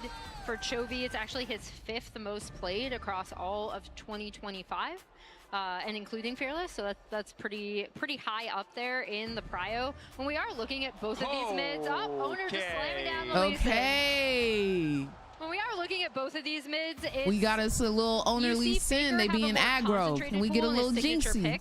And then can we get a little Jinxie Pinksy? More spread across just lock Jinx Lulu right now. What they gonna do? But as you pointed out, that R5 what they gonna do if you lock Jinx Lulu, bro? And here we see the Silas locked in for Faker. And again, speaking of clutch players, Silas has a 5-win 1-loss rate, dude. Is a terrifying Aurora, but if they can't shut Faker down, we know what he's capable of. We'll see, because as Emily highlighted, Gen.G have been willing to flex this Aurora towards top. Keen, a player with yet another deep champion pool. It also makes me wonder what is going to be the pick for Canyon. And if we get Owner Lee versus Canyon, Game 5. Oh, we're getting a Game 5, guys. We're getting a Game 5 for real. And Let's freaking go. Okay, the both thing is, junglers are on their staple champions, y'all. Both junglers are on their staple This game will come down champions. to early skirmishes. If one team finds a lead, they will run over the opposition. And there we see the blind pick Renekton for Keen. Although, I do have to point out, Chovy has played it in mid. It was exactly this setup. Yeah. Actually, the Gen.G flexed. We'll see if it happens. Yeah, this is going to be a good game. And guys, we're not going to be having that 25-minute one-kill BS because Lee Sin, Nidalee, they want them early kills. We getting scraps. To come through for Doran. Mbessa instead. And this man on Mbessa had one of the craziest 1v2s Unfortunately, I don't think we're getting series at the Road to MSI. Popped off in an insane manner as the engaged supports, so many are already gone. Leona gonna get taken off the board as well. And again, the support pool gets smaller. You highlighted Emily Carrier, red 5 counter pick. What has he got for us? What is he cooking up? Because this is a super volatile composition, honestly, from both sides. Yeah. What engaged supports are left? They're banning them right now. Rakan's out, Alistar out, Rel out, Braum out, Leona out, Nautilus out. Two kind of remaining engaged supports taken out. And we're out of engaged supports now. So last game where we saw how little CC options there were, how scrappy the fights could become, we're set up to see the same again because there's not really a lot of point-and-click reliable lockdown left. They're going to ban Blitz. There we go. And then they're going to ban Pyke. I really don't think that with the comp that is here for T1, you want to give Kara the opportunity to play aggressively for the map. Ziggs instead. So the Pyke is still up for Keria. A hallmark of, guys, we didn't do Korean or Spanish word of the day. T1 beat Gen.G with, or in, last Worlds. Let's see what Guma, most likely Guma is going to end up picking here, because I do think they're going to save that R5 for Keria. What's the angle for Guma? Still a decent amount of 80 carries left in the pool. A lot of utility options gone. Ash, something that was really successful last year. Aggressive, though, is the name of the game. Okay. Just when I think we can't go any more all in, they find we're going super in. And a pick that goes back he's gonna pick all the way to when Guma debuted way back in the qualification series.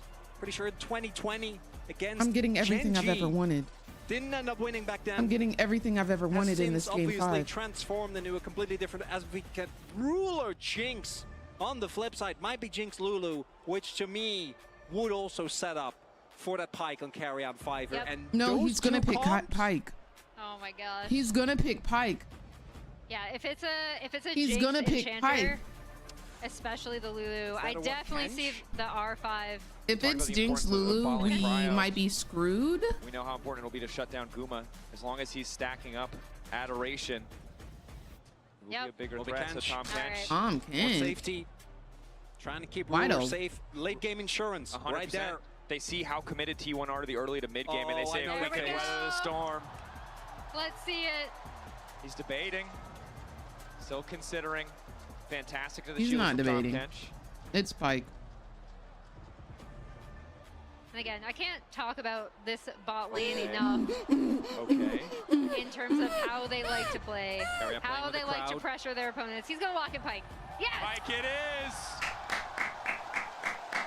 We got a game on our hands, y'all. And this is already I'm so excited. A banger. We got a game on our hands, y'all. Neck to Nidalee for Gen.G. Chovy on a pick. No, literally, Koi. Like, that was kind of rude. Ruler and Duro need to get for early game. The range advantage, if they can play around the Pyke. I couldn't even maybe express myself because I had walnuts in my... It is basically full melee. If they can get Guma ahead early, what does Gen.G actually do? Because taking down this Draven, y'all, this is gonna be a game for real. On the map, not gonna be easy. And I'm not gonna lie, I'm not feeling great about it not being a one-sided game, because either of these two compositions, if the Nidalee gets ahead, if the Renekton gets ahead, versus if Pyke runs the Rift. All in. All in, baby. We've seen it before. Again, Carius Pyke, legendary on that international stage, but against Canyon. Let's go T1. I mean, the thing about two teams like this, two teams who have so Let's go much T1. history. Let's go T1. Always set T1. up for these iconic picks. Let's go. Now Vancouver, listen up as we go into game. Let's go, let's go, let's go. From our friends at the LCK. Chronicler and Emily are going to lead you through team chants. It's very simple. They're going to say a team name. They're going to say 1, 2, 3 in Korea. You shout that team name fighting. Everyone ready? A lot of people here, LCK fans, I think already know the deal. They're so good. We really need to hit this. We need to let the like, players on this stage MSI know has been phenomenal. they're at home here in Vancouver. Yes, it is, Koi. Gen.G, Hana, 둘, 셋. T1! Hello! Do set! T1 fighting! Great job, Vancouver. I love. You nailed it. Woo! Keep that energy high. It's game 5, baby. Oh, and fighting wasn't enough. We need the T1 chance, too. T1. Vancouver is rooting for, and again, this is the only moment of reprieve you will have. Watch this be somehow another 18-minute first blood. Now, I swear. There's no way. No. We got the They Pyke. can find. Okay, I just want to be clear. That is a Halo Blades Pyke. Yeah. He goes Y'all, hard I'm a or he little scared, bro. goes to a different. Or he goes Remember to to breathe, lane. y'all. Remember to breathe. Okay. They'll find a way. I gotta Doro does remember. have the exhaust, I need to at set a least. timer for every minute T1 to breathe, obviously bro. Very strong with the Pyke, with Lee. I gotta set a As reminder. well. Gonna take control again and invade Canyon's jungle. Yeah, good invade from T1. If they're able to turn this into a vertical map, again, really works well with the pressure that Guma and Keria should be able to provide in this bot lane. And we You're end up with an just in interesting time, position on the Blue. map where it's on, so it goes a little bit wide there. The respective lanes under this split map to survive. Pressure on Ruler and Duro to weather that storm. Pressure on the top side for Doran to weather that storm. If that's where Canyon wants to go. For now, though, it seems he's more content to fight for these early camps. Doesn't have a red buff, but seems unconcerned. Power the Nidalee early on enough to get Owner out of the jungle, especially as Canyon has pushed in the mid lane already. Yeah, a nice response from Canyon, right? Owner, again, they still will have bot prio, but he wouldn't be able to technically loop around and kind of do a super cheeky gank. So Canyon They're will being be able to get aggressive. those They're not letting them get head no up. We'll see if he CS, wants no to do any sort of farm. invade of his own, because he does have prio in this mid lane and on this top side. He will get spotted out by this ward. Look at that pretty Nidalee skin, bro. Owner, it seems like he's pretty content to just keep clearing. Again, without mid prio, it's tough to Oh, contest see that in the 1v1. ponytail? Canyon can just walk away and waste a lot of time as Duro's hooked up. Immediate exhaust. Guma already has them low. And they know Canyon's I'm top from side, which Memphis. just What allows you Keria know and Kobayushi to about get me? so aggressive in the bottom lane. And it's a big deal. Even if Keria doesn't actually roam over, Chovy has to play a lot safer as Canyon. He's level down. Hit. Yeah. Sonic Wave. Resonating Strike. The red buff is Canyon. there too. Canyon trying to finish the objective to hope he get level 3 himself, but the autos are just What not are going to you do much of doing? anything. Owner determined to finish it. What are you doing? Canyon down for What are you first doing? blood. No, sir. And in the hands of another player, this Lee. This is might have our seemed house. Like just a pick away, right? You You're want in to deny Canyon, one of T1's his house. all-time best champions. And you But better we take your know shoes in off at case the of door. Owner, he himself is a Okay. demon on this champion. You got the wrong one on the right Finds day the to early put him in the wraparound. Wrong. Canyon dying early on in this game. A big lead in the jungle and a rough start for Gen.G. And if he gets ahead on this Lee Sin, Owner is so, I mean, both of these junglers, but Owner's Lee Sin is known. It's so good at setting up picks, right? At setting up plays for this Pyke to go in, for this Draven Flopping on your to signature champ in a game would be so embarrassing. To go in. Like, he has so many dive buddies and I feel like they know. I feel getting like, ahead you know, early on it was overly aggressive for sure. Huge for T1. – But devastating. Although T1 and Gen.G high risk, to find their way out. High reward, man. I don't know. But Carry is in the mid lane to flap through the Q. It's flawless. It's not enough to find the kill, but it might be if they can get a bit more. Chovy, beautiful punish. The weird and keeps him standing. Oh my God. Can be a flash for flash trade, but do note Owner might be looking. Chovy's low. Jovi's low, and how does he do most that? importantly, Doran TP'd to this bot side almost as soon as he could, right? Keria is unleashed on the map. That's what this bot lane prio gives you, already being a menace towards Chovy in that mid lane. How does he do that? Keria, E-flash, channeling the Q as the E comes through. It's actually perfect. Can That be was tricky to pull off, but Chovy, again, has to burn the flash and hold on to his life crucially. However, I don't think I've ever seen a perfectly flawless play for Gen.G, especially as Doran seems unafraid to walk up in the 2v1, might lose a little bit more health, there but isn't Ruler a early on as the Jinx singular hasn't spent any money, he could have hasn't done bought better. anything, and so is just a bit weaker. Doesn't have the damage to really threaten. Is also Jinx. Unfortunately for Ruler, not quite the damage that a Draven will be finding early, and T1 just snowballing these lanes. Oh, they mean business. They mean business. They not playing no games with y'all. They not playing no games with y'all. This is not the T1 that we saw in game 2. Will be able to make his way back to this wave, but they're not playing a singular game with y'all. As because of that cancel, I think. Not a singular one. Keen felt obliged to teleport to top to just get some of this. Nobody playing no games with y'all. Now Ruler alone with a Cole walking towards a level 6 Doran, and Lee's in the bot side as well.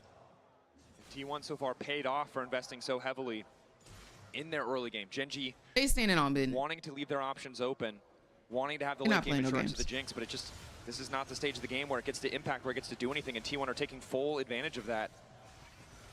And once again, we see them start that Drake stacking early. Welcome to the stream, Yushi. Thank you so much for being here. Aurora ult stolen. Pyke on the way as well. They can't contest this. Okay, should just get taken out. Canyon might throw a cheeky spear, but it just won't matter.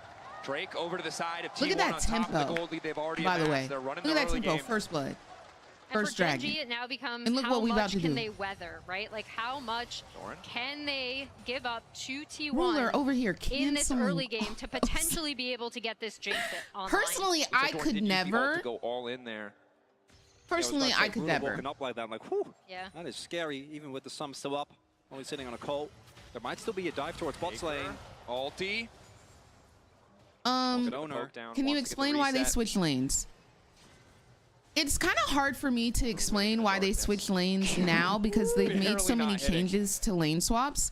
It used to be they would swap lanes due to the fact that they know one of the teams knows that they auto lose lane. Is also stacking the Draven passive. He for example, if you're going up against a super duper poke lane and you're super short range and you're not going to be able to farm, for example, like Ashe into Kai'Sa, you know that you're not really going to be able to farm. You're kind of going to lose lane automatically. So what you do is you rotate your bot lane to the top lane so they can abuse the 2v1 and they don't get shut out of the lane.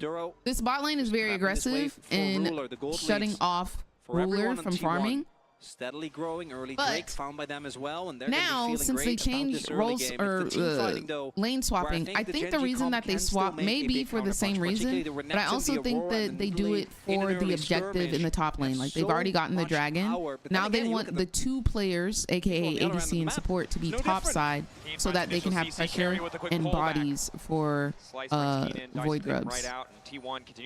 That's my thought process. You pointed out well in that skirmish. But T1 have prio on top side. They're fighting for prio. It used to be different when they didn't change the World Atlas rules. Even if Canyon looks for something on the spot side, he is going to get spotted out by that ward on the invade. Oh, Doran's about to get dove. But can he outplay the 3v1? Let's see, because there's a 3v1 in the top lane as well. The exhaust already there. Ulting back through to get under the tower, but now he's face first with Canyon. Dash through. Already down one, and we get the kills up top. The And we get the kills up top. Granted, they did kill Carrier, but they killed the support. We got 2, they got 1.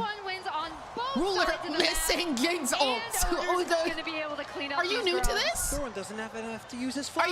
Are you new? He's just chilling. He's vibing. Is he new to the ADC role? Against 3. Duro goes down. Canyon doesn't get the gold he so desperately needs. And oh, y'all couldn't see. Watches them leave. Flash in hand. Y'all couldn't see the fight in bot lane? 1.7k gold lead now for T1. The snowball that with their composition is a prerequisite is fully coming through. Y'all, I'm so sorry. So much money on that cash out. 870 looks like it.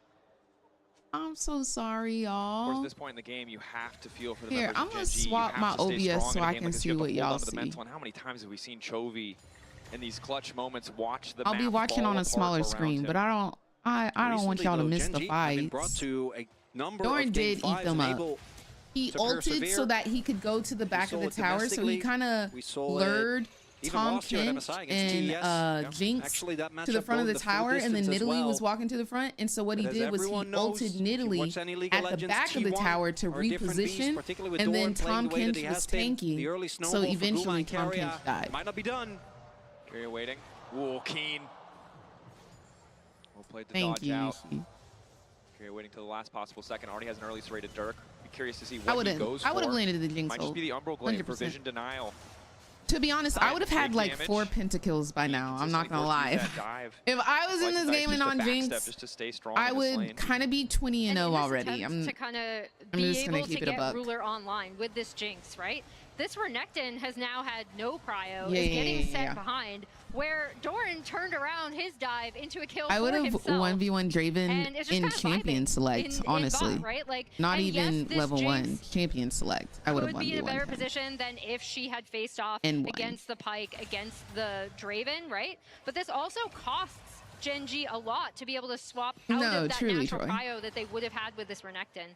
It's also big that when you look at the setup, Duro tried to go for a W because what else do they have? Like, you need to set up for Nidalee Spear. The CC isn't actually there. Ruler tried with the traps, but it wasn't enough. I think the frustrating thing here for Keen is you've held on, you've weathered the storm. Who TP's up to the top side of Daddy Dorn? Faker like that? He has a fully completed item. So whatever advantage you had I just have to show that I am everything you tried to do, the better ADC, just doesn't that's exist all. anymore. Yeah, he's about half a level, and now Owner is potentially no, literally, Koi, like, she looks fun. I remember playing her as ADC. But like Doran's skill expression. Q into the wall, good combo. Keen can't push a single button. And the side waves exploding for Gen.G. The T1 take whatever they want on the map. Doran's skill expression on her just looks phenomenal. Dragon here looks like they also don't think so. Mbessa, a matchup that is supposed to eventually do well. You know, at some point you'll be able to. Just looks phenomenal. They're getting a turret at 12 minutes in. Well, again, that's what happens when you don't stick it in the Renekton lane. They don't have the prio. Canyon hasn't been able to make any plays on this Nidalee with either the Renekton or the Aurora in this attempt to kind of bridge the gap for this Jinx to even get into the game. It's cost them. He steals it! It doesn't change the gold difference. Oh, Ruler, you've been watching my TikTok. But Gen.G needed that. They needed that bit of work. You've been watching my TikTok. You've been watching my TikTok. Q ready to go. He got the timing down to connection on the Chovy. Good steal from Ruler. You've been watching my TikTok. But again, tough for him to walk out. Oh, he's been studying.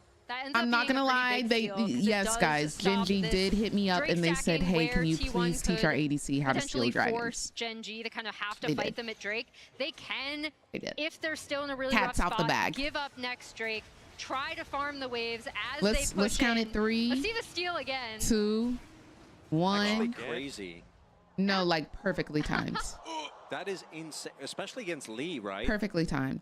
Jinx will be getting a nerf now. Thanks. Such a big deal. Roxanne is watching currently. Not enough damage. Top jungle versus top jungle.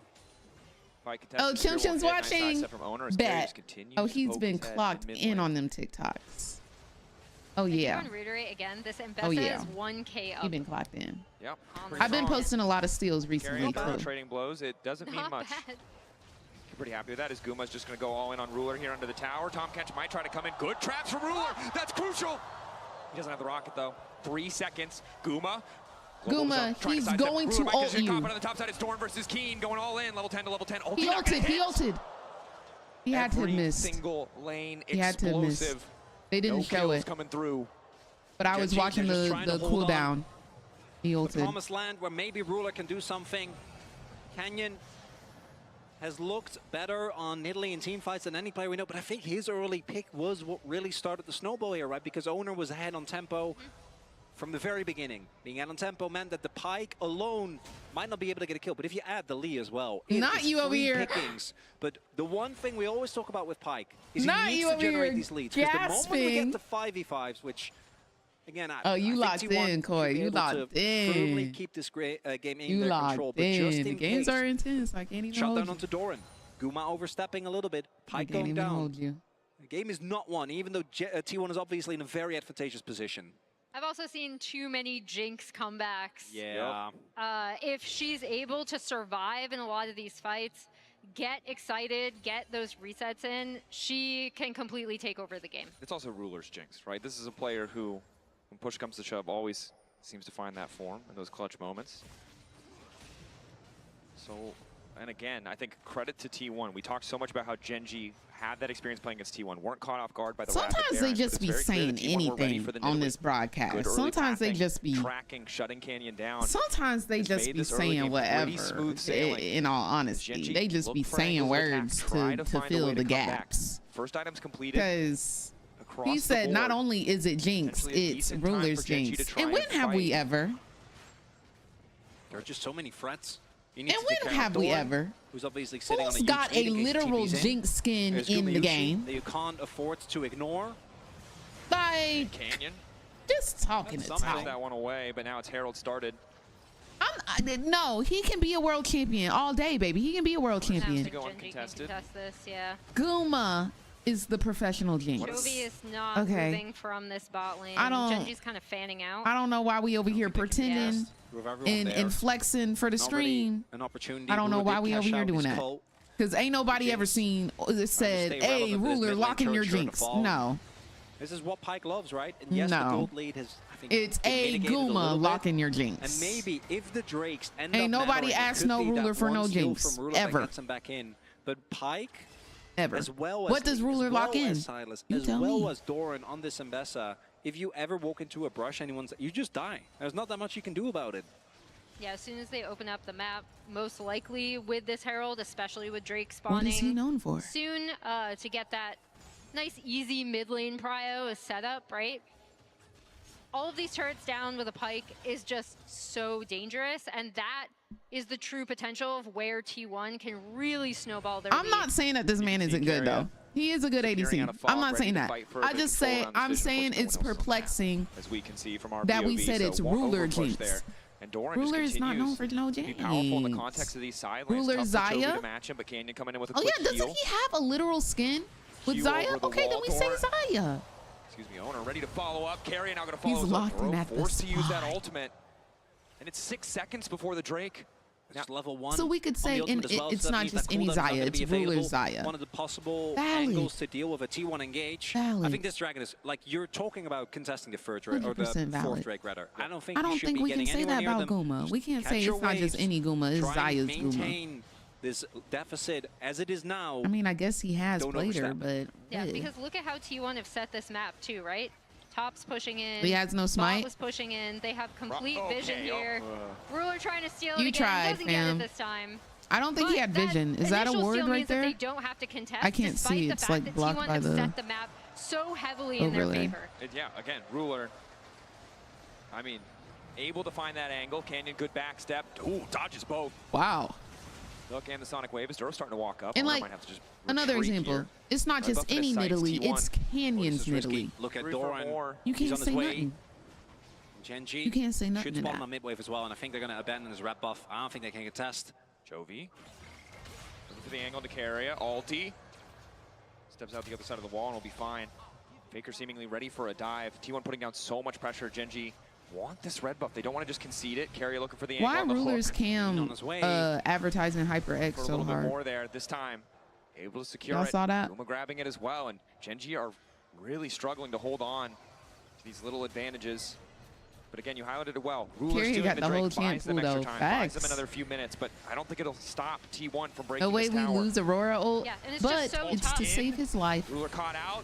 They know Tom Kench doesn't have the Devour, so they go all in on the play. Just tier 1 down though. T1 don't need to overstay. And now the Herald out to safety. Doran 2-0. Oh, is he gonna go bot lane? Lap around the rift to celebrate. I'm not gonna lie, I was kind of expecting Doran to go in there. That will be very Doran. Flash out immediately. Just not in the lane that you expect. Keen. Oh, it's just short. Oh, Keen. That's so sad. All right, Doran has also had his driver's license revoked. That was really good driving. That was really good driving. What? He didn't calculate his distance. Yeah. Hey, all right. Like you've never run out of gas before, okay? It happens. Run out of gas because when the drifted gas tells me perfectly. that I need What? to fill up, I do. Why would we revoke his? Bro, I don't know what to tell you. You've never dipped in He was doing a great I job. push my car a lot. There you go. I've never It run was out good of to gas me, in but my I push life. my car a You lot. can't fault Yeah. Doran. I don't think I have Faker either. though, continuing, and again, for Gen.G, this No, was supposed I to be have. the story of the Renekton Italy against the Straven It bot was in side. college. Who could find the bigger advantages? But the And answer was very embarrassing. clearly Guma, I Garia. This was Draven, driving the setup's home, owner, shut and it I was down literally early, like and now it's just all eyes on Ruler to survive 30 feet away from and my scale. apartment. And more broadly for Gen.G, And I this ran out of was gas. their tournament, right? And then now they there are was a on man match outside. point, It was at night, down too. only I was in college town. 2.3, He was like, 2.2K, "Need help?" but T1 has He set helped up me the push map my car really heavily to in the their parking favor. spot. It feels like they're just on the precipice of Glad it snowballing happened this there to a rather point than, like, on where the it street. might potentially be out of reach. And this was supposed to be, Taking again, you their to the tournament. airport? They're Oh coming my off, gosh. you know, the big undefeated Yeah, at least it was close. splash in the LCK. So what was Everyone the plan when saying you it's got gonna be home? So I lived Gen.G. with my sister in college And T1 for a were while. the unexpected So she just team drove me be to the here, gas which feels station and I like got we one of enter those every cans. No, she international didn't. saying The that, man but did it. That one before. It doesn't make it any less true, which makes their like The man went performances in and these got clutch gas for games me. that much more impressive. This is it.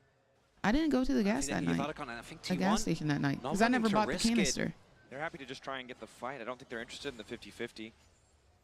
Lost out a surprise Drake once Shout out to that already. man, facts. T1 backing away as Carrier does what he can to keep control of vision, and Shout Doran out just to him. pushes his wave in. Again, I was just really scared he was going to denying murder me. more I'm and not more going to lie. resources, taking a page out of the Gen.G And he book. asked if I gotta wanted say, to go though, with the him, and I goal was line like, stayed even.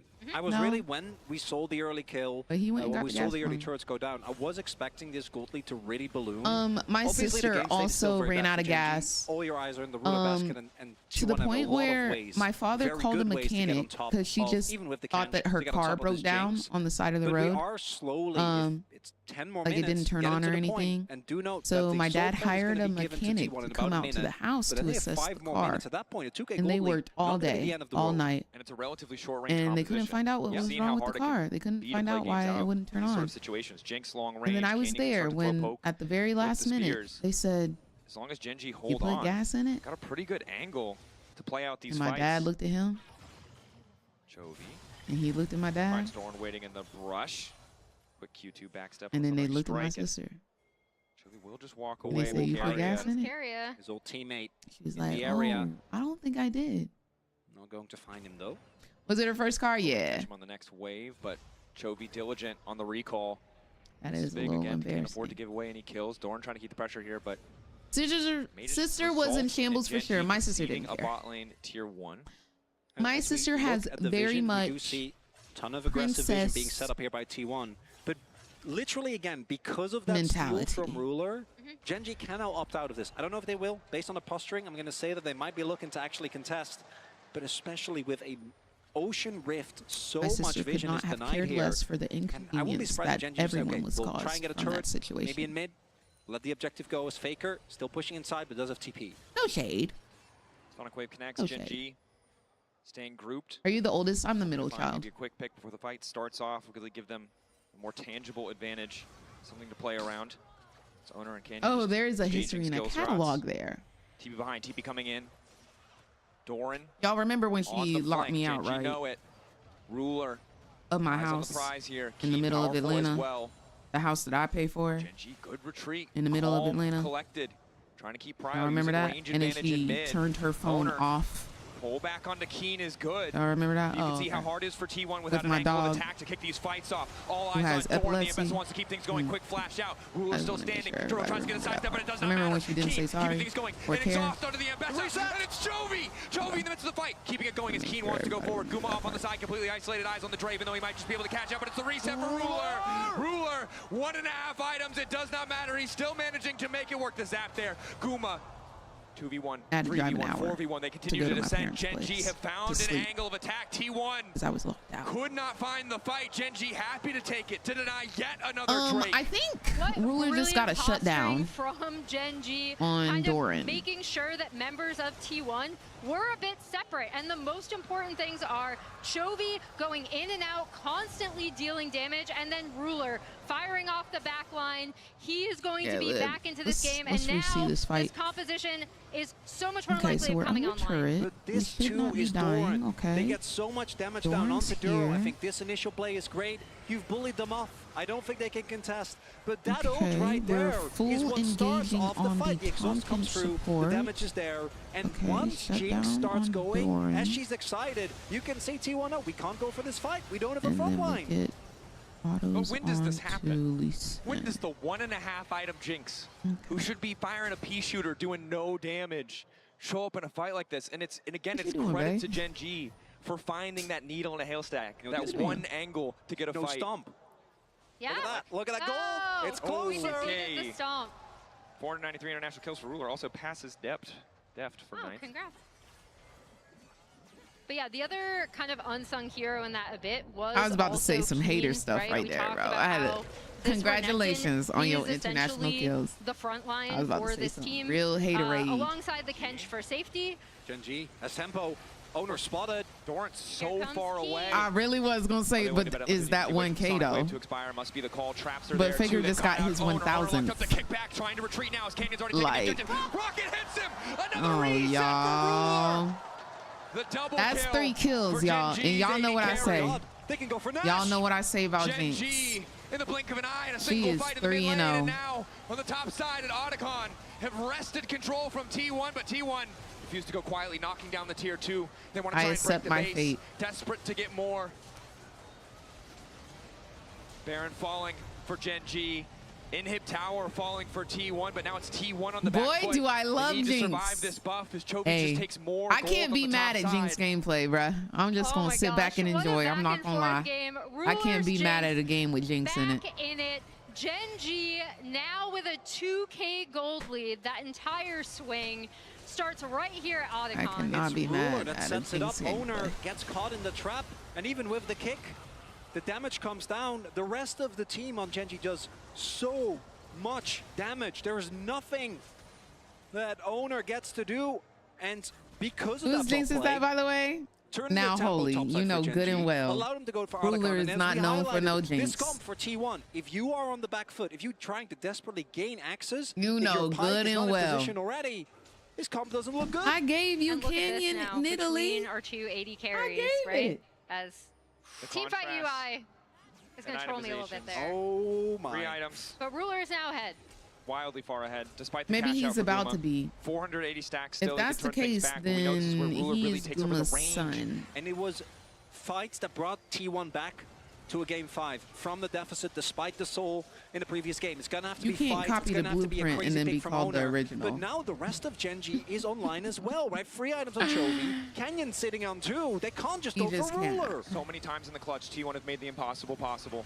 They'll have to do it again because Gen.G are more powerful. Gen.G weathered the storm of T1's composition, and they're not looking to give them anything back now that they've taken hold. And how clutch was that Drake steal from Ruler, unironically? But when you do it better, Guma won his game on Jinx. Where they could just catch waves, Guma also losing their won outer ring of turrets. That actually ended up being a massive point in this game for Gen.G. Gen.G, from the start of this game, you wouldn't guess it. They held on, now 4K advantage, 2-2 on the Drakes. And they are terrifying around those objectives. An additional BF sword as well for Ruler. He hits like a truck. And there's not a really the same Guma who's losing the game against the same team who wins MSI but chokes at Worlds. Yep. Versus that team. Yep. Since we want to go there. Hook to pull him back, but he hits into that the wall. Same team. Yep. Chovy buying an extra second. The weirding as he tries to retreat. He will just have to give his life quick. The same team that getting their cheeks took right now. Yep. That one. That one. That cash in, but then you see Gen.G. Since we want to go ban for ban, let's go ban for ban. Rocket. Cancel resets. Faker! Oh! Ah!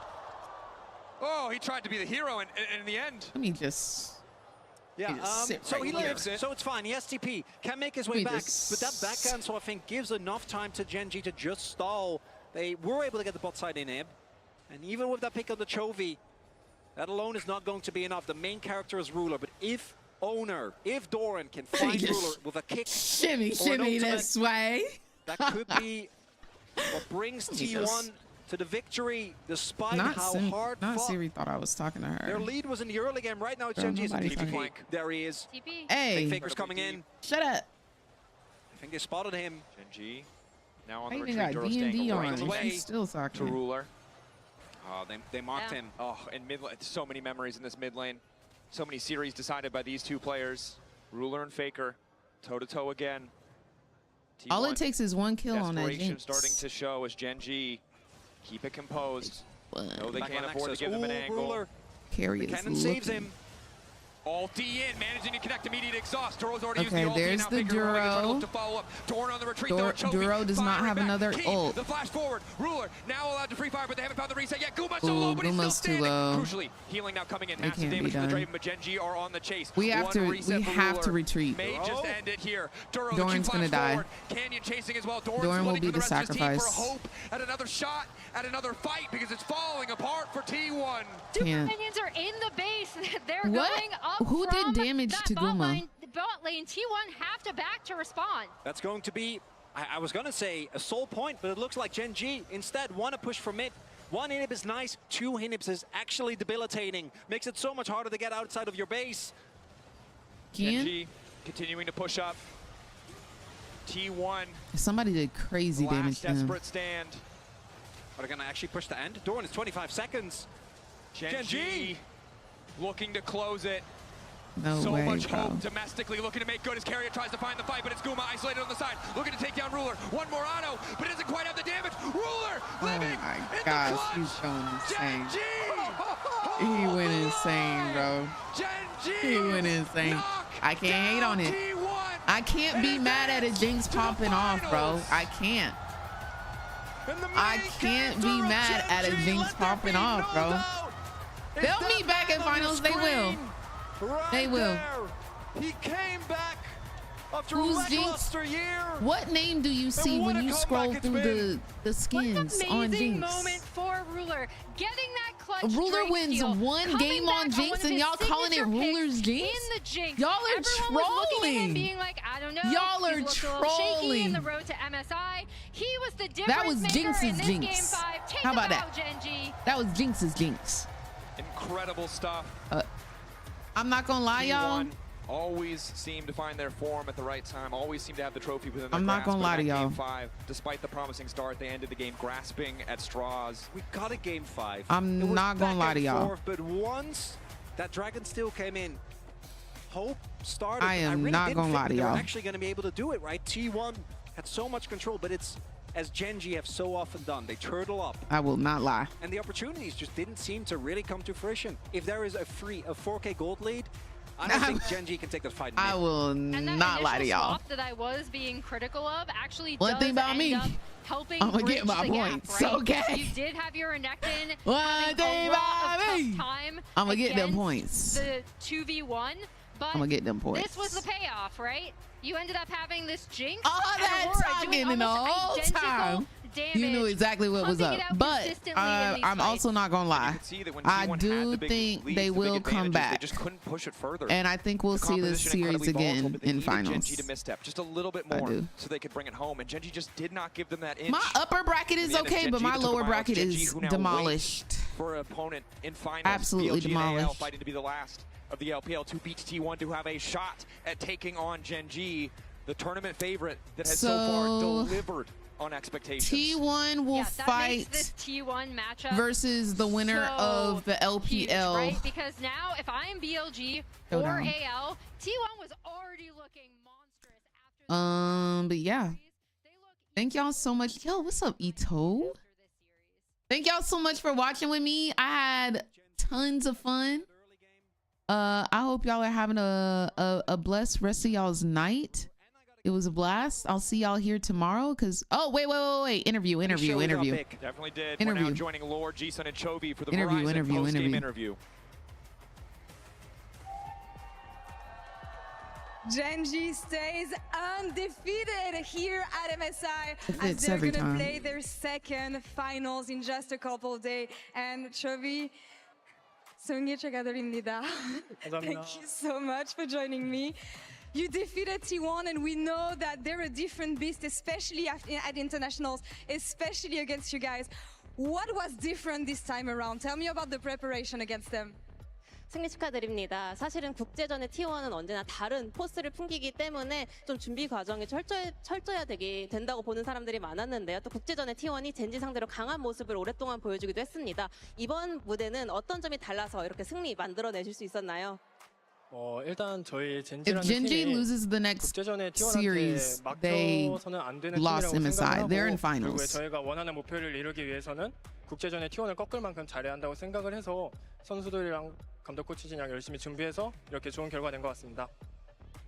I believe a team like Gen.G should not be stopped by international T1. I think that's the mindset we have to keep. So in order to achieve what we have in mind, the goal, I think you should be able to beat the international T1. So all of us, the players, the coaching staff worked so hard for this moment, and we were able to make it happen today. And you have been working so hard for such a long time. The last time you lost a series was February 23rd, the LCK Cup. What makes you so good? What makes you stand above the rest? 젠지가 마지막으로 시리즈 패배한 게 2월 23일입니다. LCK 컵이 마지막이었는데요. 어떻게 이렇게 강할 수 있는 건가요? 그냥 사실 뭐 어떻게 강하는지는 저희 선수들이 다 열심히 해서 이렇게 불리한 상황에서도 역전할 수 있도록 계속 평소에 노력해온 결과 그런 과정들이 또 이런 승리의 결과를 만든 것 같고 이제 한 번 더 이겨서 계속 목표에 이어나갈 수 있도록 하겠습니다. I mean, we have been working so hard. We trained so hard in order to be able to make a comeback in such a rough situation. I think all the hard work is paying off, and we're just one win away from making another great thing happen. 1 week away and 1 win away indeed. Here now, you reached MSI finals last year in Chengdu. You won MSI finals last year. How comfortable and confident do you feel this time around? 작년 청두에서도 MSI 결승에 진출하셨고 우승을 이뤄내셨습니다. 이번에도 또 한 번 MSI 결승에 진출하셨는데요. 얼마나 자신감 있으신가요? 조비. 자신감은 그냥 뭐 저희가 잘하면 이길 것 같다고 생각을 하고 있고 뭐 MSI 리핏 그런 기록을 욕심이 나서 노리고 있습니다. Confident wise, if we play well, I believe we can win. And I'm really looking forward to the MSI repeat record. And who do you think you're gonna face in these finals? 결승전 상대 누가 될 거라고 생각하시나요? You got 3 teams to choose from. 사실 남은 자리 중에 좀 이제 많은 팀들이 있는데 다 쟁쟁한 팀들이라서 누가 올라올지는 모르겠지만 누가 올라오던 저희가 이길 수 있도록 잘 준비하겠습니다. I feel like every team has the potential to make it to the finals, so I'm not really sure, but I just will focus on working on our own performance to make the Gen.G repeat happen. You've posted on your socials a couple times actually a quote from Aizen from Bleach saying that I will stand in the sky. I will stand at the top. And now that you're one step away from standing at the top once again, what does this quote mean to you? 또 올해 초비 선수와 굉장히 인연이 깊은 대사가 있죠. 블리치에서 나온 내가 하늘에 서겠다. 이제 1승만 더하면 또 한 번 하늘에 정상에 서게 되는데요. 이 문구 본인에게 어떤 의미처럼 다가오나요? 사실 이제 그런 문구가 달리면 무조건 잘해야 되는 상황이잖아요. 이제 무조건 잘해야 되는 상황에서 내가 무조건 잘해야겠다라는 그런 좋은 압박감도 있고 이제 한 걸음만 더 가면은 하늘에 설 수 있으니까 되게 설레는 것 같습니다. you know, he has the in cases like that, smallest where a dimple, quote kind and of it's very describes you, cute. it kind of adds a good amount of pressure that you actually have to like perform really well. I kind of enjoy that, and I'm just literally 1 minute away, 1 step away from standing in the sky. So I will give my all to make it happen. And I cannot wait to see you again in final shining, hopefully. 인터뷰 너무 감사합니다. Thank you so much for the interview. Ji-san, thank you so much for the help. It's not that I don't like Chovy. I just have never seen Chovy like. Everybody talks about Chovy being like the greatest, the best, boop bop badoop bop bow. And like, yes, I've seen him win MSI before. And yes, I've seen his performance this series. I mean, one of these games he went like 0-4, bro. But at Worlds, this man does not show up. They never show up. But that's neither here nor there. I don't think he's a bad player at all. I just don't see what everybody else is seeing. Again, new to the pro scene. So, but anyways, thank you guys so much for watching. I hope you guys enjoyed today's stream. I will see you guys tomorrow for BLG versus AL. And then after that, we will see the winner versus T1. And then after that, we will see Gen.G in the finals with whoever wins. I love you guys so very much. Until tomorrow, I wish you guys nothing but W's in your games, bountiful LP, and the lowest ping that you could ever imagine. Y'all have a blessed night. Bye-bye.